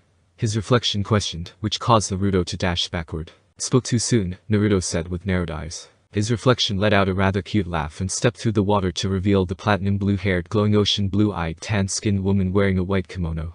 My name is Urara, and welcome to my realm, the Kumterulumi. Location. Tamashii Nihara Kumterulumi, Gleaming Ocean. I hope you find it to your liking, Urara said with a small smile, but Naruto noticed that, like Makito, she was moving a fraction slower as well. Weird. It's certainly something, Naruto admitted with a smile. But I guess you are not here to give me a tour, right? You are correct, Urara said as the water sprout fell into the water. I've come to stop you from reaching the Shinigami, and to send all of those that have helped you, yourself, and Yumino Ruka to hell. If I had a nickel, Naruto said with a good-natured tone. Well, no sense in wasting any more time, right? Urara chuckled and grabbed her kimono and ripped it off to reveal her attire with a sharp yank. Urara now wore a skin-tight ocean blue suit with a dress-like bottom attached to it. With a flourish of water, bone-like armor appeared on the shoulders, boots, and chest area, with a final swirl of water forming around her head, before taking the shape of a bone-like helmet, with sharp antennae to each side. You're 100% correct, Urara said as water began to form around her right forearm. So come Uzumaki Naruto. Come and face your better. Kaigen. Break, Naruto said, deactivating his jutsu. You broke the link. Urara said with surprise as she noticed Tsubasa stopped glowing. I want to see how I can handle you on my own first. I hope you don't mind, Naruto said, now surprised to see her moving normally. Of course I don't, Urara replied. I could use the warm-up as well. There was an unshakable aura around Urara as she stood there, and Naruto was unsure how to combat her. Naruto could tell from her realm, the watery appearance, and how the water made her armor that her skills were water-based, but how far did that go? Naruto launched himself to Urara and aimed a flying kick to her head, but Urara swayed to the left to avoid it, but she landed a swift chop to Naruto's neck, which sent him to the ground. Naruto quickly pushed himself upright to his feet and blocked her right slap with his hand before he aimed an elbow to her head, but Urara smacked his elbow down and followed it up with a kick to the back of his head. Naruto flew forward from the kick and landed on the ground, but he recovered and rolled forward back to his feet before he flipped backward and performed an overhead kick which nailed Urara in the forehead, which sent her to the ground. Naruto landed on his shoulders before he flipped to his feet and turned around, only to be hit in the face by a thick strand of water, which sent him spiraling to the ground. Urara's body exploded into a splash of water before she arose from the puddle that remained from the water explosion. At the same time, Naruto slammed his right fist on the ground before he rose to his feet and dusted himself off. Naruto ducked a roundhouse kick from Urara and wrapped his arms around her waist before he whipped his body backward to the ground while releasing his hold on Urara, causing her to soar backward and slam against one of the ruin's pillar. Naruto dashed forward and summoned a clone, and when the two got close, Naruto slid down to the ground and kicked Urara's right ankle, which caused her to lean forward, allowing the clone to leap up and clothesline Urara off her feet, which sent her down to her back with a crash. Naruto flipped to his feet and dismissed his clone, and before he grabbed her ankles and spun around 3 times, each spin getting her higher in the air before he threw her towards another pillar. Urara recovered by causing a water bubble to appear behind her, where she bounced against it and flew back down towards Naruto, and landed a solid flying kick to his face. Naruto flew off his feet and skidded on the ground before he pushed himself off of the land and back onto his feet, where he then skidded to a stop. Blood fell from his nose as Naruto staggered on his feet. Urara landed on the ground as water formed around her lower arms, as she murmured Mizu no Muchi, water whip, before she raised both of her arms and said, "Prepare yourself, Uzumaki-san." Urara swung her right arm, causing a large whip of water to follow her swinging arm towards Naruto, who rolled to the left to avoid the attack, which caused a spider web crack to appear on the ground. Urara withdrew the water back around her arm, jumped to the left, and swung her right arm, causing the water whip to smash against Naruto's chest, causing a large gash to appear on Naruto's chest. Naruto fell to one knee, but rolled to the right to avoid another whip strike before summoned a clone, who grabbed Naruto, spun around, and launched him into the air, before a water whip pierced through the clone's chest. While in the air, Naruto summoned 7 more clones, grabbed 2 of them, and threw them towards Urara as he shouted, "Bushin Bakuha." Bikouten. Urara quickly formed a water orb around her, thinking it was an explosion like before, but the clones exploded into bright light. Urara covered her eyes for just enough time for Naruto to summon 10 more clones, all surrounding Urara's orb, while Naruto himself stood a few feet away from them. Naruto waved and said, "Bushin Bakuha." The clones shined brightly before 3 clones exploded, causing multiple ripples against the shield before it dispersed, leaving the other clones to explode moments later. Naruto narrowed his eyes as the water smoke cleared, only to see nothing. "Magnificent, Uzumaki-san," Urara's voice chimed out, clearly pleased by his performance. "I can see why the others had difficulty with you." The ground began to rumble before towers of water exploded through various parts of the land. "This means I have to take this more seriously," Urara's voice said, her tone taking on a sinister edge. "Same here, Kaigen." "Tsubasa," Naruto exclaimed, causing his Kaigen to come to life with an orange spark of electricity. And like before with Makito and Urara, Naruto noticed that the gushing water was moving slower. Naruto's eyes then widened in realization. "That's it," Naruto thought as he heard something coming from the pillar of water behind him. Naruto turned around to see Urara coming towards him with her right arm in mid-swing, her right forearm covered with water. But unlike before, she was slower. Not slow enough that Naruto had stopped time or that Urara was moving in slow motion, but slow enough that it allowed Naruto to step to the side to avoid her swing easily. Urara flew into another pillar of water before coming out from the pillar to Naruto's right. Naruto twisted his body to avoid her, but as he turned, the blonde held up both forearms to block the water-made shark tail that was attached to the base of Urara's body from striking him. Naruto skidded back as Urara disappeared into a waterfall, and Naruto stood still, his eyes shooting from pillar to pillar, trying to see if he could predict where she was coming from next. After a few seconds, he noticed something bulging out of a water-made pillar on a cliff, and suddenly, a water-made stingray shot out towards him. Naruto summoned a clone and launched it at the stingray to destroy them both, only to feel something slice into his side, which caused him to yell out in alarm. Out of the corner of his eye, a water-made disc flew under his arm and dispersed into water. Naruto held his side in pain as Urara's voice said, "It's cute how fast you figured it out." Naruto narrowed his eyes and began to focus. "Tsubasa doesn't even know that I know his ultimate technique, but I guess he will now," Urara taunted. "You see, his ultimate techniques isn't his Rashiakum, his Zench no Rashi, or even his Hijeshi Rajanshika. It's his eyes." Naruto fell to one knee as he looked to his stunned Tsubasa. As long as you are in his sight, his opponent's movement slows a fraction, giving him enough time to react, Urara said with a chuckle. "It would only make sense that your Kaigen form would have something like it." Naruto heard Tsubasa scream. "You forget, Tsubasa," Urara's voice rang out. "I observe. I noticed that any time we sparred, you would suddenly know every move I would make and be able to retaliate so easily. Along with that knowledge and how speed is your armor, I was able to deduce that somehow, you can view your opponent as if they were moving in slow motion, which allows you to take in every second of their movement, almost like a way of precognition. However, they have to be close enough to you, and they have to be in your line of sight." Urara then laughed. "It's how I came to understand why Miyuki always defeats you, despite all of your skills. She never lets you close enough for you to be able to use that slow gaze.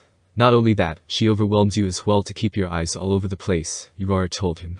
And because Naruto had just figured this out, judging by the aha look he gave when he activated his Kaigen, he now understands why he can't win against me, Urara said, causing Naruto to narrow his eyes. "Do you think learning Tsubasa's moveset is why I can't win?" Naruto asked. "No," Urara answered. "I have been observing you. From your battle with Miyuki to Makido, and I know how tricky you genuinely are, and our warm-up only confirmed my suspicions. You can't win because I've already set the stage for your defeat, and you don't even know it yet. Arrogance will get you nowhere," Naruto hissed out. "It is not arrogance when it is a fact. I will be winning this because I am always 2 steps ahead," Urara taunted. "This is not a fight of attrition where your determination leaves you the victor. No, this is a game of strategy between a trickster and a genius. And the genius has already won. No, this is a game of strategy between a trickster and a genius. And the genius has already won." Naruto stood rooted in his spot as his eyes gazed around him for any image of Urara. "You know something?" Naruto questioned aloud after Urara's speech, his arms crossed and an annoyed look on his face. "I can deal with the calm, cool, collected nature of Miyuki. I can deal with the bombastic cockiness of Tsubasa and the chill, battle-loving Makido. But I refuse to be talked down by someone who thinks they know it all." Naruto uncrossed his arms, took a breath, and said, "So how about putting your money where your mouth is and defeat me?" There was silence at his words before a large stream of water exploded from the ground and flew towards him. Naruto jumped over the water stream while summoning 4 clones, each on each side of his body. Naruto grabbed 2 of the clones' wrists and squeezed them until they dispersed into smoke. While the smoke hit Naruto and his clones, the 2 clones changed into pebbles that Naruto grabbed before landing on the ground, but the moment his feet touched down, the area beneath his feet rumbled before rising. Naruto dashed backward to avoid the giant geyser that exploded from the ground. Naruto dropped 2 pebbles as he summoned 5 more clones. He dispersed 2 of them, causing smoke to obscure the area around him, and grabbed the pebbled forms of the remaining 3 clones, and gripped them tightly, before the sound of rushing water was heard behind him. Naruto twisted his body as he jumped to the left to avoid a swing from Urara's water whip, then landed on the ground. Naruto ran forward to Urara, but was struck in the chest by a water geyser that erupted from her hand. Naruto flew backward, dropping the pebbles onto the ground before the water ceased, sending him rolling against the slick flooring of the water-soaked ruins.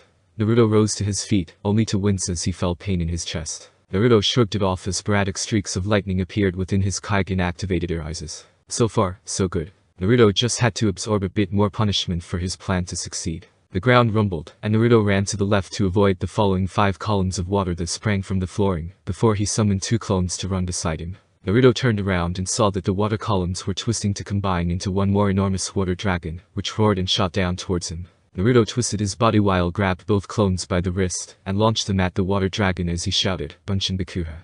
causing both clones to explode upon the impact of the dragon, causing the remains of the dragon to rain down across the area, along with a large area of smoke. Quickly, Naruto summoned 10 clones, and had them change into pebbles, which he pocketed before the smoke evaporated. Once the stones were pocketed, Naruto could feel the ground trembling beneath him, and with a backflip, he avoided the pillar of water that shot up into the air. "Let's lure you out, Kaigen." "Miyuki," Naruto announced with a whisper. Naruto's ocean blue eyes faded into a dull gray before exploded into life as his eyes instantly became ice blue. A silver-white snowflake spun wildly into existence within his eyes until slowing to a stop, where they began to glow faintly. Naruto could feel and hear several pieces of the ruined ground tremble around him, and quickly formed an ice gauntlet around his right forearm, and put it into the pillar of water, causing the pillar and a large amount of water around the area to freeze solid. "Kaigen." "Tsubasa," Naruto announced, causing the icy blue snowflake to spin wildly until streaks of orange electricity halting to a stop, revealing 2 lightning bolts in the shape of a cross within his eyes, while the iris color changed into a dark orange color. Streaks of orange electricity crackled against and within the frozen pillar.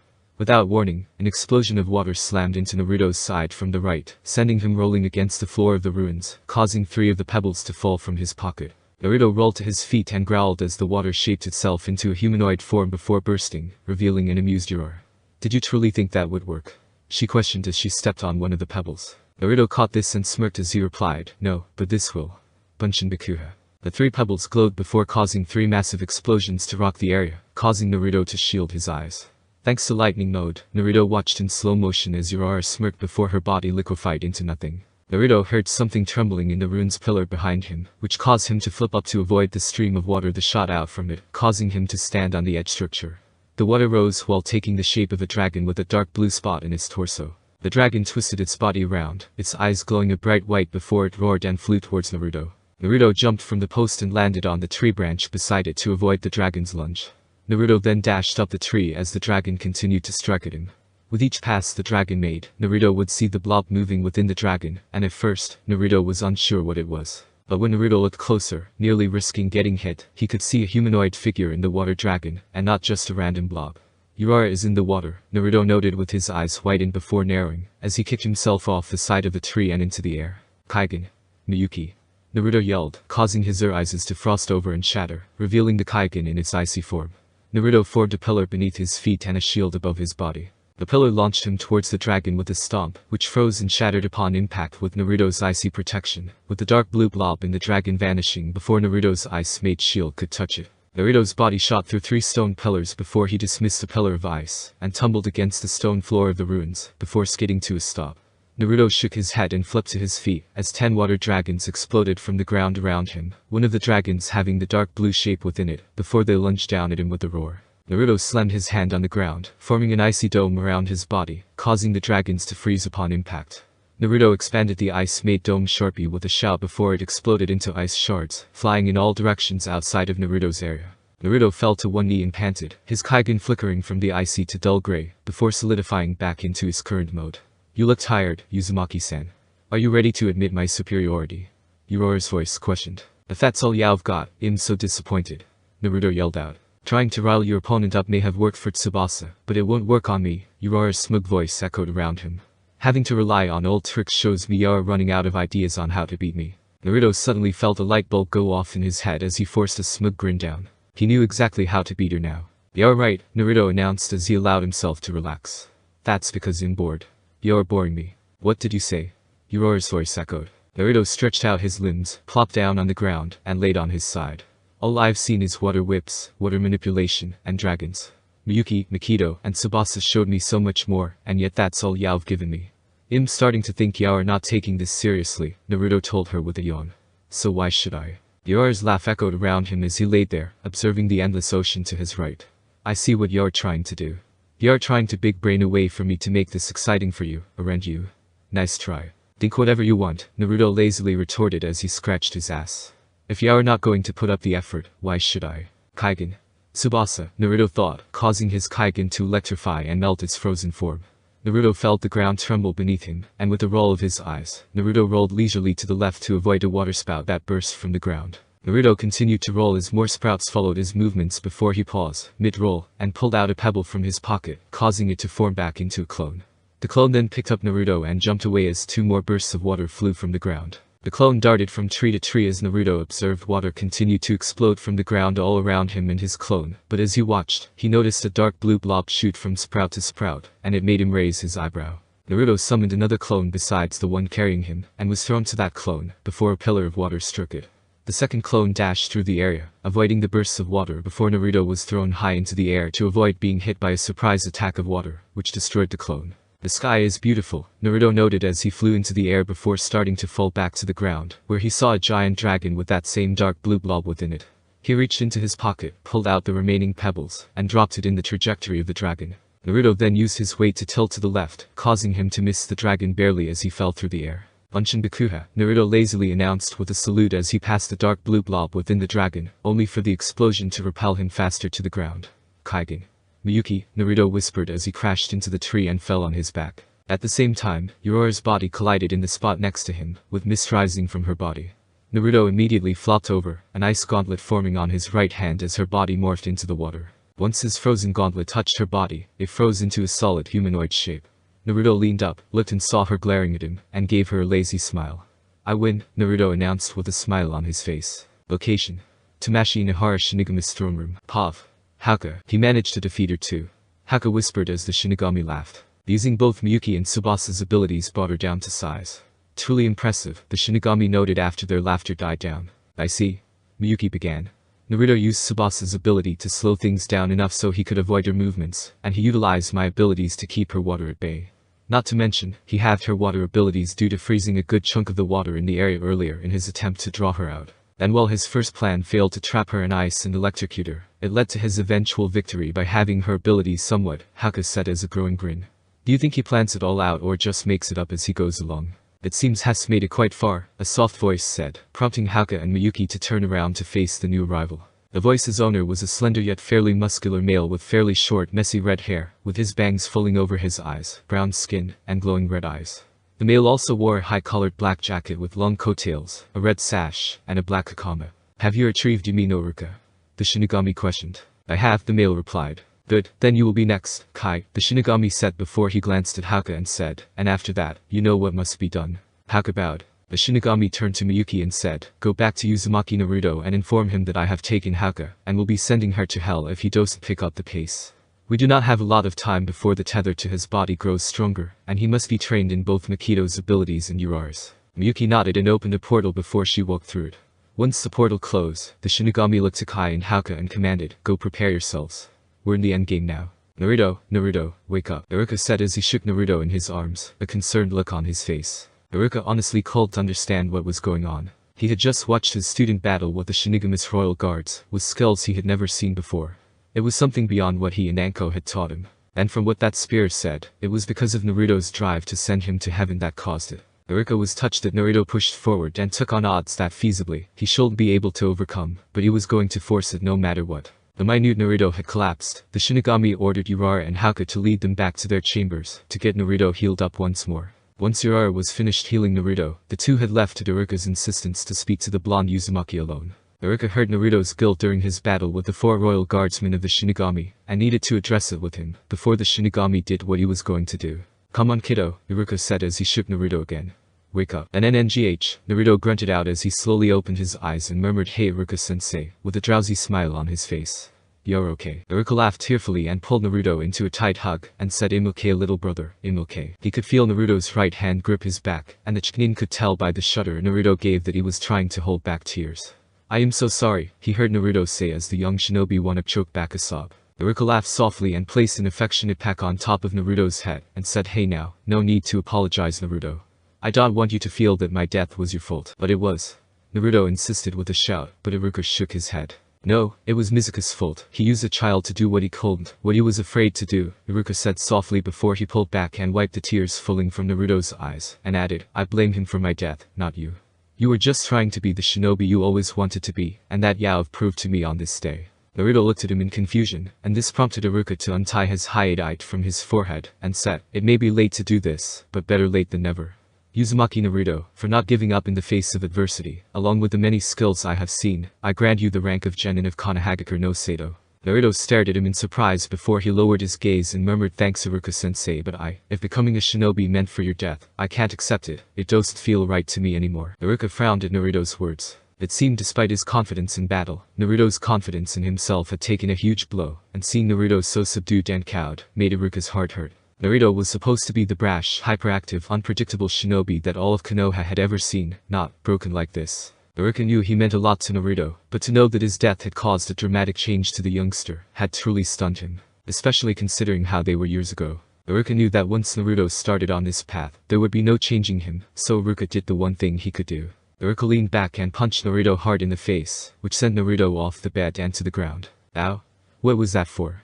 Naruto exclaimed as he held his cheek. Iruka frowned down at the Uzumaki and said, "You are not Uzumaki Naruto." Naruto's eyes widened at this, and he said, "The hell?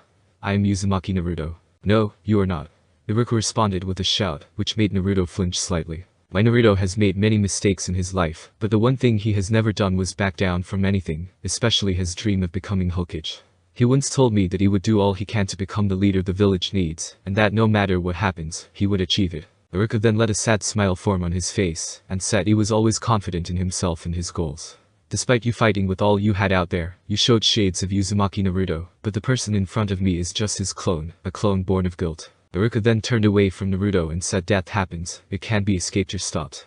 It can be delayed, sure, but it is a constant shadow that hovers above us. Some get swallowed up by it prematurely. Others get taken by it at the very end of their life or even fall into the shadow themselves. As a shinobi, the shadow clings to us at the ready." Iruka then turned back to Naruto and said, "That is a lesson that Anko and I have drilled into your head for ages. I always knew that my shadow would take me whole. Not through battle, but by me saving those I care about, and I accepted that because the life of those I care for trumped my own."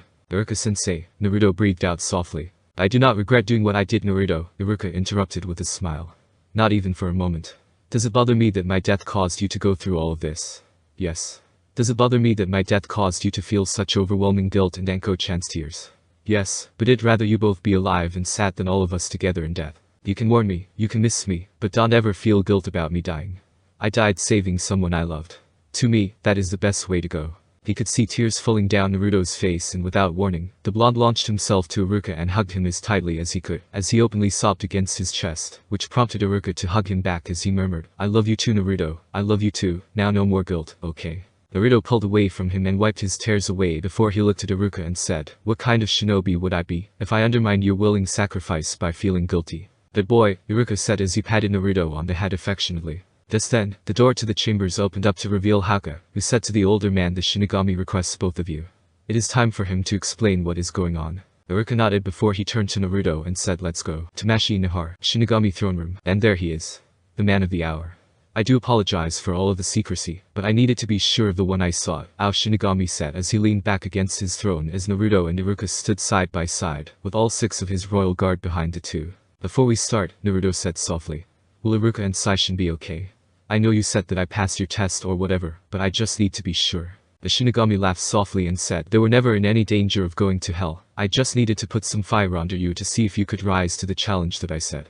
Saishin will continue to be my assistant, and Iruka will be going to heaven once this is done." "Thank goodness," Naruto replied with a relieved exhale. As he promised to Iruka, Naruto had forced all of the guilt from his mind about Iruka's demise, but he still worried that Iruka would still go to hell for Naruto, technically failing his mission, despite passing the Shinigami's test. "I may be known as the Emperor of Death, but I do have a heart," the Shinigami responded with a chuckle before he then said, "But now it is time for me to explain why I have done all of this." The air grew tense as the Shinigami began to explain. "I originally had a much longer test for you to go through. Originally, you were supposed to gain power by defeating each and every one of my royal guard to achieve their skills, and then at the end, you and I was supposed to battle. My condition would have been to lay one single blow to my body. However, I had to speed up the process due to your soul being called back to your body." "What? How? I'm dead?" Naruto shouted in amazement, but the Shinigami shook his head slowly before he let out a sigh. "The truth of the matter is that you weren't dead. You were merely in a coma," the Shinigami admitted, which made Naruto's eyes widen in surprise. "A coma? But Saishin-chan told me." "She was incorrect. You were in a coma. It was I that brought you here to my domain in order to test you. To see if you were worthy in becoming my champion," Shinigami answered, which made Naruto stare at him in silence before the genin began to laugh. Naruto laughed long and hard until his gut hurt. He didn't know what to say to all of that. All of this was just a test for him to become the Shinigami's champion. Wow, out of all this shit I've been through, this has to be the second worst, Naruto finally said after a minute of laughing. So you wanted to test me to becoming your champion? Why didn't you just ask? Why this grand lie? Because becoming my champion isn't just an ask and answer deal, Uzumaki Naruto the Shinigami responded. I needed to test your resolve and dedication to the cause. And despite your body's interference, I have seen enough to know that I chose wisely. What makes you think you'll do it now? Naruto asked angrily. After practically destroying my body going through this gauntlet only to find out that my goal was a lie, what would possibly make me want to become your champion? If you don't, the world that you know will be destroyed, the Shinigami responded, which made Naruto pause. I'm sorry, what? Naruto asked. There are mortals down in your realm that wishes to erase death from the world. One wants to trap the world in an infinite genjutsu that would trap your entire realm to what they wish your world to be. The second mortal is trying to perfect a jutsu that would bring dead beings back to life, and the last mortal is trying to extend his own life. With these plans, they wish to usurp the natural course of reality. Something that cannot happen, the Shinigami explained. I see, Naruto responded softly. The second issue really didn't seem like such an issue to Naruto. If they succeeded, Iruka would be brought back into the world, but he had to look at the bigger picture. If the person was good, Naruto wouldn't have any issues with it, but if they were evil, and with how grave the Shinigami sounded, they just might be, then Naruto could see the issue. Especially if they were working with the first person the Shinigami spoke of. The world trapped within a genjutsu. That sounds horrifying enough, but Naruto didn't even know what side they were on troubled him more. Was there times in his youth that Naruto wished he could change the world? Yes, but that would possibly mean warping people's personalities, or even mind controlling them. Something Naruto himself finds morally wrong. As much as he wanted people to change, he wanted them to change naturally, on their own. Not by a jutsu or by force. But there were also many other issues with the plans of these two mortals that Naruto truly didn't want to think about right now. So what does that have to do with me? Naruto finally asked. The Shinigami chuckled and replied with back in the Sengoku Jidai, Warring State period, where the Uzumaki clan was in its infancy, your ancestors quickly gained an enemy that served the god of destruction and death, Jashin, to use them as sacrifices to their god. Many were lost and in their desperation to combat these living incarnations of chaos, they prayed to me. Holy hell, Iruka muttered, which made Naruto agree with him. I despised that fake god, but I knew how strong he could become if his cult were to gain members, so I gave them their request by giving them a single drop of my godly blood in a large chalice to drink. With that single drop of blood, I gave them their ability to possess incredibly a strong life force, granting them tremendous stamina and vitality. As such, they have very long lifespans and to keep them in their prime a lot longer, causing them to age slower as a result. This also enables any Uzumaki to survive and endure much more severe injuries, while also being able to recover from said injuries and exhaustion, with much greater efficiency in short periods of time. I even made these traits strong enough to survive the removal of tailed beasts, although they are still left severely weakened afterwards. Such is what happened with Mito and your mother, my former champion, Uzumaki Kushina. Whoa, that is amazing, Naruto breathed out in surprise. And along with all of that, I gave them the ability to be very powerful genjutsu practitioners. They were able to defeat and destroy all but a tiny handful of Jashin users. But my gifts came with a sacrifice. There was a catch to my generosity. Oh really? Naruto asked sarcastically before Iruka smacked the genin upside the head, causing the shinobi to pout. The Shinigami chuckled before he said, for any Uzumaki, no matter what percentage they are, that dies, their spirits become part of my royal guardsmen. But only the strongest of those spirits become something more. When a catastrophic event that could cause the death of all life on Earth was on the horizon, I would choose an Uzumaki to become my champion to stop this event before it could occur, stop it if it reached completion. With the Uzumaki as my champion, I would grant them the power to use their ancestors as their power in the form of the Kaigen, the fighting spirit eye. Whoa, wait a minute. My ancestors, so does that mean that all of them are? Naruto started, unable to fully finish what he was going to say. The Shinigami laughed and said yes, in their past lives, the 6 of my strongest royal guardsmen were Uzumaki. The very clan you belong to. Fucking, holy, whoa, Naruto stammered out as he turned to the 6, and noticed their surprise as well by this submission. Did you guys know about this? Naruto asked. And no, Haku replied with a stammer. No freaking away, Tsubasa muttered. I always figured, Kai muttered. Nikito only laughed at this reveal while Miyuki and Urara remained quiet, which told Naruto that those 3 had always knew. It is true, the 6 you see, on the exception of Kai, don't share the trademark red hair of the Uzumaki, but they are Uzumaki. Half-blooded Uzumaki, but Uzumaki nonetheless. With Miyuki, Urara and Mikito being here the longest. Exactly 1 century. So, all Uzumaki become either part of your guard or part of the Kaigen, Naruto said softly. Yes, but I have allowed for catch for that as well for my champions, the Shinigami replied with a smile. For my champions that stop the catastrophic events, their soul, along with the Kaigen souls, are sent to heaven instead of being in my service as a reward for their service. And those that fail? Naruto asked. They go to their eternal prison, the Tower of Souls. Every prisoner that resides in that tower are failed champions. They are forced to relive their failures and the feelings of all that had died because of them for all eternity, never knowing peace, only violence and regret. And not only that, if my champions fail, the spirits that helped him would share their fate, not only replaying their own failures, but the failures of the one that held them. The Shinigami then let out a sigh and said, "That is why this was not a simple yes or no answer, Uzumaki Naruto. It may sound like a light punishment, but it is not, believe me. It is a heavy risk. Be rewarded by going to the gates of heaven, or be damned to relive your worst nightmares with no reprieve." "But why me?" Naruto asked softly. "Why make me go through this test to be your champion? I'm not one special. But you are. There are many other Uzumaki in your world, despite their village and many of them perishing, but you, being the son of my previous champion, showed more promise, despite there being close competition by my previous champion's adopted daughter, Uzumaki Taiya." "Wait." Naruto suddenly shouted as Iruka gasped in shock. "You said my mother, Uzumaki Kushina, was your previous champion, but I am an only child. I can't have a sister," Naruto explained. "But you do. Perhaps you should look to your village elders to see what had occurred. But be aware, Uzumaki Naruto, you do have a sister, and she also a prime candidate for the Kaigen, should you fail or need assistance." Naruto couldn't believe it. His entire life, he had been told that he didn't have any family. That his parents had died and he was the only child by the Sandaime, and yet, he was lied to. But if he did have a sister, that sounded alive and well, then what else wasn't he told? "Wait," Naruto said as he realized something important. His mother was the previous champion of the Shinigami. The holder of the Kaigen, Shinigami-sama. "I must know, if I have a sister, then what of my mother? Did she truly die as well?" "Her fate is that she is alive," the Shinigami replied. Naruto's heart stopped. His mother was alive. That can't," Naruto breathed out, suddenly feeling lightheaded. "It is true. She is alive, however, she is deep in a coma in an area even I can't see," the Shinigami replied. "I have tried to retrieve her soul, but it is trapped within her body, which is trapped in an unknown void, unreachable to even I." "Damn it, that could mean anything," Iruka said in frustration.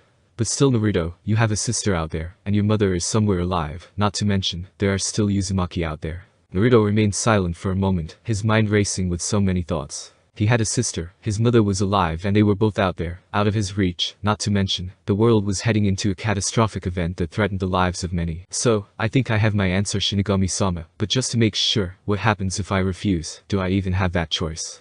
Naruto asked. "You do, but if you refuse, you leave here with no memory, and when you die, you go instantly into the Tower of Souls," the Shinigami responded. Naruto chuckled and said, "Then fuck that. I was going to say yet due to the catastrophic shit that was going to happen, but now that I know that I have a sister or there, and that my mother is somewhere alive, I can't refuse now. So Shinigami-sama, consider me your champion." The Shinigami nodded and said, "Perfect. Then kneel before me, Uzumaki Naruto." Naruto knelt before the Shinigami, and that was when Naruto felt an unbelievable amount of pain coming from his chest. Behind him, Iruka noticed that Naruto's body began to glow beneath his clothes.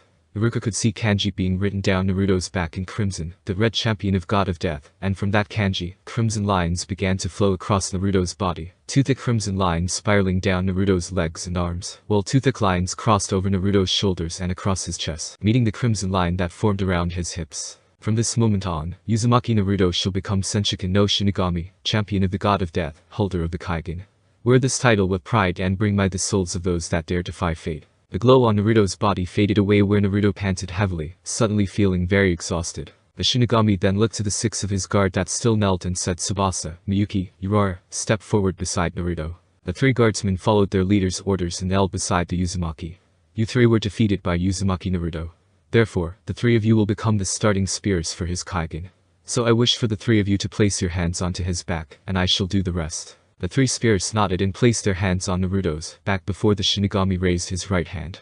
Suddenly, the three began to glow brightly until they became three beams of white light, which then flew into Naruto's body, which caused him to gasp in agony, streaks of white lightning crossing his body. But thanks to Mika's previous actions when she put that orb in his chest, Naruto didn't pass out, and the pain quickly subsided. "Kai, Haka, Mikito, the original plan was for you three to be his spirits, but considering the circumstances, your union with him will wait until the opportune moment of your choosing, provided he passes your tests," the Shinigami told the three, who nodded in unison. "Now stand, my champion," the Shinigami commanded.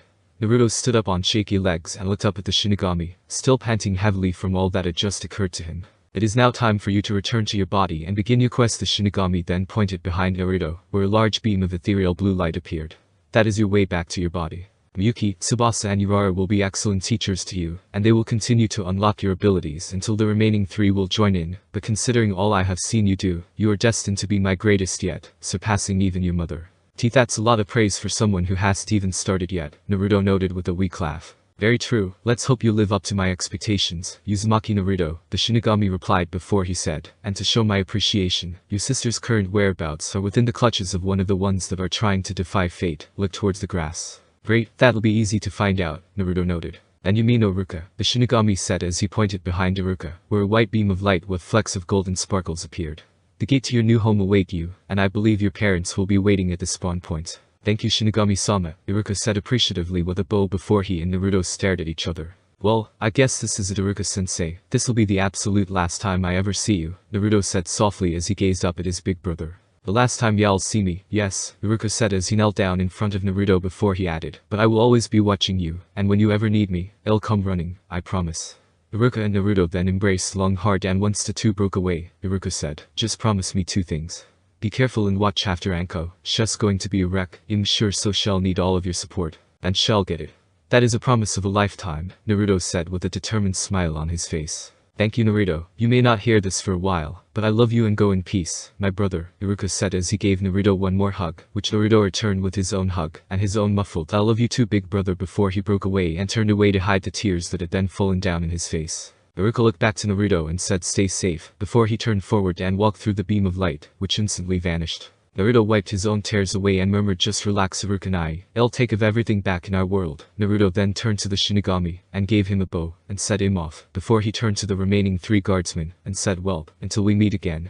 Before he walked to this own beam of light and vanished through it. Kanahagakure no Sato, the Ondame General Hospital. How many times have I come in here, Gaki? Anko asked softly as she sat by Naruto's bedside, dressed in black dress with a mourning cap on top of her head. She had just come from Iruka's funeral, unable to take the ending sadness that was in the air. When she had come in here, Hinata and her little sister, who was sleeping in her arms, were just leaving, allowing Anko to be alone with the blonde Uzumaki. When she entered the room, she noticed that there were tons of flowers placed at his bedside along with get well soon cards on the table. But she didn't pay any mind to that at all. Instead, she found herself at his bedside again. She didn't know why she tortured herself like this. It had been a week since Naruto had been put into this state, and Iruka was killed, and from the last time she spoke to the doctors, they stated they didn't know when he would wake up. Damn it, this is just killing me at this point, Anko said as she brushed the blonde hair from his face. His hair had gotten a bit longer since she last saw him. I made a decision, until I get word that you wake up, this'll be my last visit. I can't handle dealing with Iruka not being here and you not being here either. Anko took a shuddered breath as she closed her eyes and let tears flow. She suddenly fell to her knees and said so wake up already. Wake up so I never have to walk into this place to see you again.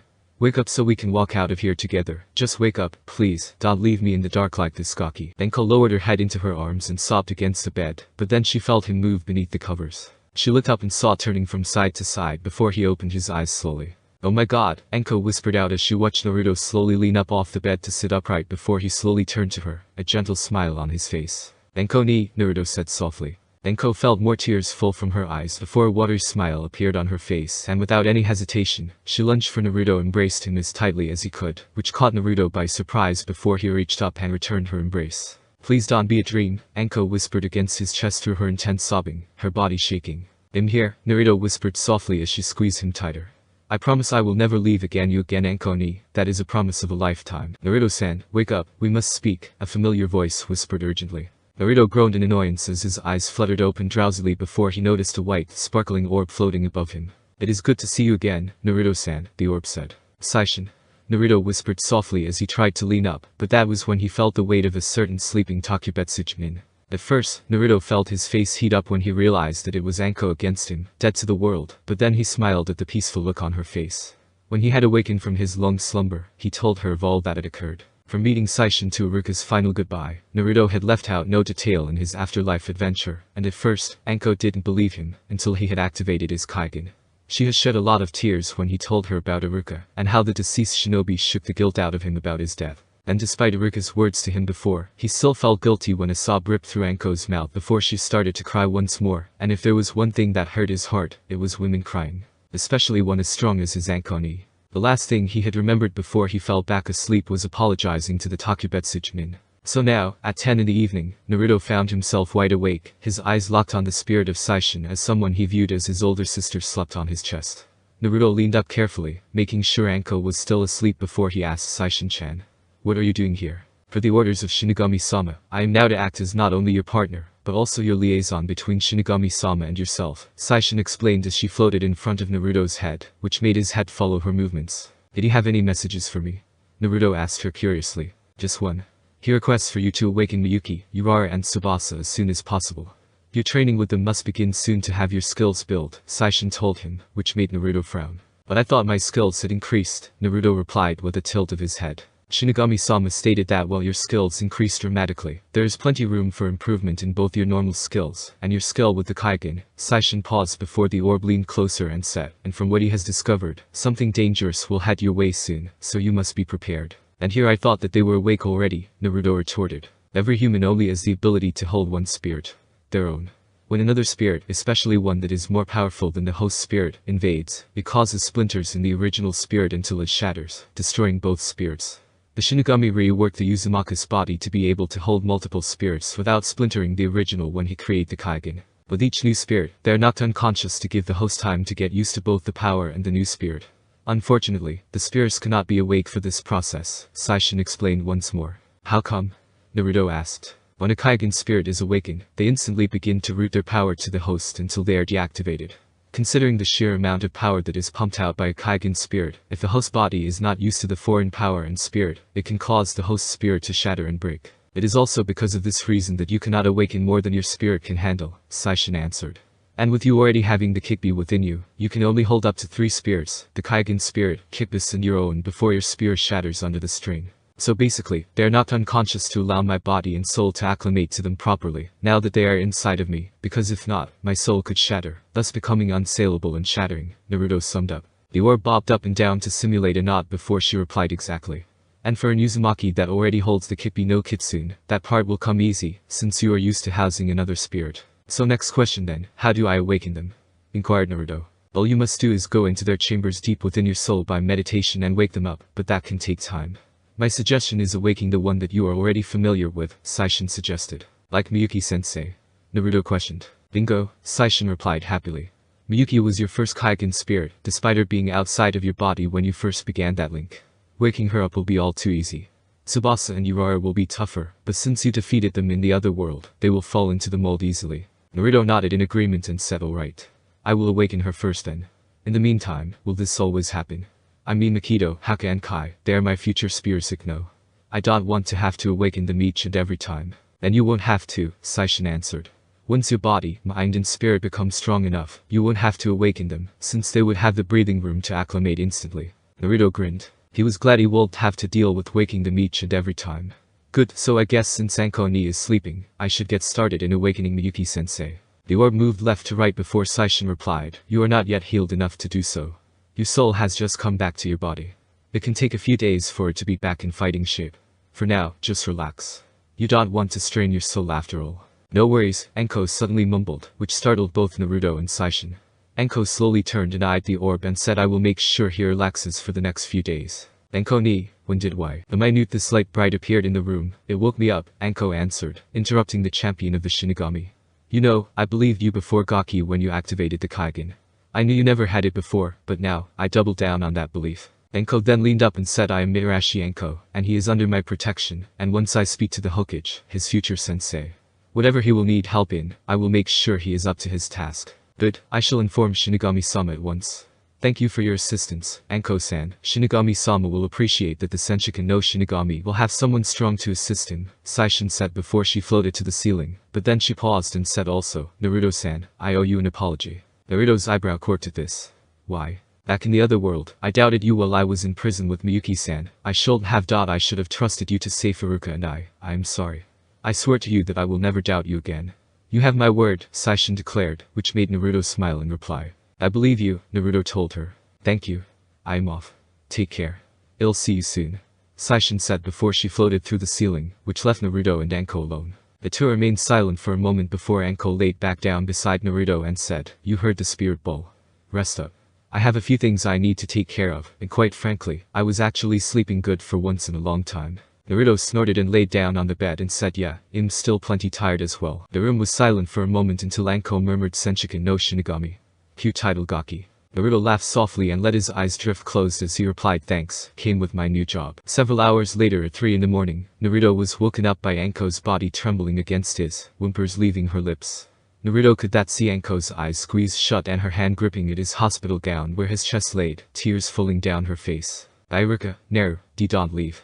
Anko whimpered drowsily. Naruto didn't hesitate to wipe her eyes and murmured it's okay Anko ni, I'm right here. Naruto then let his hand rub at her hair, something he had seen Iruka do to Anko as she rested, and it proved to be the right thing, because Anko's body relaxed against him, and she was soon back to a peaceful slumber. Naruto smiled down at her before he laid his head down and shut his eyes, and whispered I'll be here Anko ni. Kanahagakure no Sato, Hokage Tower. One day later, the mission, at such a pivotal time. Anko asked with a frown on her face as she looked to the Sandaime.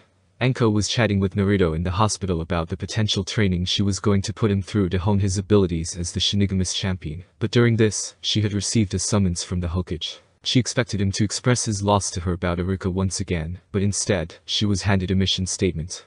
I know Anko-san, but we are in need of your expertise during this mission. Normally, I would allow the grieving process of 8 weeks, but time is of the essence. Anko looked down at the scroll, which had the stamp of Air Ank on it, and said with a hint of reluctance alright, I'll accept it. But on the sole condition that when I return, I wish to be Naruto's sensei. The Sandaime caught his right brow and asked truly now. Yes, it was both Iruka and my plan to request to train him. Besides, you self-stated that since he stopped and killed that silver-haired snake, that he was granted to become a genin, Anko stated. I did say that, yes, the Sandaime retorted with a nod before he said but, at the same time, he should be barred from being a shinobi, due to his actions of stealing the scroll, and getting one of our prized instructors killed. But that wasn't his fault, Anko stated with a firm tone. He still let someone twist his mind. We cannot have weakness like that in our shinobi, the Sandaime returned just as firm. Anko scoffed and said he was used by Mizuki. He said so himself. I was used by Orochimaru and you led me back into Konoha, despite bearing his mark on my neck. Anko then took a deep breath and said please, Iruka's dream was to see Naruto as a shinobi. He was able to stop a Chunin traitor who used him. Take that into consideration. The Sandaime stayed silent for a moment before he said very well, I will give him a test against Jekenhade, once he is fully healed. If he passes, I will allow you to be his sensei. Thank you Hokage-sama, Anko said with a bow. But it is only because I see potential in Naruto, the same Iruka and you self see, plus, for a mere child, not yet a shinobi, to defeat a Chunin is something to look into. Now, get to your mission.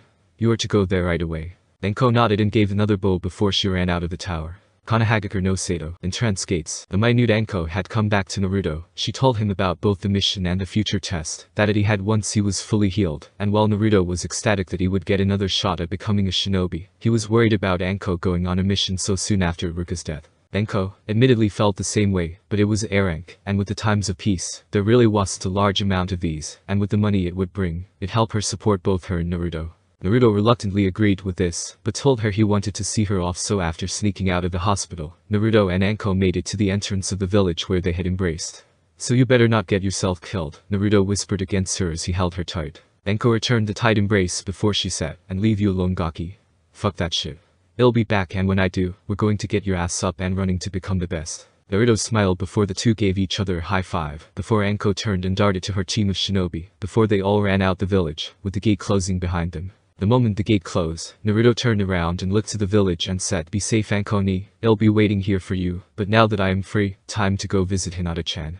Naruto was carefully walking through the streets of Konoha with a subtle look of pain on his face. Despite him walking around and moving, the wounds his body had taken on was still taking time to heal. He had suffered from many wounds in his life, but they always healed fairly quickly, but they were taking some time, and he had no idea why. But he said he was going to visit Hinata, and that was the damn plan. He and Hinata had been friends ever since they were small brats. Well, he was the brat while she was the perfect angel, and Naruto would admit it this any day of the week. They knew anything and everything about one another. The only thing that Hinata didn't know was about him being the container for a very dangerous and powerful demon, which makes sense due to him not knowing either until very recently. And as much as he missed Anko, he missed Hinata and his little sister Hanabi as well. And as much as he would tease the man, Naruto had missed Hiashi as well. Hiashi at the start of his friendship with Hinata was very indifferent towards him, but after the last few years, Hiashi had warmed up to him.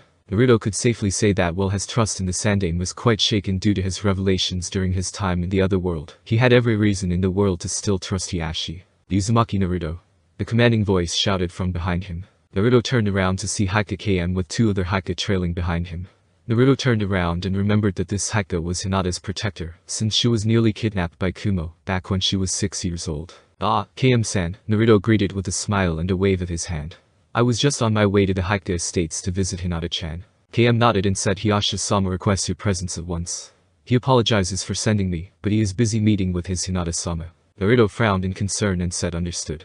Lead the way. Hika Mansion, Hika Hiyashi. Hinata, please sit down. The main clan head known as Hika Hiyashi told his daughter softly, as he motioned to the chair that sat in front of his desk with a wave of his hand. Hika Hinata did as was commanded and sat down in front of the desk with a gentle yes Otu-sama, before Hiyashi motioned for a guard to close his meeting room door. After a few moments of silence, Hiyashi took a deep breath and said, before I begin this meeting between the three of us, my beautiful eldest daughter, I must congratulate you in achieving the rank of genin of our village.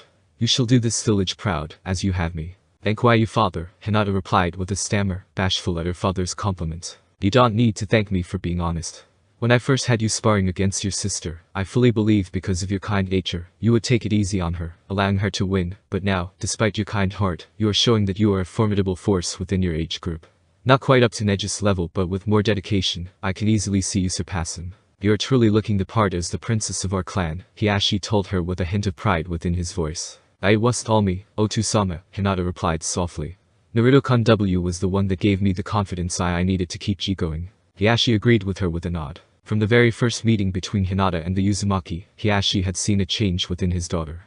She seemed more confident about herself, despite her stammering and momentary shyness. He then noticed that her skills in Jiken had increased as well. Right around the time he overheard the Uzumaki and his daughter talking about their dreams on a random spring day. I'm going to be the Hokage and get everyone to respect me. He remembered Naruto exclaiming with determination in his voice as if it was yesterday. What is your dream, Hinata-chan? And my dream is to be rid of the Hikasuki no J Junjutsu and unite my clan under one equal banner, he remembered Hinata replying softly. Then let's get super powerful at the academy till we can achieve our dreams together. He could remember the two shaking hands, and it was then where he noticed his daughter's work ethic and learning more about their prize to jutsu. A lot of people believed that the Uzumaki male was a troublemaker at best and a demon at worst, but Hiyashi could see the determination and kindness in the child, and seeing this child bring out the best of his daughter throughout the years, made him realize that Naruto should be seen more in this light, not as the demon fox he held within him. He could even see his influence in his second daughter, Hanabi. When the blonde Uzumaki met his second daughter, their mother, his beautiful wife had just passed away a week before, and both Hinata and Hanabi were still in pieces. Naruto came in and not only managed to cheer Hinata up, he made Hanabi smile for the first time, and since then, she referred to him as Narunai, and as an added bonus, him being able to cheer the two sisters up, made the two sisters that much closer to each other, which made Hiyashi just that more in debt to the Uzumaki. But now, as Hiyashi sat before his eldest daughter, he felt sadness in his heart for what he will say to her. For the past few years, the Hika clan elders have been pressuring him to place the dreaded Hikasuki no Junjutsu on one of his daughters, and from the comments they made about Hinata and her surprising growth, Hanabi was looking more likely to be the one sealed. Hiyashi has seen what that seal has done to many families, and despised it with all that he held in his heart. Because of their ways, his brother, Hika Hazashi, and his nephew, Hika Nichi, two of the best Hika in terms of their skills, were branded to the side branch, and with how close Hinata and Hanabi were, it would tear their family apart. So he summoned Hinata in his personal office to tell her that Hanabi would get the dreaded seal instead of her. But he had a plan. He loved both of his children far too much to allow either of them to get that cursed seal, but he would need the help of a certain friend of hers. Hinata, I will be honest with you. If I didn't see growth in your skills, I would have brought you into this room to inform you that you would bear the Hikasuki no Junjutsu. However, because of your growth, the elders have come to see you as the true heir of the clan once I leave it, Hiyashi told her. Hinata gasped in shock with her right hand in front of her mouth, but then she started to shake her head. No, then that M means H Hanabi must bear the seal, Hiyashi replied gravely. But Otu-sen. She cannot bear that seal. Hinata exclaimed to him as she rose up from her seat, which made surprise flash in his eyes. I will not allow my sister to bear that burden. In all of his years, Hinata had never raised her voice to him, but he inwardly smiled. It just showed him how much she cares for her sister, along with the influence of the normally loud Uzumaki. I know you won't, Hiyashi replied softly, to soothe the anger his daughter was feeling. There's another way, Hinata said before she lowered her head to glance down at the desk beneath her fists before she muttered, there has to be another way. You are right. There's another way, Hiyashi said just before the door opened to reveal KM and Uzumaki Naruto on the other side of it. Hinata turned around and let out a sharp gasp before she let out a stutter of Naruto-kun. Hiyashi smiled as he watched his daughter lunge for Naruto and grip him in a tight hug, which he returned instantly, and from the shaking of her body, Hiyashi knew his daughter was close to tears. He looked at Naruto's face and actually saw tears falling from his eyes before he buried his face against the side of her head. He could hear the young boy whisper into her, "You're sorry I was gone for so long," and in response, she further tightened the hug and nestled her face against his neck, her soft sobs making the leader of the Haka clan realize that she truly was crying now. "Idiot," he heard Hinata whisper softly. "Apologizing because you were in a coma, oh only you, Naruto-kun." Yes, this plan will work perfectly, Hiashi thought to himself with a pleased tone before he cleared his throat, which made Hinata break away from Naruto with a luminescent blush on her face. "Sorry Otu-sama," Hinata said bashfully while Naruto scratched the back of his neck, his face also red, which made Hiashi smile. "Both of you sit, Hiashi urged, which made both Naruto and Hinata sit down in front of the desk. Hiashi nodded his thanks to KM, who nodded and ushered the guards out of the room, leaving the three alone. "Thank you for meeting me. I heard you had awakened from the Sandaime, and tried to have my men meet you at the hospital so we could talk," Hiashi told the Uzumaki, who waved him off with a friendly grin on his face. "I was already on my way here to see Hinata-chan and Hanabi-chan, so I wasn't too far," Naruto replied before he gave a frown, and said KM-san mentioned that this meeting was dire, so I wish it was under better circumstances. "That we both agree on," Hiashi responded. "I will not keep your time with this foolishness, so I will get straight to the point. You know of our clan laws, Naruto-san, and you know about our seal." Naruto grunted in response, which made Hiashi grin.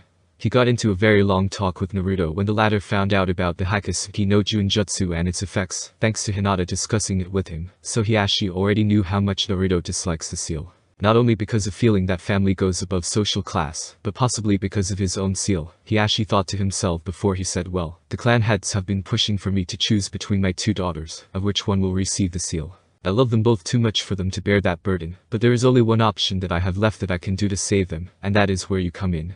Hiashi noticed that Naruto's frown had steadily deepened with every word he had spoken, until he said, "Hinata-chan and Hanabi-chan mean the world to me, so if I'm the only choice to keep either one of them from getting that shitty seal, I'll do whatever is needed." Hiashi smirked as he heard the determination in Naruto's voice and the look in his eye, and for a moment, he felt as if he was looking into the eyes of his old friend, Namikaze Minato. Hiashi shook his head from that silly thought, and mentally thought it's time to see how this goes, before he took a deep breath said, "Well, when it comes to our clan, the only time we can avert the seal if it's a main branch house is if one of the siblings are married off. With Hinata being in the clear and Hanabi being in danger, if we can marry off Hinata, Hanabi would be clan heir by default or the other way around. So in short, the only way to save Hanabi is if you take either her hand or my eldest daughter's hand in marriage." Hiashi truly didn't know what to expect when he said it, but what he didn't expect was both Hinata and Naruto to drop unconscious from the sheer shock, but he could see that on both of their faces were very deep blushes. Hiashi chuckled and pressed a button on his desk and said, "Can you get KM back in here please? And prep Hinata's room and the guest room for occupants. It will be a while before the two wake up." Marriage. Out of all the things Naruto expected Hiashi to tell him, marriage to his best friend was not the thing he had in mind. From what he and Hinata were told when they were little, marriage was for people that loved each other, and while there was some feelings that he had for her in his heart that he was confused about, Hinata was still his best friend, and she should be married to someone that loves her as a lover, not as a best friend like he did. But why did that thought bother him so much? "Ah, you're awake Uzumaki-san," Hisha's voice rang out from behind him. Naruto turned around to face the elder Hika, and said, "Hiashi-san. I do apologize for falling unconscious like that." "Nonsense," Hiashi responded kindly. "I sprang some very huge news on both you and my kind-hearted daughter. I do not blame either of you for your reactions." "I'm glad," Naruto said softly before he said, "To be honest with you Hiashi-san, I would like nothing more than to marry her. I care for both her Hanabi, and I don't want them to have that seal, but I feel that Hinata should marry someone she loves, not her best friend." Hiashi chuckled softly and said, "I understand how you feel Uzumaki-san. I had the same issues when I was told that I was to marry Hinata's mother by my elders. She was my best friend as well, and I didn't feel right about her being forced to marry me." Naruto was surprised. Back when she was alive, Hiashi and Yukiko looked so deeply in love to Naruto, so to find out that Yukiko was forced into marrying Hiashi surprised him greatly. "But, you two looked every bit in love. How did that happen?" "It took time. As many things do. It was awkward at first, especially due to me courting someone else during the time, but in time, I got to see a different side to her and vice versa. Soon, our hearts were truly connected and despite her being gone, my piece of her is still there." Hiashi then knelt down in front of Naruto and placed a hand on his right shoulder and said, "It is honorable to know that you care about my daughter's feelings like you do Uzumaki-san, but it is okay if you do not wish to do this.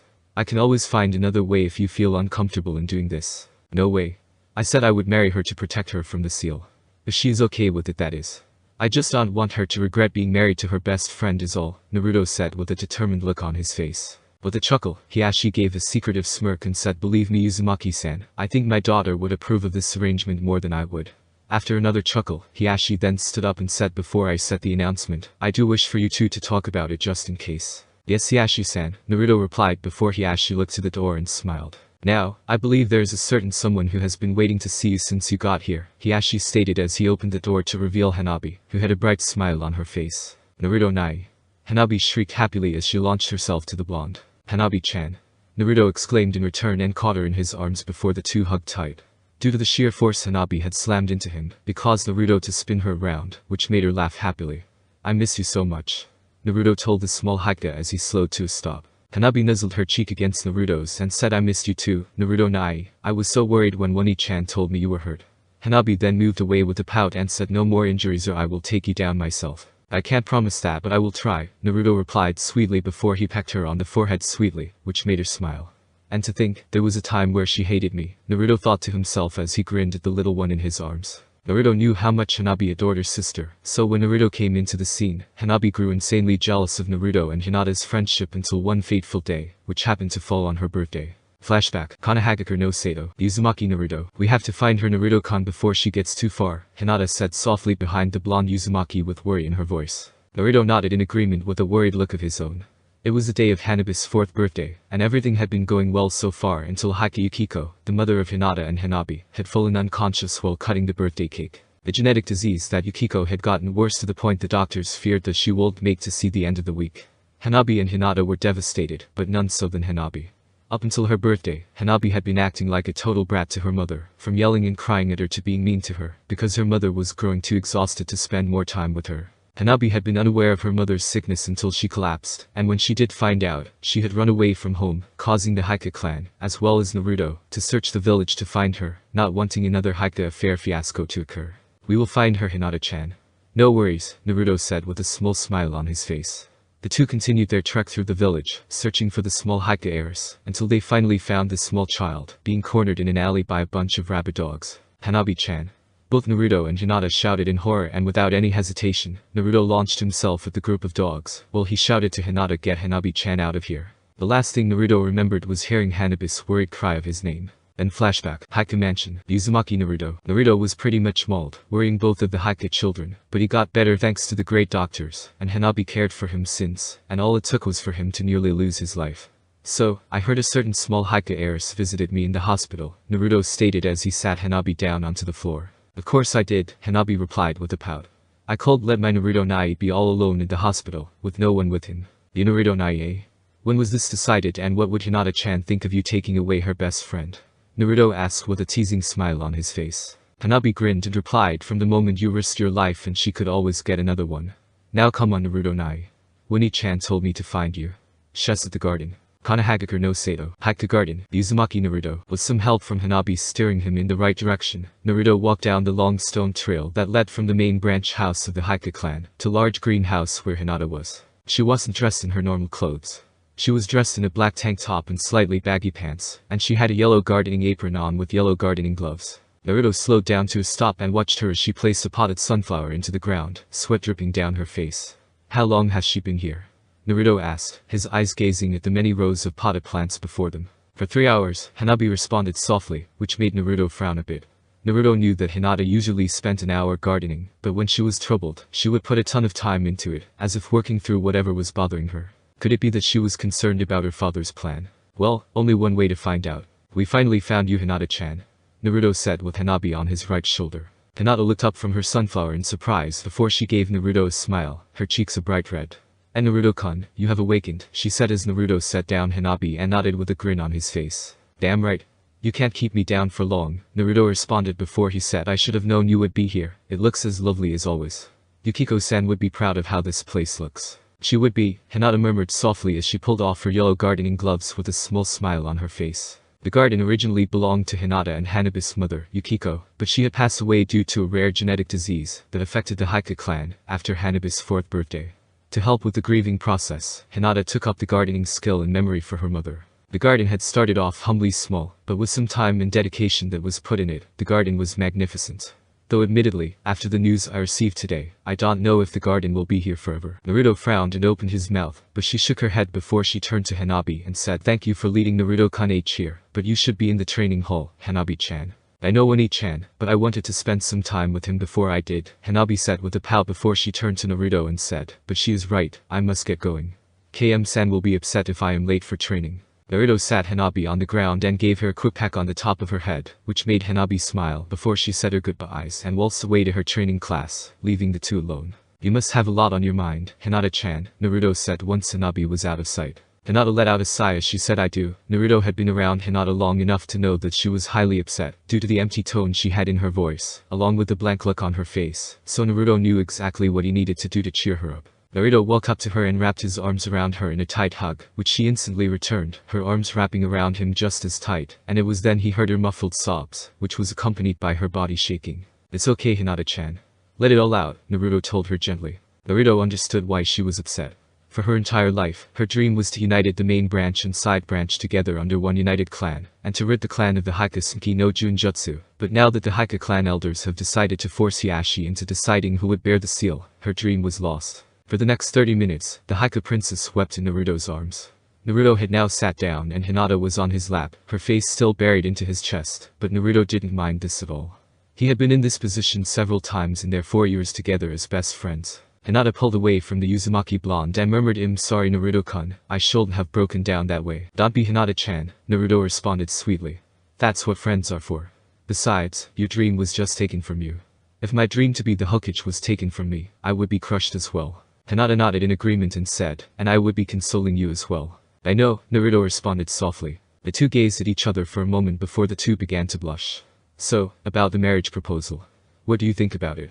Naruto asked hesitantly. Truthfully, I'm sad that in order to keep me and Hanabi seal free that I have to be married, Hinata started, which made Naruto frown inwardly. But that instantly changed when Hinata gave him a tender smile and said, but if that means marrying someone near and dear to me like you, I'm happy. Naruto let out a sigh of relief, then let out a small laugh. I agree. I was worried that you were going to hate it. Why would I Naruto-kun? Hinata asked with a giggle. I mean after all, we already are. Hinata then removed her left glove to reveal an orange rubber band that was wrapped on her left ring finger. Naruto gazed at her hand and let a small grin appear on his face. Flashback, Konohagakure no Sato, Uzumaki Naruto. Naruto was having a great day. It started out normal enough with him waking up earlier that morning, eating his ramen at Ichikuro's, and then he's starting his regularly scheduled prank session, and now it was time for him to meet Hinata at the park. As Naruto was walking to the park to meet with Hinata, he noticed that there was this couple that was talking on a bench in front of the park. Normally this wouldn't be an odd thing, but suddenly, the man knelt down on one knee and pulled out something in a box, and said something, will you marry me? He then watched the woman touch her face softly with tears falling from her eyes. He then saw the woman nod and gave the man kneeling before her a huge smile as the man slid that thing on her left ring finger. The woman then hugged the man, and then the man gave her a loving kiss on the lips as people around them clapped and cheered. Marry? Naruto said to himself in a questioning tone, tilting his head in confusion. What does that mean? After waiting for everyone to leave, Naruto marched into the park and waited patiently at their designated meeting area for Hinata, and when she arrived, Naruto walked up to Hinata and asked Hinata-chan. What does marry mean? Hinata stared at her friend with the same confused look that was on his face, and said I don't know. Why do you ask, and Naruto-kun? Naruto then told her what happened before she arrived, and when he was done, she still looked confused. Maybe Jai-san will know something about this marry thing, Naruto said before grabbing Hinata's hand, making her blush, and together, the two friends started their trek to the Hokage Tower. Konohagakure no Sato, Hokage Tower, Uzumaki Naruto, Hiya Ilia-chan. Naruto said with a right smile as a young woman with long platinum blonde hair that was in a ponytail, blue irisless eyes, a white shirt, a white dress and a pair of white shoes. Her name was Yamanaka Ilia, the mother of Yamanaka Ino, and she was currently typing something on the computer in front of her. Ah, hello Naruto-kun, Haku-sama, Ilia said with a smile, as well as a small bow towards Hinata, which the smaller girl returned. Naruto, completely clueless about the bowing, simply smiled and asked, is Jai-san busy today, Ilia-chan? Ilia looked at the boy and said yes, has with the council at the moment, so you will have to come back and see him later. Naruto kicked the ground while saying in a disappointed tone, oh man, I had something important to ask him. What's so important that you have to ask him? Ilia asked curiously. Naruto tilted his head and replied, me and Hinata-chan wanted to ask him what marry means. Ilia stared at the boy for a second, and then smiled as she asked, I see. Well, why do you want to know about that? Naruto then told her about what he encountered at the park before meeting Hinata, and when he was done, Ilia giggled and replied, well then Naruto-kun. I'll just tell you about it instead. Naruto smiled and sat down on the ground to listen to what she had to say, while Hinata did the same. Well, Ilia began.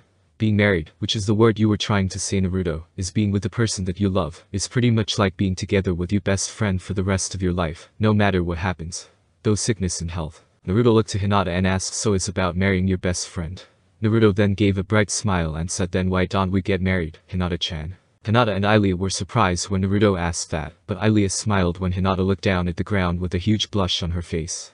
If you want to, Hinata stuttered out with a faint smile on her face. Naruto smiled and gave her a big hug which made Ilia go oh, as Hinata hugged him back. Naruto then tilted his head upwards, and remembered that the man had put something on the lady's left ring finger, and letting go of Hinata, then reached behind his long untamed hair, and pulled off an orange rubber band, letting his hair fall from his ponytailed shape. I saw the man give the woman something on her left other middle finger, so I wanted to do it too, Naruto explained as he held up Hinata's small left hand, and wrapped the orange rubber band around her ring finger and smiled. Now we're married, Hinata-chan.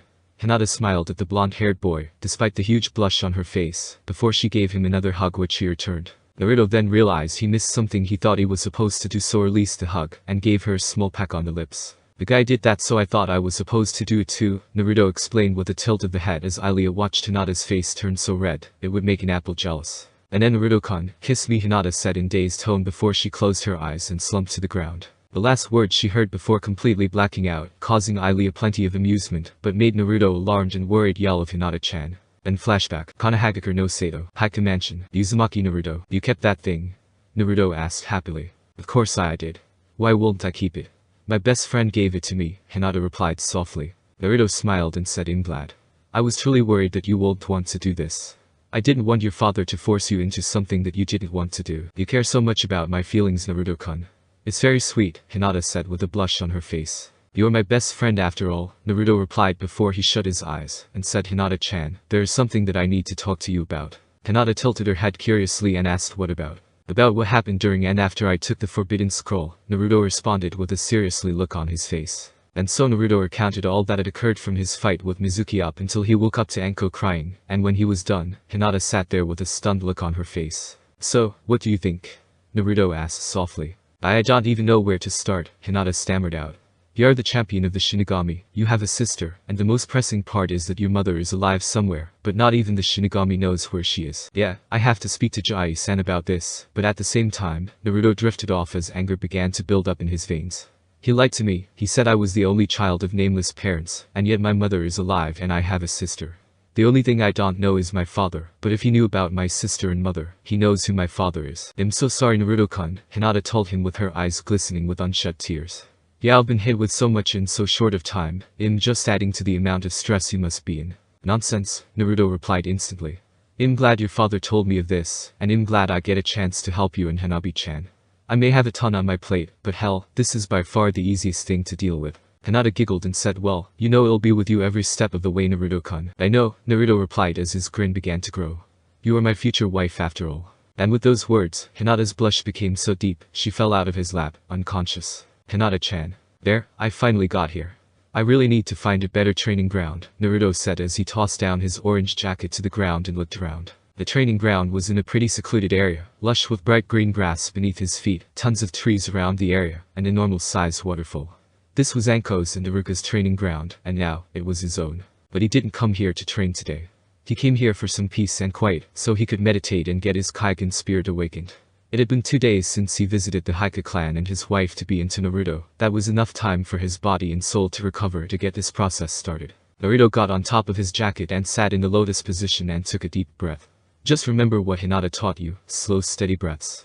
Find your center and continue from there, Naruto said to himself as he placed his hands in front of his chest and interlocked his fingers before sitting them on his lap, palm side up with his thumbs away from his hand and touching. And then he began to breathe slowly. Naruto felt like a fool sitting there, but the more he sat there, the more at ease he became. It felt strange. It felt that his chakra was pushing against the ground gently, along with some chakra flowing from his body. It was then as he felt something pulling him deeper into his mind, deeper. Unknown location. Uzumaki Naruto. Naruto opened his eyes and immediately blinked in confusion. When meditated, he expected to find his Kaigen spear tried away, but instead, he found himself standing in a large chamber with a huge golden gate in front of him. Where in the world was he? Naruto walked to the gate in front of him and peered inside of it, and through the darkness, he could see a humanoid figure sitting on the ground. Hey! Naruto shouted. Is that you, Miyuki-sensei? He could see the figure lift its head up from its bowed position, and said the snow spirit, "She is not here, only the damned." Naruto frowned. The voice was rough, but Naruto could hear remorse in his voice. "The damned," Naruto repeated, but before he could follow up, a small portal appeared beside Naruto, which made him turn to it. Within the portal, he saw the image of a gentle snowfall in a large area, and what looked to be crystal in the middle of it. "That portal will lead you straight to where Snow Spirit is. Now hurry, I do not wish for you to know who I am. Not now, not ever," the rough voice explained. "You sound so sad, are you okay?" Naruto said softly as he took a step forward, but then a burst of crimson chakra flew from the gate and smashed into Naruto, who fell to the ground in surprise. "Please, go," the voice said as Naruto slowly rose to his feet. "And hopefully when you are done, you will forget all about this encounter." Naruto frowned and opened his mouth to speak, but then he closed it. "Whoever this person was, alright, I will honor your request," Naruto said before he gave a small bow and said, "Thank you for showing me the way." "You don't have to thank me," the voice said softly. "I don't deserve it after all that I have done. Now go do what you must do, Uzumaki Naruto." Hesitantly, Naruto nodded and walked to the portal before he stopped and looked into the gate. He could see the shadowed figure lower his head back down. Naruto didn't know why, but he felt sadness and regret coming from the figure behind the gate, and in turn, he felt his own heart fill with that very same sadness. "Whoever you are in there, I don't know what is you like this, but it'll be okay," Naruto said before he stepped through the portal, just barely hearing the reply of the voice. "It will never be okay, not anymore." Naruto's mindscape, Miyuki's domain, Uzumaki Naruto. Once Naruto stepped out of the portal, he found himself stepping into the cold snow beneath him. The entire area was blanketed in snow that sparkled around him due to the sunlight in the air. Through the gentle snowfall around him, Naruto saw white crystal hovering in the middle of the area. The portal that led him to the gate closed behind him, and Naruto lowered his head with a sigh. "Whoever you are, I'm sorry you feel such sadness. Maybe one day, I can know who you were and help you heal from it," Naruto thought to himself before he turned back to his objective, pushing aside the thoughts of the sad man behind the gate for now. Naruto walked towards the crystal, and once he was in front of it, he saw Miyuki's sleeping form within it. "Alright, what do I do now?" Naruto asked himself as he crossed his arms with a frown on his face before his eyes widened. "Us the crystal. Duh," Naruto exclaimed before cocked his fist back and punched the crystal as hard as he could, before he screamed in pain as he pulled his hand back and cradled it with his other hand as he crouched down away from the crystal. "Damn, that hurt," Naruto whimpered out with his bottom lip sticking out in a pout. "Okay, that didn't work, what else can I do?" Naruto wondered to himself with a frown on his face before another idea formed in his head. Kagebushin no Jutsu. Several clones appeared around the crystal, with the real Naruto a few feet away from them. "Alright now," Naruto shouted. The clones grasped onto the crystal as Naruto said Bushin, Bikuha. Naruto shouted. The clones began to glow brightly before all of them exploded, causing tons of snow to rise into the air. The snow fell down and to Naruto's annoyance, the crystal was still there, unscathed.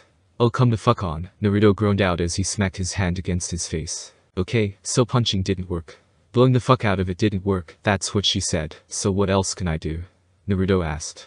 He had sat down in front of the crystal with his arms crossed, his eyes closed in thought. He then opened his eyes and said, "Wait, that's it. Why didn't I think of this earlier?" Naruto stood up and turned to the crystal and said, "Awaken Kaigen." His ocean blue eyes then faded into a dull gray. "Kaigen. Awaken Miyuki," Naruto shouted as he pointed to the crystal. The crystal began to splinter, while Miyuki's body began glow brightly in the crystal, all while Naruto's eyes began to glow as well, and with an explosion of light, the crystal shattered into millions of pieces, while the glowing Miyuki landed on the ground on her knees. Naruto fell onto one knee as his eyes faded away to reveal his Kaigen, which was now in Miyuki's element. "Well, that was painful," Naruto muttered as he stood up and walked towards Miyuki and held out his hand and said, "Welcome back to the land of the living, I think." "Thank you," Miyuki whispered softly as Naruto pulled her to her feet with a smile on her face. "It was rough, but I feel so much more comfortable now. I'm glad." "Make yourself at home in my soul," Naruto said with a welcoming smile before he frowned and added, "That is what family does, right?" Miyuki let out a sigh and said, "I knew you would be angered by that revelation." "Damn right," Naruto agreed. "Why didn't you tell me?" "I can get the others not knowing, but you did. We may be separated by decades, but we are still family." "I didn't know where things were going to go, Naruto," Miyuki said softly. "I was going to tell you when everything solidified." Naruto stared at her for a moment before he nodded and said, "I can understand that, and I can forgive you for that. I mean, things were pretty hectic then, but I wish for there to be no secrets between any of us. We are all family here." "That I can agree with," Miyuki said with a smile. Naruto tilted his head. When he first met Miyuki, she was kind but a little cold, but the Miyuki he was talking to now seemed to be slightly more open with him. More warm, despite the current climate around them. "Then, we have a deal," Naruto said before he grinned and said, "Oba-chan." Miyuki blinked in surprise before she chuckled with a shake of her head. "Such a child," Miyuki said affectionately before she said, "Now, it's time for us to train." Train, but I just woke you up, Naruto whined. Very true, but I have to get your body used to using the Kaigen in the real world, Miyuki replied. Back in my world, chakra was all around us. You didn't have to worry about chakra exhaustion, but now that we are on the mortal plane, that is a threat. Not to mention, making the weapons you did back then will have a bit more of a challenge, so we have to train to get your real body used to it. Makes sense, Naruto said after a moment of thought. Well then, let's get started. Konohagakure no Sato, Yamanaka clan training ground, Yamanaka Ino, low. Ino twisted her body while swinging her right leg to deliver a low reverse roundhouse kick to the punching bag her father, Yamanaka Inochi, was holding. Middle. Ino snapped up from her kneeling position as she twisted her body, and used her right leg once again to land a middle reverse roundhouse kick to the punching bag. High. Keeping with her momentum, Ino then leapt into the air to deliver a high reverse roundhouse kick with her right leg. Hook. Ino landed on the ground just to twist her body as she jumped from the ground, and landed a hard kick to the top of the bag with her left leg. Multi then switch. Ino took a step back and used her right leg to deliver a low side kick, then followed up with a medium side kick, then ended it with the upper side kick, before she twisted her body and kicked the bag with a hard middle side kick, but without warning, her right leg gave out, which caused her to fall to the ground in pain. Inoichi smiled and lowered the bag and held out his hand, which she took gratefully. Thanks Otu-san, Ino said as she stood up on shaky legs, which were completely bruised from the amount she had been kicking at the stupid sand-filled bag. You're doing great, sweetheart, Inoichi said as he patted her head affectionately. Well, have you to Kunoichi standards yet? Ino glowered at her father and said, but I'm already a Kunoichi. Iruka-sensei gave me my hiaite, so I must be at the standard. I don't see why I have to train like this. Iruka, Kami rest his soul, did a good job teaching you many things, but he taught you how to be a Kunoichi in a time of peace. I have to keep you as strong as possible because you never know when a new enemy can appear, her father explained softly. Ino nodded slightly and said, I understand Otu-san, but I don't want to get super muscular, you know. I do want to look nice and slim for Sasuke-kun. He won't want to go out with a bodybuilder for a girl. Inoichi grumbled to himself then said out loud, I could care less about Sasuke. I will train you to the ground 100 times more to make sure you are well protected. And what was my rule, by the way? Ino grumbled to herself then said, never talk about Sasuke in your presence. And since you broke that rule, what does that mean? Inoichi asked. Ino swallowed heavily and said, a jog around the village. Inoichi grinned and said, well then, get to it. Ino grumbled out, yes daddy, before she dragged herself to the open gate, then turned to her father to give him a puppy dog lick to her father. Inoichi smiled before he shook his head and motioned for her to go with upward jerk of the head. Ino stuck out her tongue at her father, then jogged out from the gate and away from the training ground. Ino just didn't understand. Ever since that day she graduated, her father had forced this training onto her, and trained her to the ground every single day.